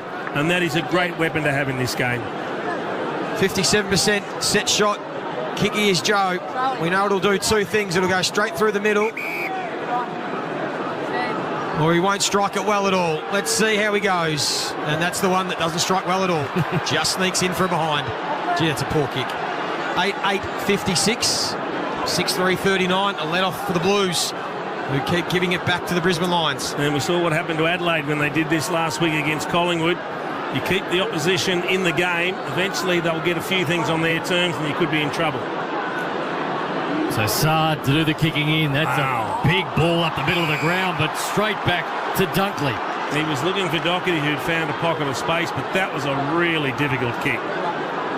This is where we see the Carlton defence in the first quarter and the second turn. They just fall asleep. So all high alert here, knowing this is right on the range for Dunkley. Carlton been butchering the football all night. He goes at pretty much 50% for his set shots as Dunkley. directly in front. He'll kick from the paint on 50. Leans back on it and puts it out wide. Really wide. So wide. It was out of bounds on the full. A couple of moments ago, Charlie Kerner got the ball down here, Daisy, and he just needed to turn around. He had the whole ground ahead of him. Elected to go back through traffic and had to get through about 3 players and then was behind all the traffic. Yeah, it was an interesting decision. That was the resulting play that allowed Wilmot to come through. Just trying to force it a little bit here, the Blues. So Doherty understands that, keeps it long and safe. Carlton getting numbers at the contest. Hewitt got the crumb, but the handball went to Pitnet. Made it hard for him. Who's going to win this ground ball? It's McCluggage again, having a really good game. Squeezes it out to Dunkley, who throws it on the boot, and it trickles out of bounds next to the right-hand point post. Really ramping up the pressure here, Brisbane. The Blues, you feel like they're just holding on. Time in forward half this quarter, Chew. Triple M Red said, well weighted in favour of the Lions. They're going at 84%, inside 50s, 5-zip. And now there's been a free kick before the ball up. And it's going to go the way of Lockie Neal. Newman, I think it was, Joey. Yeah, it was Newman. Neal went to block for Charlie Cameron. Newman bowled him over. And as I said, he's been getting away with a bit this year, Nick Newman. And he was pinged that time, and the superstar Lockie Neal will have a shot from about 35 metres out, 45-degree angle. You spoke about Danaher just needing to play the ball before Chief. We saw in the first quarter Charlie Cameron looking for free kicks, but after that he went away from that. He started going back and trying to block for the big boys, trying to do something to come out of himself. We see on that occasion Neal came to block for him, and in doing so Newman gave away the high free. Eventually you think the Lions will make them pay, and not even the Brownlow medalist can. He misses. Oh, you can see the concern. Coach's box, Army Norman replay screen. Chris Fagan knows how important these misses are, or might be, in the overall scheme of things. Cannot get the ball out of their defensive 50 at the moment. The Blues are under pressure again. Chincotta handball. Lewis Young chips the ball, sets a task for his teammate, and he marks it in Newman. 18-point lead to the Brisbane Lions. It was 10 at half-time. Newman looking for Cripps. He's got 2 to beat. Dunkley coming from the side and read it well. Took it away from him. Just not on the same page at the minute, the Blues. They're forcing it. They're trying to take on risky kicks, risky handballs. They got 0 run at the moment. Rain a bit of the flyer. Ball popped out the back. The Blues under pressure again. Danaher went one way into the other. Handballed it out the back to Walsh. Walsh got it to Akers. Akers short ball, and he finds his teammate, but he's wrapped up. And Lewis Young will have a ball up, still inside forward 50 for the Lions. Lead by 18 points, and they just lack run at the moment, the Blues. So ball thrown up, 45 out, Akers again, taking in a tackle, shovels it out, Doherty, Brisbane's forward pressure's been good, Doherty again under pressure. Now Chincotta, Chera, Newman, look at Brisbane swarm, Akers almost hits the roof with his high ball just outside the 50. They need a mark, Carlton. They can't find one. Brisbane have the numbers. Starcevic could have been holding the ball. Well done, Honey. Got it back to Akers, who has to use the handball in Doherty. Back to Akers. There was nothing forward of the ball. He's taken in a tackle, but the Blues will actually take that because they'll get a stoppage in neutral territory on centre wing, and they can reset the field and see if they can get the ball in their forward half. It was actually a really good decision there not to release the ball. Harris Andrews had just parked himself. He was the only man ahead of the ball.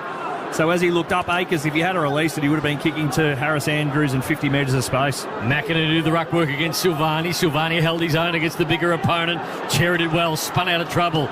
Akers, handballs are back to Sard. Sard from half-back, low little ball, and he finds Walsh on centre wing. Marks it on his chest. He looks up. He's got Doherty in the middle, screaming for the football.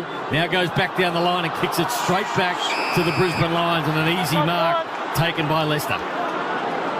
He's another one that's usually a good decision maker and good kick, but he's butchered it a couple of times tonight, Sam Walsh. Now their methods all at sea again here, Blues. Free kick to McInerney. Arm chop. Just cannot get the ball in their forward half. Can Brisbane make them pay? McInerney's going to kick it into the pocket. Danaher is in this contest. He flies early. Lewis Young stood his ground, Wiedering all over him, and he'll get the free kick, Wiedering. He was taken down. 50-metre penalty. We were watching. 50-metre penalty to the next umpire. And there'll be 50. You can hear the umpire exclusively mic'd up for penalty. It's a push Triple M. back and a 50-metre penalty up there. Not sure if that was against Joey for saying something or because the Brisbane players kept playing the footy. It was against Rayner, the free kick. And now Wiedering. He's inside the centre square. goes wide to Ed Curnow. Charlie Curnow leads for him, and he'll honour that. Has to honour the little brother. And he's going to wheel from 60. He won't go for home. He's one of the best field kicks in the comp, Charlie Curnow. And he finds Honey on a lead, 35 metres outside angle. That's where all those misses at one end come back to haunt you. The opposition go down. You get a chance to narrow the gap to just a couple of kicks. He's kicked the 9 goals in game number 16 for Josh Honey. Can he make the Brisbane Lions pay for all their inaccuracy? He'll kick from 40. He also misses. That's a shame. That was their first entry inside 50 this quarter. What an opportunity that was to just stay in touch when they've been dominated in the territory battle. That's 12 and a half minutes played. They trail by 17 points, 57-40. Turn it over the Brisbane Lions. McGovern, left foot into the pocket, a bouncing ball coming out with Honey. But he was tackled, lost the football. Opportunity still for the Blues. The ball bobbling around just outside their goal line. Durden tackled to the ground, will have a ball up with Harris Andrews. Gives them a chance to set up behind the footy here, the Blues. Get that structure that they've lost in the first 10 minutes of this third quarter. Give them a chance to set up. 17 points down. They badly need a goal, and the ball's out of bounds. Silvandri throw in halfway through the third term. 57 plays 40. Titanium Caravan scoreboard. So the Blues haven't been inside 450 all that much in this third term. Ruck work done by McInerney and Silvani. McInerney won it. Socker the ball forward. Chera picked it up, then dropped it. Went back, got it. Kemp. Kemp with a left foot ball. Umpire said play on. And they just dropped it out there. Then I'll be holding the ball against the Blues. How many clearances has McInerney had, please, Ash? He seems to be taking a lot out of the ruck and kicking him himself. Spot on. He's had 9 clearances for Red Z. What's the record for a ruckman, Ash? Paul Salmon. At 22. Yep. Yeah, we did that stat, didn't we, Chew? Brisbane all of a sudden go coast to coast. They get it inside 50. It spills out the back to Charlie Cameron, and that says good night. When he gets goal side, it's all over. Nick Newman, Daisy, you saw him, he threw his mouth guard in disgust before Charlie Cameron even kicked the goal.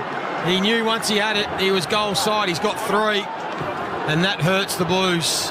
It's 9-9-63. Carlton 6-4-40. 23, is that a game high lead? 23 points? Spot on, Joey. Halfway through this third quarter. Triple M Titanium Caravan scoreboard. Tommy Brown, Bob J. T-Marts. Well, Pitnet is okay, but Jacob Wiedering's just come off with a sore right elbow. He's just showing the doctor, so hopefully that's okay. He's just going to have it inspected now. It was smart by Jack Gunston, wasn't it? I mean, he is ageing and he's had a bit of a brain fade in the first quarter, Chief, by missing the football, but outside that, he's had a couple of smart moments in this game. He has. I really liked Nick Newman's reaction, and at least he didn't waste any energy chasing. Because once Charlie was goal side, he was off to the races, gone. Used it all in throw in the mouth game. So the Lions got the only 2 goals in this term. They've kicked 4 of the last 5. The Blues need an answer in the middle with Doherty. And he was wrapped up, and the umpire almost pinged him, but he didn't. Ball up. Looked like he had an opportunity to get rid of it. So jumping all over the top of Pitnet was Danaher.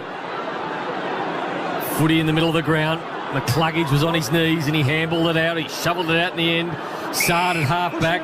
But the football, going to be a free kick to the Blues. It's going to go back to McGovern at centre half back. So the Blues need to move. They need to run. They need to carry. They've got nothing at the moment. McGovern looks left. He looks right. And there's no one to kick the football to. So he's going to have to go to a contest. Silvani offers up a lead. Elevates himself, couldn't mark it at the front of the pack was Newman, just tumbles the ball forward. Leading in the race for it was Payne. Payne picked it up with a right footer down towards half forward. Gunston at the back, worked his way to the front. McGovern picked the footy up. Kemp, this kick needs to be good across the face of goal, and it's good to Doherty. Doherty has Cripps in the middle, now they've got a bit of run. Can they work it through the Brisbane defence? Wide to Honey, had to go to his knees to take the mark. Brisbane now able to get back. So Honey just pokes it wide, a one-on-one. Mackay and Andrews. Well done, Harris Andrews. Won the contest, didn't take possession, let it go out of bounds. But that's as good a win for the defender. We'll have it thrown in 68 from the Blues goal, Chew. Just the combined kicking efficiency with some of the Blues mids in Akers, Chera, Walsh and Cripps are going at 49%. Sam Walsh at 25 tonight. Good start, Chew, man. Red Z Lending, loans for the self-employed, REDZED.com. That's been obvious from here The kicking of the Blues, Joe Danaher out of the ruck. Kicks a low torp that goes about 60 metres. Gets to Hipwood.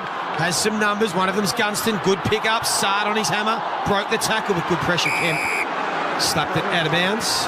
Out of side Marvel, centre wing. Carlton fans getting right into this one. They're sensing that they're under a bit of pressure here. They were on 31 points at quarter time. They've kicked 9 points in a quarter and a half under the roof at Marvel. And they trail by 23. Under enormous pressure. What are the inside 50s this number, Ash? Triple M Red Z. Well weight in favour of the Lions, 8-2. 8-2 inside 50s. Triple M Red Z leading. The Blues go to half forward. Charlie Curnow launched himself at it, couldn't mark it. Picking the ball up was sharp. That was clean. To half forward, the kick goes. Only Lewis Young is back there to get a free kick too high by Hipwood, who can't believe it. This looks hard done by Hipwood. So Lewis Young. Charlie Cameron, he's not far off getting a free kick off the ball. Nick Newman, he's pulling the jumper now in desperation. It's starting to parachute a little bit. The outer zone umpire there put the whistle to the mouth before the other free kick was played. Doherty started forward. He's been moved to back. So Doherty goes to the outer side, the train line side, looking for Cripps. Can't mark it. Front of the pack was Ainsworth. He's left-footed, inside forward 50, looking for Hipwood. Can't mark it at the front of the pack. Gunston read it beautifully. One-on-one. Newman and Cameron. Cameron's done him again. 4 for Charlie. And it's a big lead now to the Brisbane Lions. 29 points. 69 plays 40. You called 6+ pre-game days. He's got 4, looking good. Those one-on-ones, you feel for Nick Newman, don't you? There's nothing you can do. Unless you're in the A1 position and you can actually physically body Charlie out of it and take the mark yourself, even if you halve the ball, bring it to ground, his ability just to pounce and then get you once it does hit the ground. But even on this occasion here, his body work and use of it against a bigger opponent, A1, straight back on the ball. Harvey Norman replay. Too good. He's come straight off for a spell after that too, Nick Newman. Not overly thrilled as he ponders things on the bench. He must be really good in the gym, Charlie Cameron. It looks like he's got that power, doesn't he? The way he's built. And he's looming large now. 4 goals, 29 points. It's going to be tough here for Carlton. They've got to change something up for McDonald's and Ream Hot Water. Lockie Neal with the centre clearance. Goes wide to half forward. Akers tracks it. So does Zach Bailey. And he almost broke the Akers tackle. Couldn't quite. Out of bounds. Well, it's Charlie Cameron in relation to the Coleman medal, Ash. Charlie, I know he's not going to win it, but he's well up there. No, he is. He's 26 majors, and the current leader is Charlie Curnow. He has 31. It's a good effort. Behind. He's kicked 50+3 the last 4 years, Charlie Cameron. And he's certainly on track to do that again. Another clearance win to the Lions. McKenna. Kick towards half forward. Sard takes the mark. A long way from home, though. 20 minutes played, third term. Just the 1 goal since quarter time. Short to Georgie Hewitt. He's had a bit of the role on Lockie Neal in this game. Hewitt, again, doesn't have a lot to go to, so goes towards the wing. Silvani, been one of their best targets, takes the mark, read it best. 5 metres back. As Walsh running past, chose not to give it. Harry Mackay is forward of this. Kick goes in that direction. Sits on his head, though, so it spills to the back. Lester. Did he try and take on Honey in the tackle? Umpire let them play, and then Neal. First one there, pounces. And now a chain of handballs. And Starcevic will get it to Hipwood. Hipwood turns it, goes, going to be run down. Hipwood is going to complain again. Well, I don't know how he can complain because he's run 5 metres laterally. It has to be play on. He is complaining, though, Chief. And now the Blues. To half forward. They need a mark. They need something to happen, but only Harris Andrews in the way. Marks the football. Perfect example. Silvani should have given that ball before to Walsh on the run, and just to break it up, get that over line ball moving as the Brisbane Lions work at half-back. Starcevic. He's got players lateral. Dunkley's one of them. Buries forward to the football. Chips the footy. Stand. Lester. Kadeem Coleman comes off. We'll keep an eye on him. Get straight to the doctors. We'll get down to Tom Brown in a minute. Short ball finds Berry. Berry at half-back. The lead comes from Ainsworth. That mark is good, just in front of the benches. Outside 5. Slow build up from the Lions. He's got Oscar McInerney forward, and he wants to go there now. The biggest man on the field. He's got to beat 2 of them. elevates himself. Can't beat the two, but out the back goes Zach Bailey. The ball fell to him, and Zach Bailey kicks his third. 35-point lead now. And a bit of a laugh and a smile from the coach. You don't see that too often on match day. But he seems happy. Big lead. It's nice when things go to plan. If you're going to plant the big bloke forward in Oscar McInerney, kick it to him in the air. Let him compete. So he competes 1 against 2. He's not going to get outmarked. He is the tallest man out there. The ball comes to ground, and then you allow your crummers to go to work. And we know Zach Bailey's dynamite when he swoops on a loose ball anywhere around the forward 50. And he was off to town. He was off and gone. So now, critical time for the Blues. Must kick the next goal before this game gets away from them. Triple M Red Z, so scores from turnovers. The AFL average is 58% in regards to that score source. Well, tonight, 66 out of the 75 points for Brizzy have come from turnover, which is 88%. How much of that's been in the forward half? In the front half of the ground, 47 points. The AFL average is 27. Yeah. Pressure's been good from the Lions forwards. Very good. Has been for a number of weeks, and that's why they are looming large in this competition. They lead by 35 points. The Blues, they win this centre clearance. There's another ordinary kick from Walsh. Made it hard for Motlop, but went along the ground. Now Motlop and Wilmot both try and play a tug-of-war with the footy. Neither can take possession. We'll have a ball up.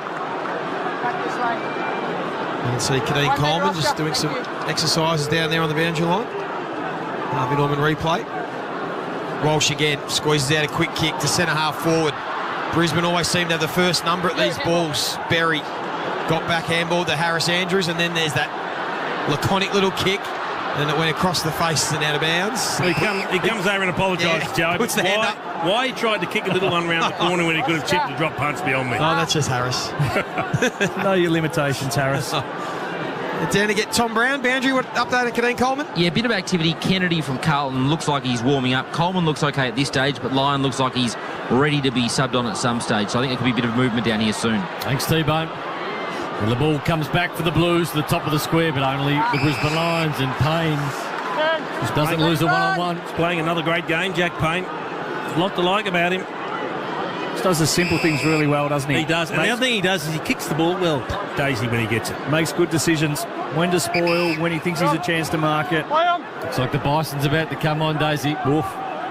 That hairline that's about to join up with his eyebrows. That's Matthew Kennedy we're talking about. Oscar McInerney's at ground level. He wants to be in the air, not down there. And the ball's out of bounds with a boundary throw-in. So Kennedy waiting to come on with Ed Curnow. Holland comes off. Curnow comes on. It's like Kennedy wants Chera to come off. And Dunkley and Cripps just grappling at the front of their stoppage. Boundary throw-in. High contact, Brisbane. And another free kick to McInerney. He's one of the best on the ground. I know Charlie Cameron's been brilliant, but this man has dominated like he did against Collingwood. Interesting if they do activate the sub, who's going to go off for the Blues? Tommy Brown will be all over that. Brisbane happy to chip it around. 4 minutes left in this third quarter. They've done the damage. They've kicked 6 goals to 1 since quarter time. Might be Lewis Young. It is. Yeah. Maybe just trying to get some run. Go a bit smaller down back. Kemp. He might play a bit taller. Got the fist in. McCluggage throws it on the boot. Here's a one-on-one. They've changed the matchup. They've now gone McGovern on Cameron. Well done, McGovern. Got it to ground. Gunston from the pocket just blazes away across the face of goal and bounces out of bounds. Throw in left forward pocket. Please hold the meter. Looks like now that was just what happened at that occasion. Newman's gone back to him now at this stoppage. And he's lurking at ground level here, Charlie Cameron. There he is, straight involved at the stoppage. Got the hands free, just taken in a tackle. And the Blues clear the defensive 50, but only momentarily. Cripps. Curnow, that's Ed Curnow. Kicks it on the ground. Charlie Curnow playing in front. Now they get some run and overlap. Harry Mackay's taken the mark. His first thought was to back off the mark. He had Silvani running past. And instead of handballing, he wants to kick it to him. And he kicked it to his shoelaces. And then Silvani kicks it straight back to the Brisbane Lions. Berry. And they turn it over. And they got numbers out, the Brisbane Lions, although McKenna loses his feet. So Conor McKenna. Good disastrous passage of play by the Blues where they're out. They didn't use the football, Berry. 2 minutes 40 to go. It's been a big quarter. All the Brisbane Lions have kicked the only 4 goals of the quarter. Since quarter time, they've kicked 6-1. The only Carlton goal coming to Motlop. So the Brisbane Lions is chipping the football around at the moment, standing up. Gunston at half-back. What are Gunston's numbers, Ash? Kicked a couple of goals. He certainly has. Jack Gunston for Triple M Reds. 11 disposals, 4 marks. Done his job so far. Looking for Hipwood. Elevates himself at the front. 1 bite, 2 bite. Marks the football. He's on Sard. Sard couldn't go with him inside forward 50. The ball got out the back. Charlie Cameron tapped it out. Bailey again. He's got 4. Cameron's got 4. And it's a procession. 41 points. The Lions have kicked 5 around this quarter. And it's a massive margin. Starting to look nervous down back the Blues, Days. They certainly are. Just the weight of numbers. It was always going to give at some point if they weren't able to get the ball up and take the most of their opportunities. Just the weight of ball that's going down, as we see on the Harvey Norman replay. 2 minutes to go in the third, and that's enough for some of the Blues fans. They've packed up. They're out. They are out. They are on the train, and they are had enough. And it has got pretty stinky pretty quick for the Blues in this one. But it always felt that way if they could just convert, and that's what Brisbane has started to do. And I don't reckon there are many better in the competition at attacking a crumb at full speed. Zach Bailey, he hits it beautifully. He reads the play well and normally handles pretty cleanly too. Looks like Sard's now going to go across to Charlie Cameron, who's given Nick Newman some headaches tonight. Well, it's been pretty poor by the Blues. Only 2 wins in the last 5 weeks have been against North Melbourne and West Coast. Other than that, they've looked pretty average, and they're really struggling here. Brisbane all over them. They smell blood, and we know they can pile on us, score the Lions when they want. Quick kick from Dunkley, marked by Newman. He's had his hands full, and then he just squeezes one to Hewitt. Minute 30 left in this quarter. Brisbane by 41. Chincotta. Wide. Kennedy's come on as the sub. Good contest from Payne. That was Leicester, in fact. Came off his man, got the fist in. Now the Bison trying to get the handball forward. They get some run here. Doherty. Silvani's got some time and space. Runs to 50. Won't blaze away. Looks for Charlie Curnow. Strong hands in front of Payne. And he'll go back and have a shot for goal. 30 metres out. Just 5 metres in from the boundary line. On the wrong side for his right foot, but we know he's a beautiful set shot. Is that a one-on-one loss, Brownie? I don't think that counts as a one-on-one loss, does it, Ash? Don't think so. On the lead? No, at least if you can kick a goal here, you kick the last goal of the quarter, get inside 6 goals. You give yourself some faint sniff. Just the 1 goal, 1 and 6 disposals for Charlie Curnow tonight. Can he make something happen? Nope. Just sneaks through from behind. 6-5-41, 12-9-81. Inside the last 30 seconds of this third term, Triple M Titanium Caravan scoreboard. Titanium Caravans built to tackle Australia's toughest conditions. Visit titaniumcaravans.com.au. The kick in comes to Lockie Neal. They'll be happy to just chip it around at the moment to Starcevic and wind down the clock. It's been a big quarter of football. They've kicked 5. And it's all been Bailey and Cameron. Bailey's kicked 3 of them. Cameron's kicked 2. They've both kicked 4 each for the night. Chipping the footy at half-back, and he finds Berry. Berry to Danaher, half-back. So the siren will go. The Brisbane Lions out to a big lead at 40 points the margin at three-quarter time. As the boos go around the crowd from the Blue Baggers. They're not happy with what they're being served up at the moment in that third term, as their side trails by 40 points at home at Marvel. 12-9-81 the Brisbane Lions. The Blues are 6-5-41 from McDonald's Room Hot Water. Triple M rocks footy. That quarter for Titanium Caravans. Titanium Caravans are built to tackle Australia's toughest conditions. Visit titaniumcaravans.com.au. For McDonald's, Triple M rocks footy. for a Friday night feed this week only, score a small Big Mac meal and cheeseburger for just $6.90, only on the My Macca's app. The Legends return for another massive Saturday. Huge show coming up. Triple M's Dead Set Legends. Joey Montagna, Jay Clark, Kath Lochnan and Limo. These legends have got you covered with all things sport and some other stuff. The official word from Kath, if you're over 11, leave your jumper at home. Triple M's Dead Set Legends. Tomorrow morning from 10 on Melbourne's 105.1 Triple M. Make it look easy with Sportsbet. What are you really gambling with? You don't have to exhaust yourself at the gym to put your health first. You could ditch the work emails after hours. Put more good stuff in your mouth. Even just drink more water. Whatever health first means to you, NIB is here to help you live it. Enjoy discounts on popular health and wellbeing brands. Have helpful tools and services at the ready. Even earn rewards for healthy living. So what are you waiting for? Start living health first and join NIB today at nib.com.au. T's and C's apply. Arm yourself this flu season with Amcal, your vaccination destination. With pharmacies Australia-wide, there's a participating Amcal near you with expert pharmacists and private consultation rooms. To book your flu vaccination, search Amcal Flu. The Super Rugby Pacific is now streaming on the home of rugby, Stan Sport. In round 11, can the Rebels claim a win over the Brumbies? Kicks off Sunday from 2 p.m. Here we go. Hardwick score! The only place to watch every match, ad-free, live and on demand. On the home of rugby, Stan Sport. Start your free trial today at stan.com.au/sport. Hello, Frank Walker from National Tiles. National Tiles' famous once-a-year May Mayhem is the biggest and best ever. Spend $5,000 and we'll only charge you $3,800. Or spend $10,000 and we'll only charge you $6,800. That's right. Spend $10,000 and we'll only charge you $6,800. Don't miss the biggest and best National Tiles May Mayhem event of all time. So rush into National Tiles now and save.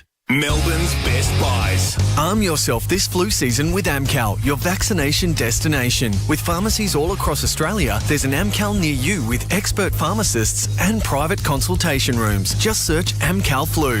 Best buys. iPhone 14 Pro Max. The Pro camera system gets massively more pro. Now with an incredible new offer at Vodafone.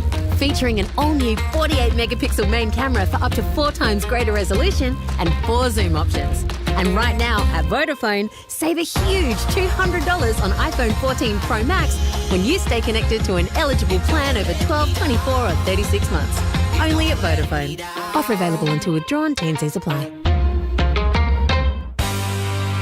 Go your own way with confidence thanks to Isuzu Youth Service Plus. Service Plus is our comprehensive care package, providing you with complete peace of mind when owning an Isuzu D-Max or MUX.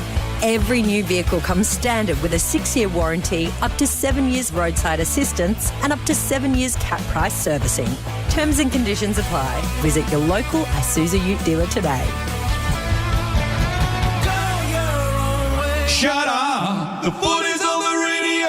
Triple M rocks footy. This quarter for Beacon Trade. Beacon Trade's here to partner with your business with a huge range of lighting, fans and electrical accessories. Beacon Trade, let's make light work. McDonald's and Ream Hot Water, Triple M rocks footy, and the Brisbane Lions blew that game apart in the third quarter. It was a 5-goal to zip third term.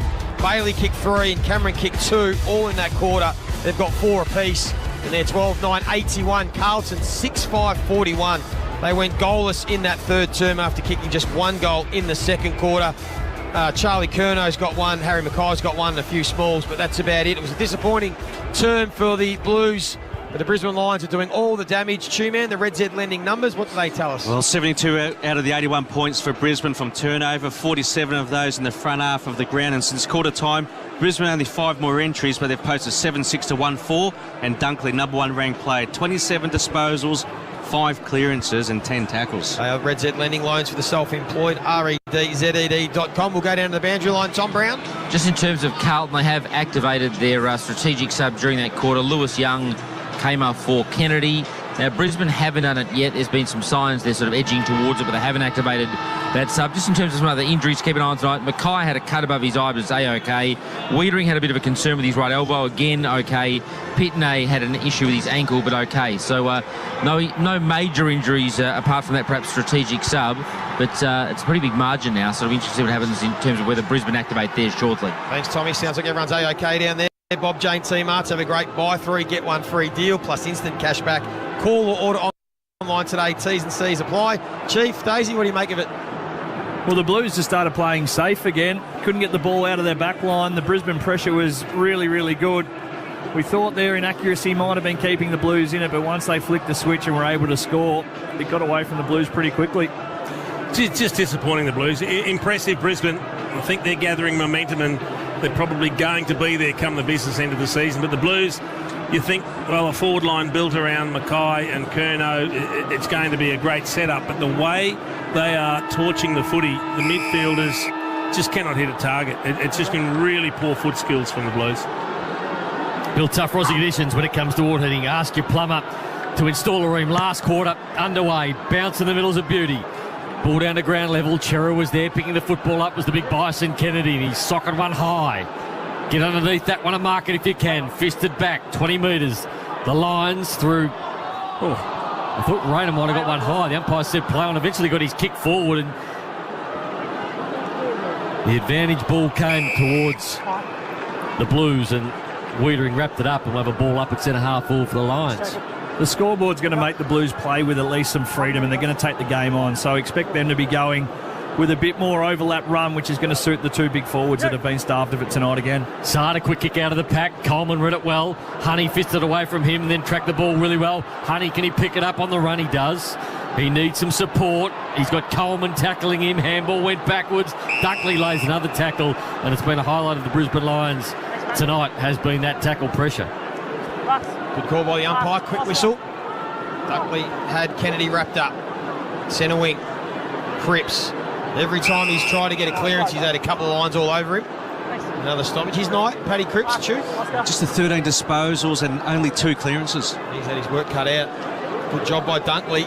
Certainly had the better of that matchup as the ball up now goes out of bounds. Still on centre wing, out of side, throw in. Chew, man, did I read coming into this one that the Lions were last for tackles? We're all over it, Daisy. Spot on, averaging 48 per game. They're already up to 65. Working beautifully in the back row. Triple M C-Bus super special comments. Dale Thomas, Jace Dunstall, C-Bus super. It's one of Making those, hard work pay off. I was going to say, Jace, one of those stats that gets highlighted during the week. All of a sudden the coach is going to say, guys, we're last for tackles, and everyone goes into tackle mode. And you go through the roof, but it's fantastic when they do it. Tamanru throwing. A slow start to this last quarter. No score yet. Walsh at ground level. Sharp's been okay. And the ball wrapped up again by Ashcroft, and we'll ball it up. He has a go, Sharp. 182 centimetres, 76 kilograms. Not a whole lot of him, but he's having a crack. Coleman beaten to it. Hollins inside forward 50. The Blues go. They need a mark. They need a big start this last quarter. Curnow, can he give it to them? But the ball just got away from him. He tried to drag it back in, but it just kept rolling through for one behind. 6-6-42. The Brisbane Lions are 12-9-81. Early stages of the last quarter. Beacon Trade scoreboard. McKenna goes in short to Ashcroft. Out. Outside 5, play on. No one mans the mark, so he runs, takes his 10, and then just goes straight down the middle towards Hitwood, but line out Pitnet. Behind McInerney. Just back of the centre circle. Move it on, play on. Doesn't again have a lot to go to, so wants to go to Cripps in a one-on-one. He was held by Dunkley, will get the free kick. Slipped over Dunkley, figured maybe give away the free kick so that Cripps can't mark it, play on and hit inside 50. So probably not a bad free kick to give away in the end. And slows it up, allows Brisbane to get plenty of numbers back in defensive 50 where this kick goes. Charlie Curnow got the fly, got his hands to it, couldn't bring it down. McInerney trying to do the crumbing, that's not his go. He's on his knees. Right throw, give him. Ball up. You did too, mate.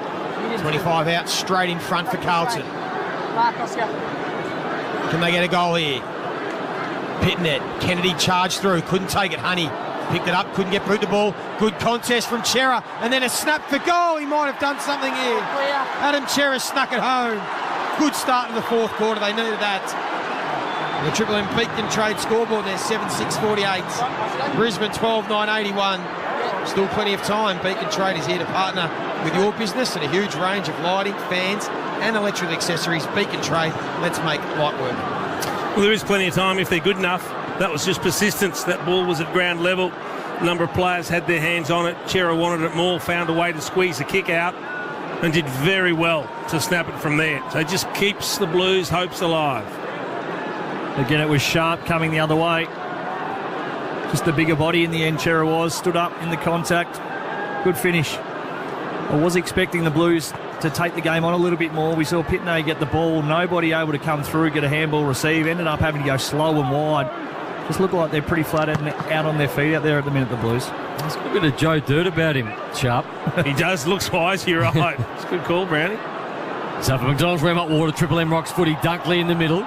Thought he got one high, the umpire disagreed, we'll have the ball up. He's good with his lookalikes, Jace. He gave us Johnny Lawrence, was it, from the Karate Kid? Yep. Oh, yeah. Mitch Nevin. Cobra Kai. For Nevins for Geelong.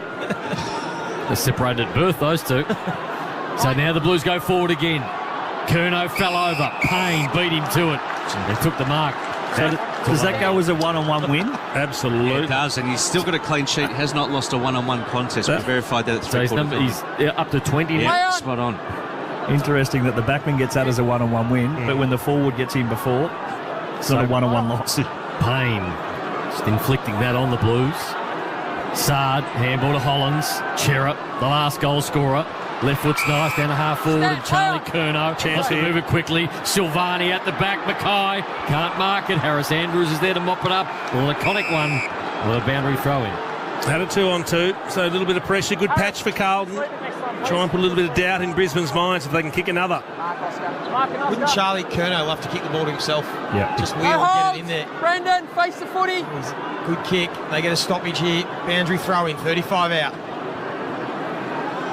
Neil spins out of trouble. He might have thrown that. The crowd thought he did. Umpire let them play. Berry. Holding. Wiedering. Yeah, kick goes towards Wiedering. There you go. So another chance here for Carlton. They'll get a couple of repeat stoppages, or repeat entries, I should say. Short to Chera. Having a good game. Cheery man, Adam Chera. 26 touches and a major. He's had a couple of good weeks now. He looks lateral, and in the end he's going to wheel and kick it towards the top of the square. McInerney's there. Silvani picks it up, snaps around the body. He couldn't quite. Payne takes the mark. Is that a one-on-one win shoot? Last line of defence. Being good again, Payne. 33-point the margin favourite of the Brisbane Lions. Early stages last quarter, played about almost 7 minutes. Rayner went for the double grab it, couldn't take it down. Walsh, handball back to Sard. Sard wants his left foot, and he got it to half forward. And just outside forward 50, Silvani takes the mark. This is better from the Blues. They need to be able to score. They need to put scoreboard pressure on. Kick into the pocket looking for Curnow. He'll have a run and jump at it, but too many Brisbane Lions players back there fisted the ball away. Through for a rush behind. 7-7-49 the Blues, 12-9-81 the Lions. They do need a goal, Brisbane. They're just showing signs of nervousness. A good 3 or 4, 5 minutes from the Blues. 6 inside 50s to 1 to start this fourth quarter for Carlton. Brisbane very cautiously just take 2 chip kicks and still inside the defensive 50. And that's the thing that will play in the Carlton's hands if they get very slow and predictable. And this kick does just go along down the line. Kemp got the fist in. McCarthy tried to get the crumb, had Berry along the boundary line. They do it pretty well, got it to Hitwood, and now Bailey. Can he step around a few Blues? He lost the ball. Could have been holding the ball. Umpire said play on, and then Chera on his left boot. That's a good aggressive kick. To centre half back to Newman, who also pulls the trigger on a kick towards Kennedy. This is better. Doherty wanted inboard. He went outboard to Charlie Curnow. Getting a bit of footy now. Harry leads short. Up here. Reversal. It's going to be reversal against Harry Mackay. Yep. Free kick down there, but it's paid here. Holding against Harry Mackay. Anyone see what that was for? Just slung Harris Andrews off the footy. We take it with the Harvey Norman replay. Jack! Just holding it. Pulled the jumper. Jack! Sign Jack of desperation from Harry Mackay. Things that Harris does. Collects the ball. Ball marched 40 metres ahead of him, so he kicks a mung torp to his teammate. Catch this. Play on! It goes back to Payne. So the ball went back to where the kick was, not where the free kick was. As it favours Brisbane. Long down the line. Carlton starting to win these contests. Sard, but again the pressure from Charlie Cameron. Very good. McInerney, chain of handball, sharp. High kick. Will land about 50 metres out. Holding, Carlton. Free kick's going to be paid to the Blues. That's Wiedering. And some Carlton players are queuing up at centre half back. One of them's Doherty. He thought about it, didn't want to, and then went lateral back to the goal square to Newman, who's had his hands full with Charlie Cameron tonight. He's got 4, so does Zach Bailey. Gunston's got a couple. And again, not much on for Carlton. They've struggled to get out of their defensive 50 all night. Kick long down the line from Hewitt. Plenty of numbers for both teams. Who's going to win this hard footy? This is the ball you want to win. It's Lockie Neal, but his handball missed the mark and Carlton swoop on it. And it's Honey. Goes towards Durden. Couldn't take the mark. Well done, Ainsworth. Now another high footy. Carlton players fly very well done. Georgia Hewitt takes the mark. Hewitt got players in the middle. The harder kick was Cripps, but he elected the easy one to Chera. Chera's got the running machine in Sard. Sard short ball finds Ed Curnow. Forward to the centre. Ed kicks the ball onto the lead. Picked up by Durden. Nice ball. Got it out to Akers. Akers has got some room. He plays on. Gives the handball. Motlop. Goal for the Blues. Back to back. Breathes life into the game. Motlop's got 2. And the margin back to 26 points. 12-9-81. Brisbane 8-7-55. The Blues. Beacon Trade scoreboard. So they're just taking risks. They're taking off when they get the footy. They're using the corridor. They're being aggressive with their kicks. They're getting numbers forward. There were 2 or 3 queuing up in space in the forward 50. Brisbane have just got a little bit comfortable, a little bit predictable. And all of a sudden, this chaos football from the Blues is creating problems. I feel the frustration from the Blues fans is they look at this now on that passage of play there. They've connected the field the whole way. Yes, there was some risk in the kicks, but they weren't over. Like every target was on. They just executed their skills and they're able to get a really good look inside forward 50. When they go slow and passive, there's 20 numbers behind going inside forward 50 that they have to try and navigate instead of 3 one-on-ones on that occasion. You want to talk frustration? What about those Carlton fans that left if they come back and have a season-defining victory? Just the uncontested marks, 13-4 Carlton's way in this term. Clearances 5-1 to the Blues. McDonald's and Ream hot footy. McDonald's and Ream hot water. Triple M rocks footy. If they get the next one, it'll make it interesting. And Kennedy took the mark, going back with the flight. Can he find a mark inside 50? Goes to Curnow. Well done, Payne. Lurking was Hollins. Stripped of it by Sharp. Short kick. McCluggage kicks at the grass on the wing. Doherty be first to get it. Neal's bearing down.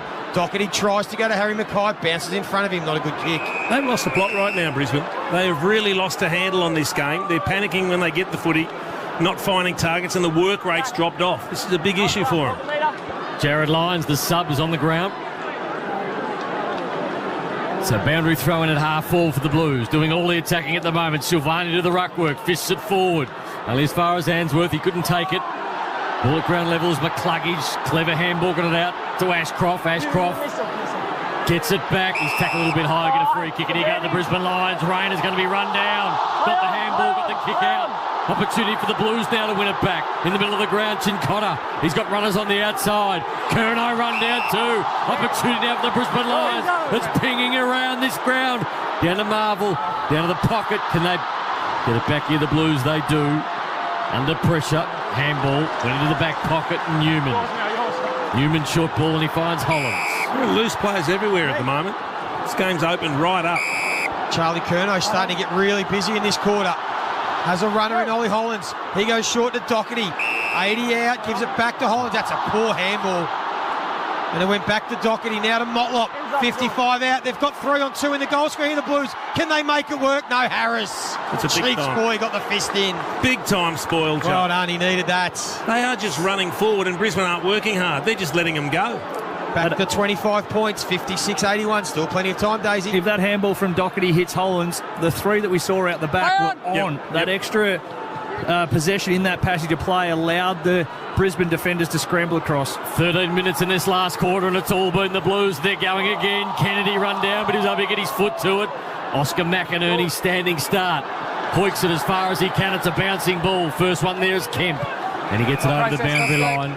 Just forward to the centre for the Brisbane Lions. We'll have a boundary throw in. Oscar! So the Blues have lifted. Kicked the only 2 goals of this last quarter. They still trail by a hefty 25 points. But at the moment it's game on. Boundary throw in. McInerney and Pitnet. Off hands, it went to Lockie Neal. He couldn't get his kick away. He was smothered. Wilmot picked it up from ground level. Ashcroft tackled to the ground by Cripps. We'll have another ball up just inside the boundary line. Ashcroft just getting a bit busier, Chew. Triple M Red said in this quarter he's had 3 touches, just 10 for the game. Not that busy. There he is, Ashcroft wins this clearance, squeezes a kick forward. Hipwood leads McGovern to the ball, and then McGovern couldn't stick the tackle, so Hipwood gets the 1-2, runs to 50. Can he find a mark? He goes to his mate Joe. Well done, Eric Hipwood. The Mitch McGovern missed tackle was costly. And Danaher will have a shot from 25 out on a slight angle. Brilliant individual effort from Eric Hipwood. Did that perfectly, but this is a massive kick for Brisbane, and they need Joe Danaher to compose himself and not spray it the way he sprayed his set shot earlier. You would almost say if he kicked this, that's the steadier that they need at Brisbane, and they shouldn't lose from here. But anything's possible with Joe. He walks in, 25 out, and steers it straight home. That's what they needed. That was the response. He gets his first, and they get it back out to 31 points, 13-9-87. Carlton 8-8-56. 10 minutes remaining. Triple M Beacon Trade scoreboard. 10 throw there. The brilliance came from Hipwood. Touched on it, but even his ability, once he got away from the McGovern tackle, just to think his way through the 2-for-1 out here. He gave the handball initially, which drew in the Carlton defender. He then spread forward of the ball, got the 1-2 over the top. And as the Carlton defence collapsed, there was a big hole for Joe to lead up into. Beautiful little kick across his body. Harvey Norman replay. That'll tell the story. Apologies for Joe. He's kicked his second. It's just Brisbane's fourth entry inside 50 for the quarter, whereas Carlton, they've had 10. Good kick too from Hipwood. Drove to the ball, up 30% off clearance mobiles. Now at Harvey Norman. Hurrywell stocks last. So 16 minutes gone in the last term, and the Brisbane Lions get a steadier 31-point lead. Cherub picks up the footy. Back inside forward 50. They've had most of the game on their terms in this last quarter, the Blues, but they haven't been able to score freely. And holding the ball against Kerno. Another big one-on-one win to Payne.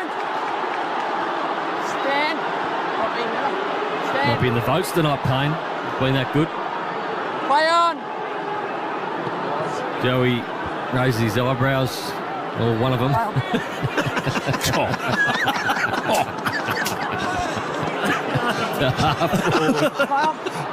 Kerno. Handball backwards.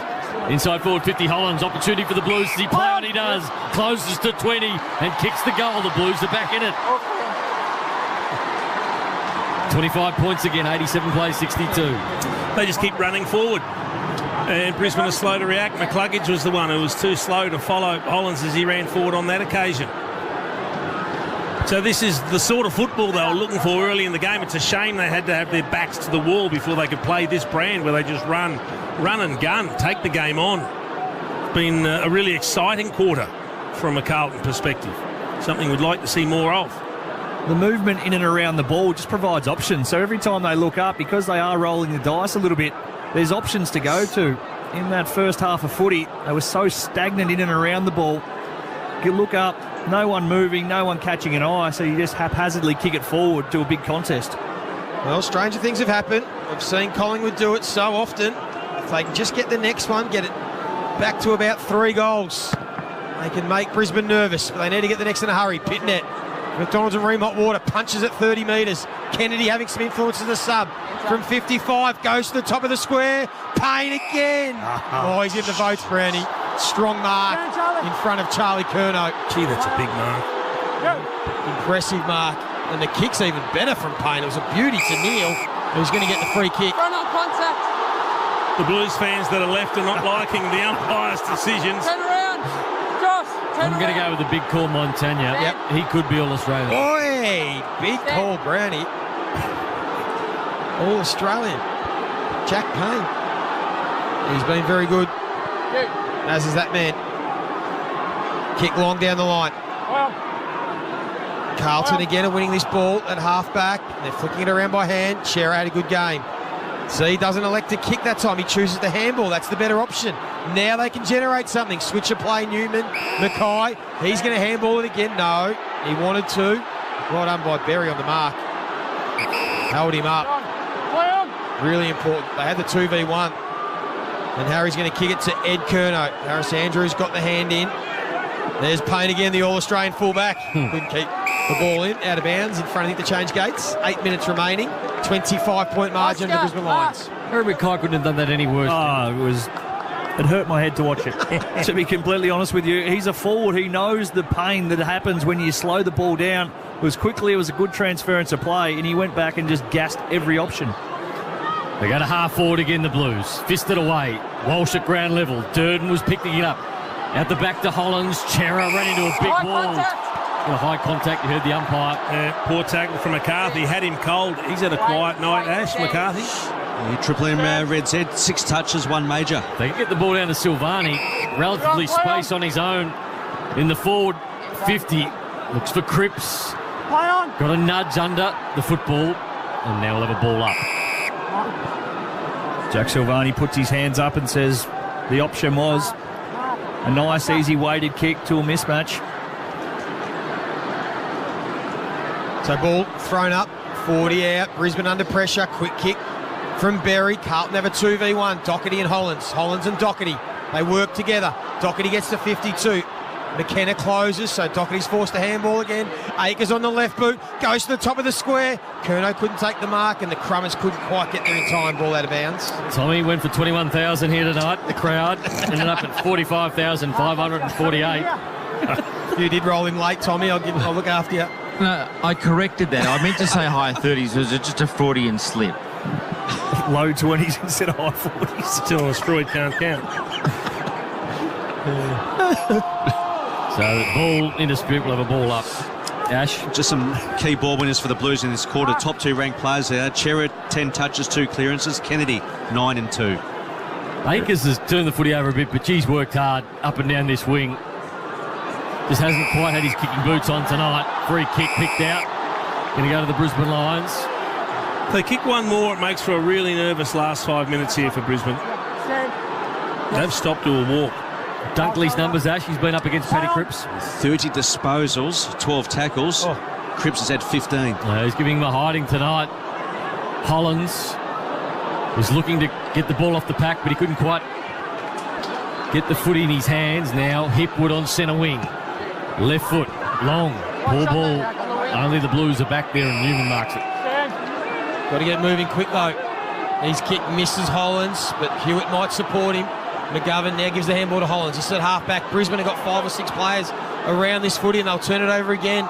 Although McCarthy's no-look handball, missed the mark. Picked up by Hewitt. Doherty's now got a bit of space. He has Motlop short, and he has Durden longer. Goes to Durden. Oh, terrific work from Dunkley.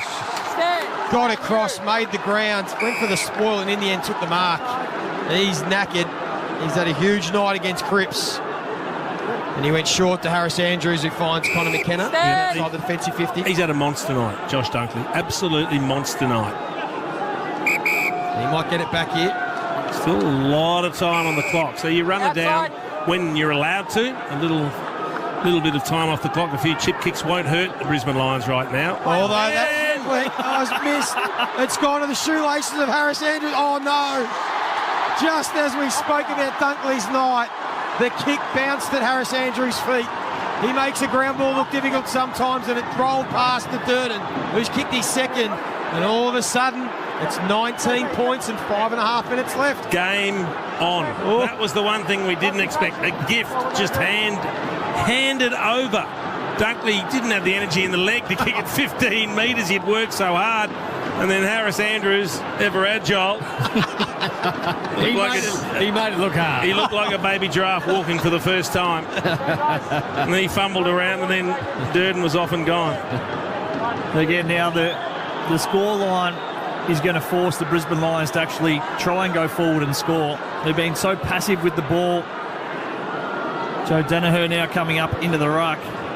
But they're going to have to take the game on themselves, because if they keep trying to just hatch it and run the clock down, the Blues are going to, you think, at least score another 1 or 2, which will make them mighty nervous. Biggest lead was 41 points late into the third term. It's currently 19. The Blues go forward, but only as far as the Brisbane Lions, and Gunston marked it at half-back. He went lateral to Ainsworth. Ainsworth from half-back to half-forward, looking for Hipwood, works his way to the front. Wiedering, bit too strong, pushed him out of the way, but McCarthy read it off the pack, bouncing ball inside forward 50. Charlie Cameron hasn't seen a lot of it this last quarter, but out the back, sharp ball on his own, dropped the footy, had time to go back, get it, run into an open goal, and the Brisbane Lions are now home. 14-9-93. Looks to be the knockout blow. 10-8-68 the Blues. Here's T-Bone Brown down to the boundary. Just keep an eye on Joe Danaher post-game. Usually declines the host broadcaster interviews, doesn't like doing them, but I think even the Lions can see he should be doing those. So if the broadcaster goes to him post-game, it'll be interesting to see if he does the interview. Bob Jane team arts, Tommy Brown down to the boundary. I can't believe Sharp dropped that mark. He had all the time in the world. Fortunately, he had no one on him, but it was a chip kick to the top of the square. And seriously, if that was a watermelon, he is still spitting the seeds out. And pips all over him. Oh, that is one of the worst fumbles you've ever seen. Oh, Joe Dirt. Just flogged him in the throat. They can laugh about it now, but oh boy. So that's the knockout blow. They tried to throw a few punches in the fourth quarter, Carlton, but it was too late. Brisbane win the centre clearance. McCluggage had a good night. Tried to find Hipwood, couldn't take the mark. Carlton flicking around by hand. Newman, Sard, and now Wiedering. Still inside the defensive 50. McGovern's in some space. Mackay working hard. Pitting it into the corridor. That was a good take. Down low. Play on. He feigned to give the handball, so the umpire called play on and then sends a high ball wide. Akers worked Gunston out of the contest, but then went without it. And Brisbane are out here. Berry. As Ainsworth short. Hipwood longer. Got to Hipwood. 55 out. Charlie Cameron wants it deep in a one-on-one with Newman. He likes that matchup, but Hipwood ignores him. Get another little chip here, just inside 50. Ainsworth will now wait.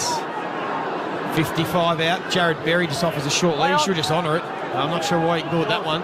In the end, he just goes to the top of the square. McCarthy, Cameron, they're all there. Sard. Got the crumb, got it to Walsh. What are Walsh's numbers, Stu? Red Z Lenders? 25 touches, but his 9 kicks going at 22%. Yeah.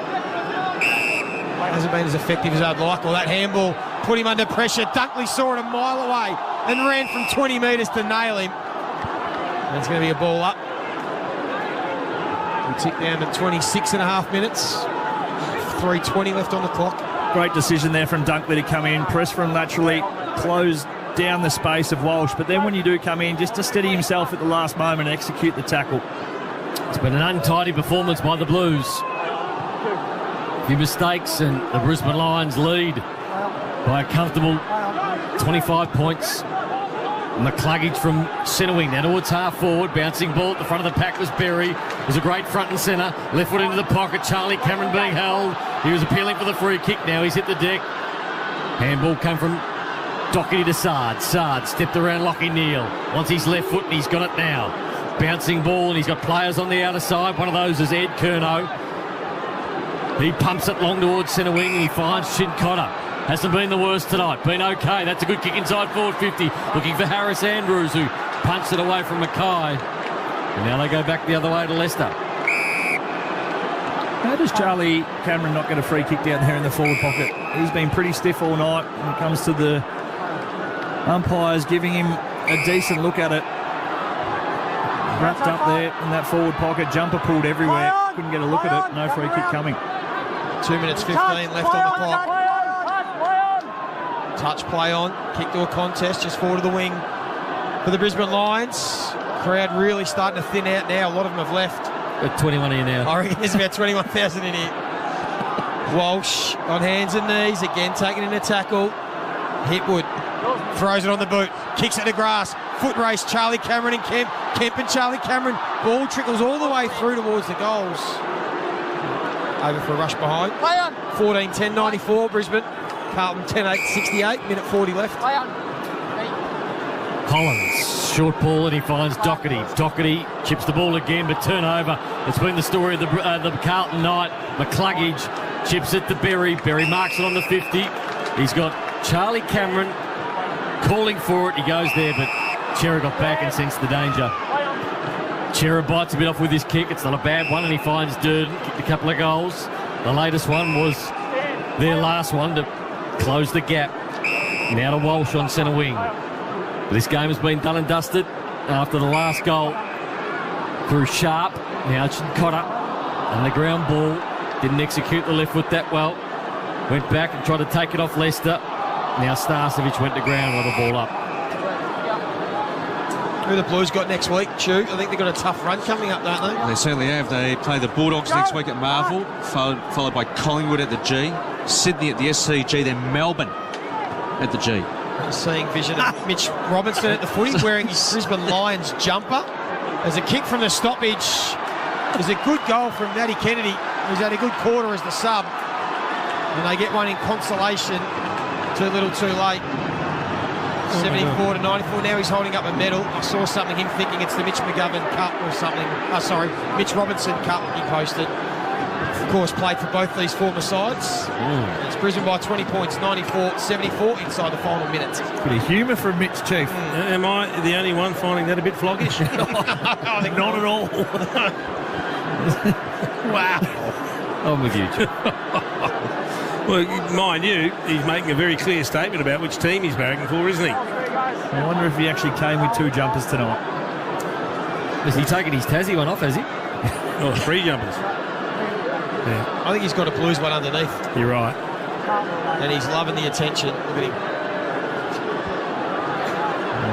Yep. Bring the flog alert. Brisbane 666, Mark's here. Go out.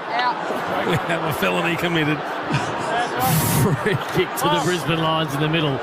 That's a big kick by big Oscar McInerney looking for Cameron Cartmarker because Hipwood did. So Eric will go back. Clear it out. Has he kicked the goal tonight, Eric? Triple M ran said no, he hasn't. No, he hasn't. Scoreless. Push out, Charlie. That's been hard done by a bit, Eric. Charlie, Jared, push right out, please. Doesn't like to complain, which we picked up on early. It's been good to see. He's been consistent throughout, but he has tried, and that is a good one-on-one win. Loitering not easy to out-body, out-position. Did a good job there.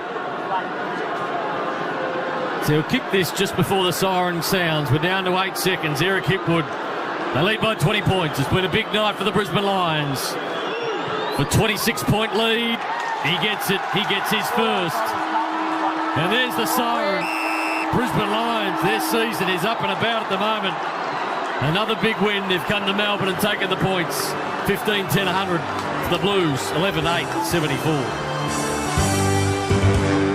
We are the pride of Brisbane town. We wear the roll, blue and gold. We will always fight for victory, like Fitzroy and Bears of old. All for one and one for all. We will answer to the call. Go Lions, Brisbane Lions. We'll kick the winning score. You'll hear a mighty roar. They led by 2 points at quarter time, 10 at the half. Then they smashed on 6 goals to nothing. And they led by 40 points at three-quarter time. Eventually the Blues came back, but a 26-point lead.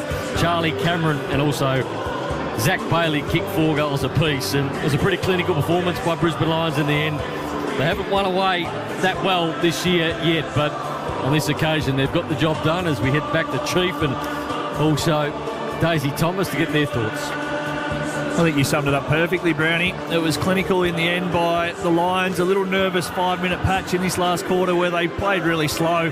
Just invited the Carlton ball movement to play at some speed and turn them around. They tried to slow the game down too quickly, but I think all in all they'll be really happy with what they were able to perform tonight. Their contest work was fantastic and their tackling pressure, especially in their forward line, was absolutely first rate. I thought they were impressive. You come to Melbourne, kick 100 points. I think they're a good side. The big question's going to be after this from the Blues, why don't they play like that more? Why don't they play that run-and-gun brand? Let's head down to Channel 7 on the boundary. They've got Abby Holmes with Josh Dunkley. That's a nice place to be, isn't it?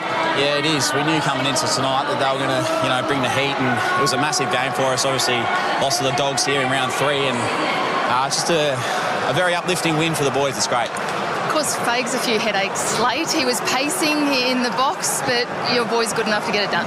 Yeah, he's probably used to pacing up and down the sidelines, isn't he? But up in the box now. But, he's got full faith in us and gives us so much confidence when we go out there and play footy. So it's nice to get that, freeness out there, and the belief from the coach is always nice too. Your boys love this ground, and you yourself have played a lot of footy here at Marvel Stadium, but you certainly put on a show today. 33 disposals, 13 tackles, 11 marks, 6 clearances. It's good to be back. Yeah, it's awesome. I mean, moving away up north and playing at the Gabba is pretty cool too, so obviously loving my time up there, but it's nice to come back and play at Melbourne, where I spent a lot of my time with the doggies, so it's good. You're enjoying life as a Lion? I am. I'm loving it. It's awesome. You can't complain about the weather and all that up there and the lifestyle, but the boys have been great too, so absolutely loving it. How's your podcast going as well? You're getting into the media side of things yourself? Yeah, we are. I told you to give it a shout out, didn't I? No, the Ads and Dunks podcast. We're actually giving a pair of signed boots away this week, so jump on YouTube and have a look, and you'll learn how to get them. Well done. Go and enjoy. Thank you. He's very good tonight. Played on Paddy Cripps for most of the night. What was that battle, Ash? Josh Dunkley, 33 disposals. He had 13 tackles, whereas Patrick Cripps, he only had 17 touches, only 3 clearances for the game. Yeah, beat him convincingly. I think we're going to get another interview in a minute. Charlie Cameron they're lining up next to, who's brilliant tonight. Kicked the 4 goals and thought he was going to have a big one, maybe 6 or 7 days, but didn't quite get there. But we'll head down to the boundary with Charlie Cameron. 4 goals, but Charlie, well done. A huge team effort to take the win tonight. Yeah, it's great to the boys. It was a bit scrappy in that last quarter, but we held on. But yeah, Carlton's a quality side, and we knew what we were coming into. And obviously, a packed crowd on a Friday night at Marvel was pretty special. So yeah, it was a good win on the road. I guess we're proving down so we can win on the road. But yeah. What's the most pleasing aspect to this win? We know you're a quality forward half side, and I guess just the pressure that you applied in that third quarter just to get the repeat entries, that was really impressive for mine. Yeah, well, we spoke about it as a forward group. We wanted to apply pressure. We just want to put their defenders under the pump, and we were able to lock it in our forward half, and I guess we were able to capitalise on a couple of goals late, but yeah, I guess we wanted to play 4 quarters of just pressure and high pressure. We dropped off in the last quarter, but yeah, it was a good win. We just had a chat to Josh Dunkley. He has to be in the conversation for Recruit of the Year, doesn't he? How has he slotted into life as a Lion? Yeah, credit to himself. He's slotted in well with Ashcroft, Lockie Neal and Hugh McCluggage in there. And so, yeah, credit to himself. He's playing quality footy. He had a roll on Cripps tonight, just at stoppages, and felt like that was there, I guess, one would to hit to Cripps, and he felt like he shut him down. But yeah, he's a creditor, he's a warrior. Congratulations, Charlie. Go and enjoy. Big night for Charlie. Kick 4. He was electric. Bailey was good as well. Kick 4 for a Friday night feed. This week only score a small Big Mac meal and cheeseburger for only $6.90 only at the My Macca's app. We're going to head to a break. We've got the Amy review after this. The Macca's I'm loving at the moment. Triple MVP award. Who's got the votes tonight? Daisy has. And then we'll speak to Ash about life and what's happening. But the Lions, big winners here. 26-point winners for McDonald's and Ream Hot Water. Triple M rocks footy. That quarter for Beacon Trade. Beacon Trade's here to partner with your business with a huge range of lighting, fans and electrical accessories. Beacon Trade, let's make light work. For Ream Hot Water. Triple M rocks footy. Built up for Aussie conditions. When it comes to water heating, ask your plumber to install a Ream. Hi, it's Marty Sheargold from Triple M's Marty Sheargold Show, and right now, Triple M rocks football. Max, go on. I remember I said Collingwood would win the flag. Win the flag? Yeah. Okay. Or maybe I said that to Pendles. Yeah, Max is here. Melbourne will win the flag. I said to Pendles that Collingwood would win the flag. Yeah, I think But when Max is here, I say Melbourne's going to win the flag. Triple M's Marty Sheargold Show. Weekdays from 6 on Triple M. Get the podcast now from the Listener app. Your business has tax debt. Cash flow is tricky. Profit is hard to obtain. It's just all too hard. So you put your head down, keep going, and hope the problems will go away. But you know they won't. They'll only get worse. Clean up your business once and for all. Call Your Business Angels on 1300 982 559. Your Business Angels. Repair the past, rescue the future. Race into Ram Truck's Red Hot DS 1500 Express Runout for a red hot 3.99% finance rate. Stock is limited, so see your Ram dealer today. T's and C's apply. Approved ABN applicants of Ram Trucks Finance only. Nothing is tougher than a cat forklift. A heavyweight champion. It handles any weight class. A lion. This cat has more raw power. A regular forklift needs to lift its game. Toughen up with a CAT forklift before June 30 for an instant tax write-off. Only at United Forklift and Access Solutions. Tools, tools, tools. Sydney Tools. Best prices guaranteed. Makita, Milwaukee, DeWalt, Hykoki, Unimig, Fluke, Richard, Barco and many more. We have the largest range of combo kits, air compressors, generators, laser levels, welders, hand tools, storage equipment, plumbing tools and electrical tools. Sydney Tools are the experts in servicing job sites across Australia. Sydney Tools. Best prices guaranteed. Shop in store or online at your local Sydney Tools store. sydneytools.com.au. It feels good to save cash, save cash, save. Get lots of data. Carbon neutral mobile.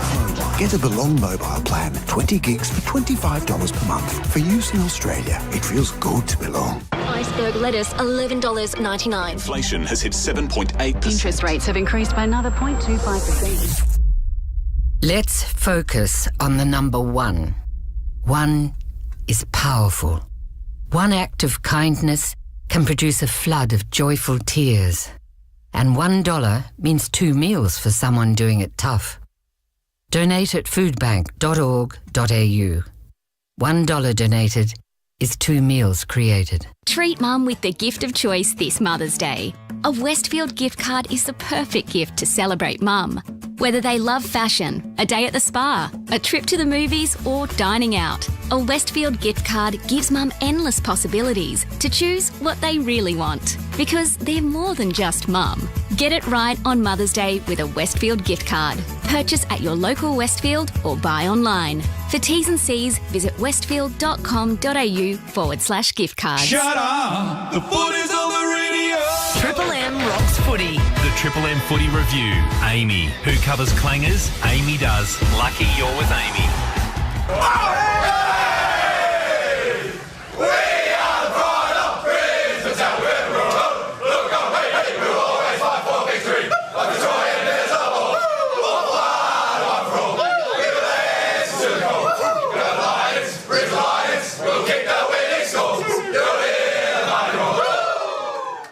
Big night for Leroy tonight. He's a massive Brisbane supporter, so he will be very, very happy. 100 plays, 74, 26-point win to the Brisbane Lions. Macca's loving it moment. Tonight's loving it moment happened in the, what quarter was it?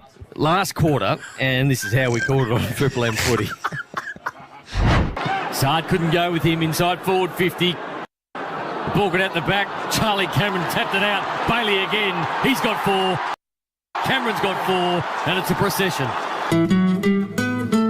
Pretty short and sharp. I enjoyed that one. Third quarter. That was the third quarter. Triple MVP award for Case IH. Case IH end of financial year tractor deals are now on. Visit a dealership today. Who's got the votes? I have the votes, and I'm going to kick it off with the 1 vote going to Charlie Cameron. Kicked the 4 goals when the game was up for grabs. He was everywhere. 2 votes I gave to the big O in the middle, Oscar McInerney. 29 hit-outs, 8 of those to advantage, 10 clearances himself. He was absolutely brilliant, the big man. But the 3 votes went to Josh Dunkley, 33 disposals, 6 clearances, 13 tackles, and kept Paddy Cripps to only 17 disposals going the other way. So a brilliant game by him, the best on ground. Can't argue with that. What are you up to tomorrow, Chief?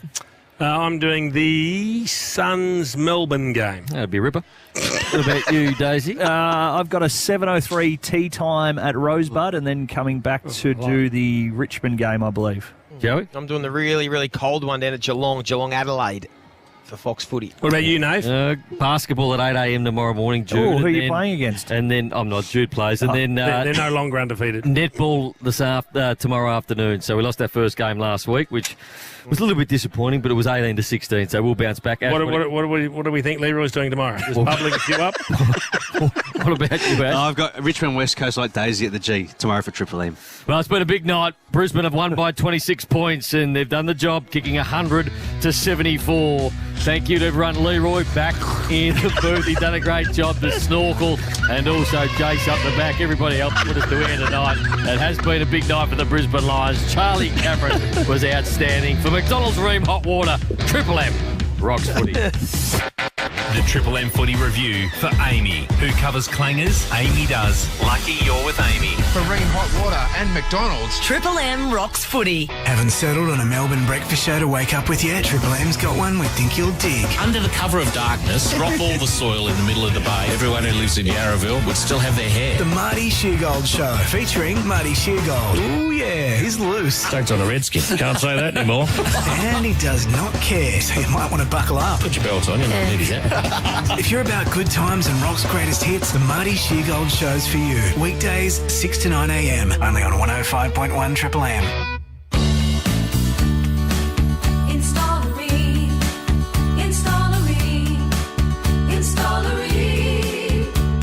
Well, the hottest of hot party you've ever seen. Ream comes on steady, hot and strong.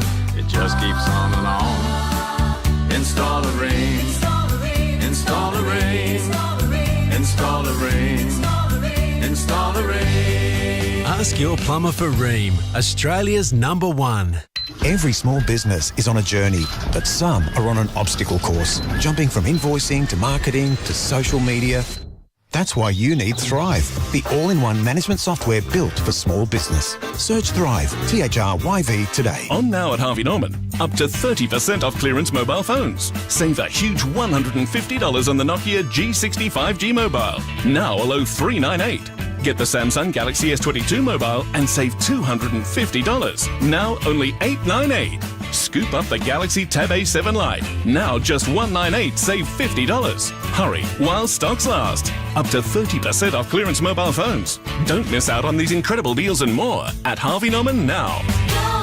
Major building projects for the trade or a DIY home reno. Robot Building Supplies is the Australian-owned family-run business you can trust. Robot's got it. Robot's product range is vast and world-class. And when it comes to product knowledge, Robot's got it. Next day delivery in Metro Melbourne. Robot's got it. Over 70 years experience and reliability helping Melburnians. Robot Building Supplies. Notting Hill, Sunshine, Preston, Dramana, Pakenham, Coldstream and Darnham. robotbuildingsupplies.com.au. ROBOT, Robot Building Supplies.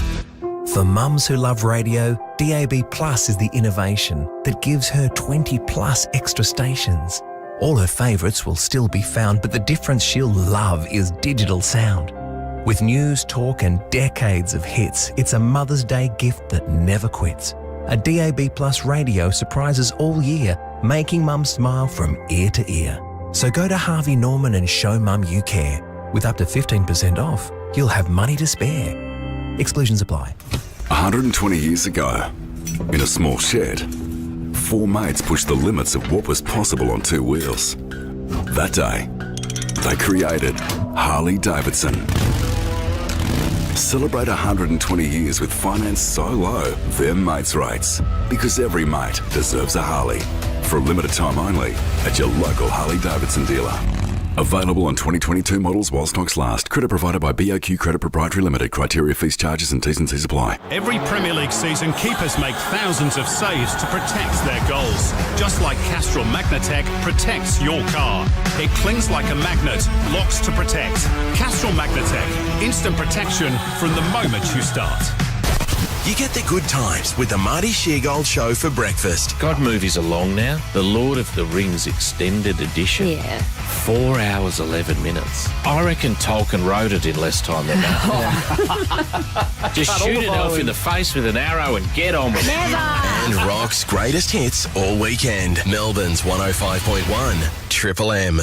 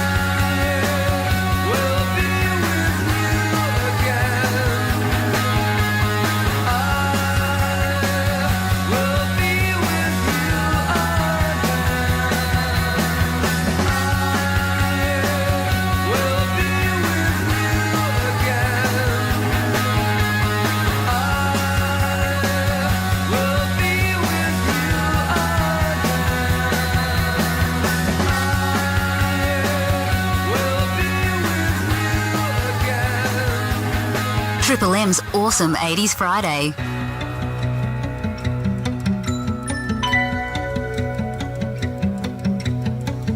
If you want me, you can find me left of center off of the strip. In the outskirts and in the fringes, in the corner, out of the grip. If you want me, you can find me left of center off of the strip. In the outskirts and in the fringes, in the corner, out of the grip. When they ask me, what are you looking at?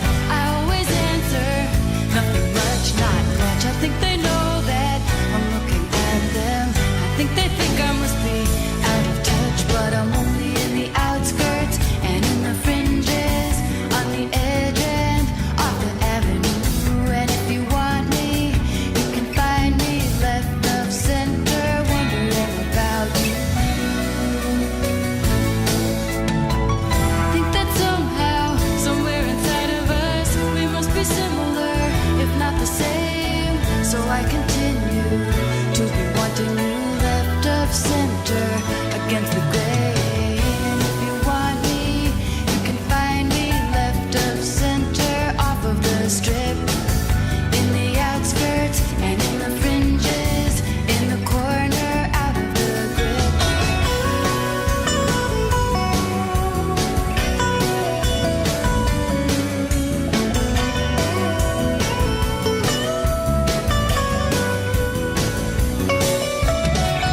When they ask me, what are you looking at? I always answer, nothing much, not much. I think they know that I'm looking at them. I think they think I must be out of touch, but I'm only in the outskirts and in the fringes, on the edge and off the avenue.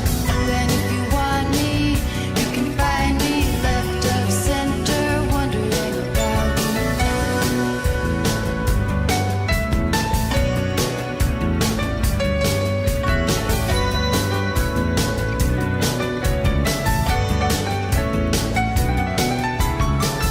If you want me, you can find me left of center, wondering about you.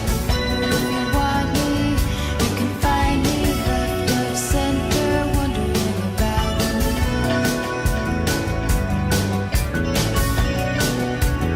Wondering about you.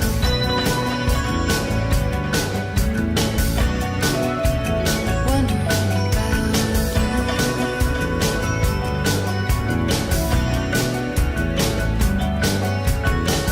If you want me, you can find me left of center, wondering about you.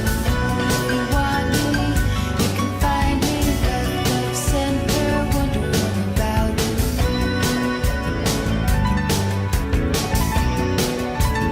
Wondering about you.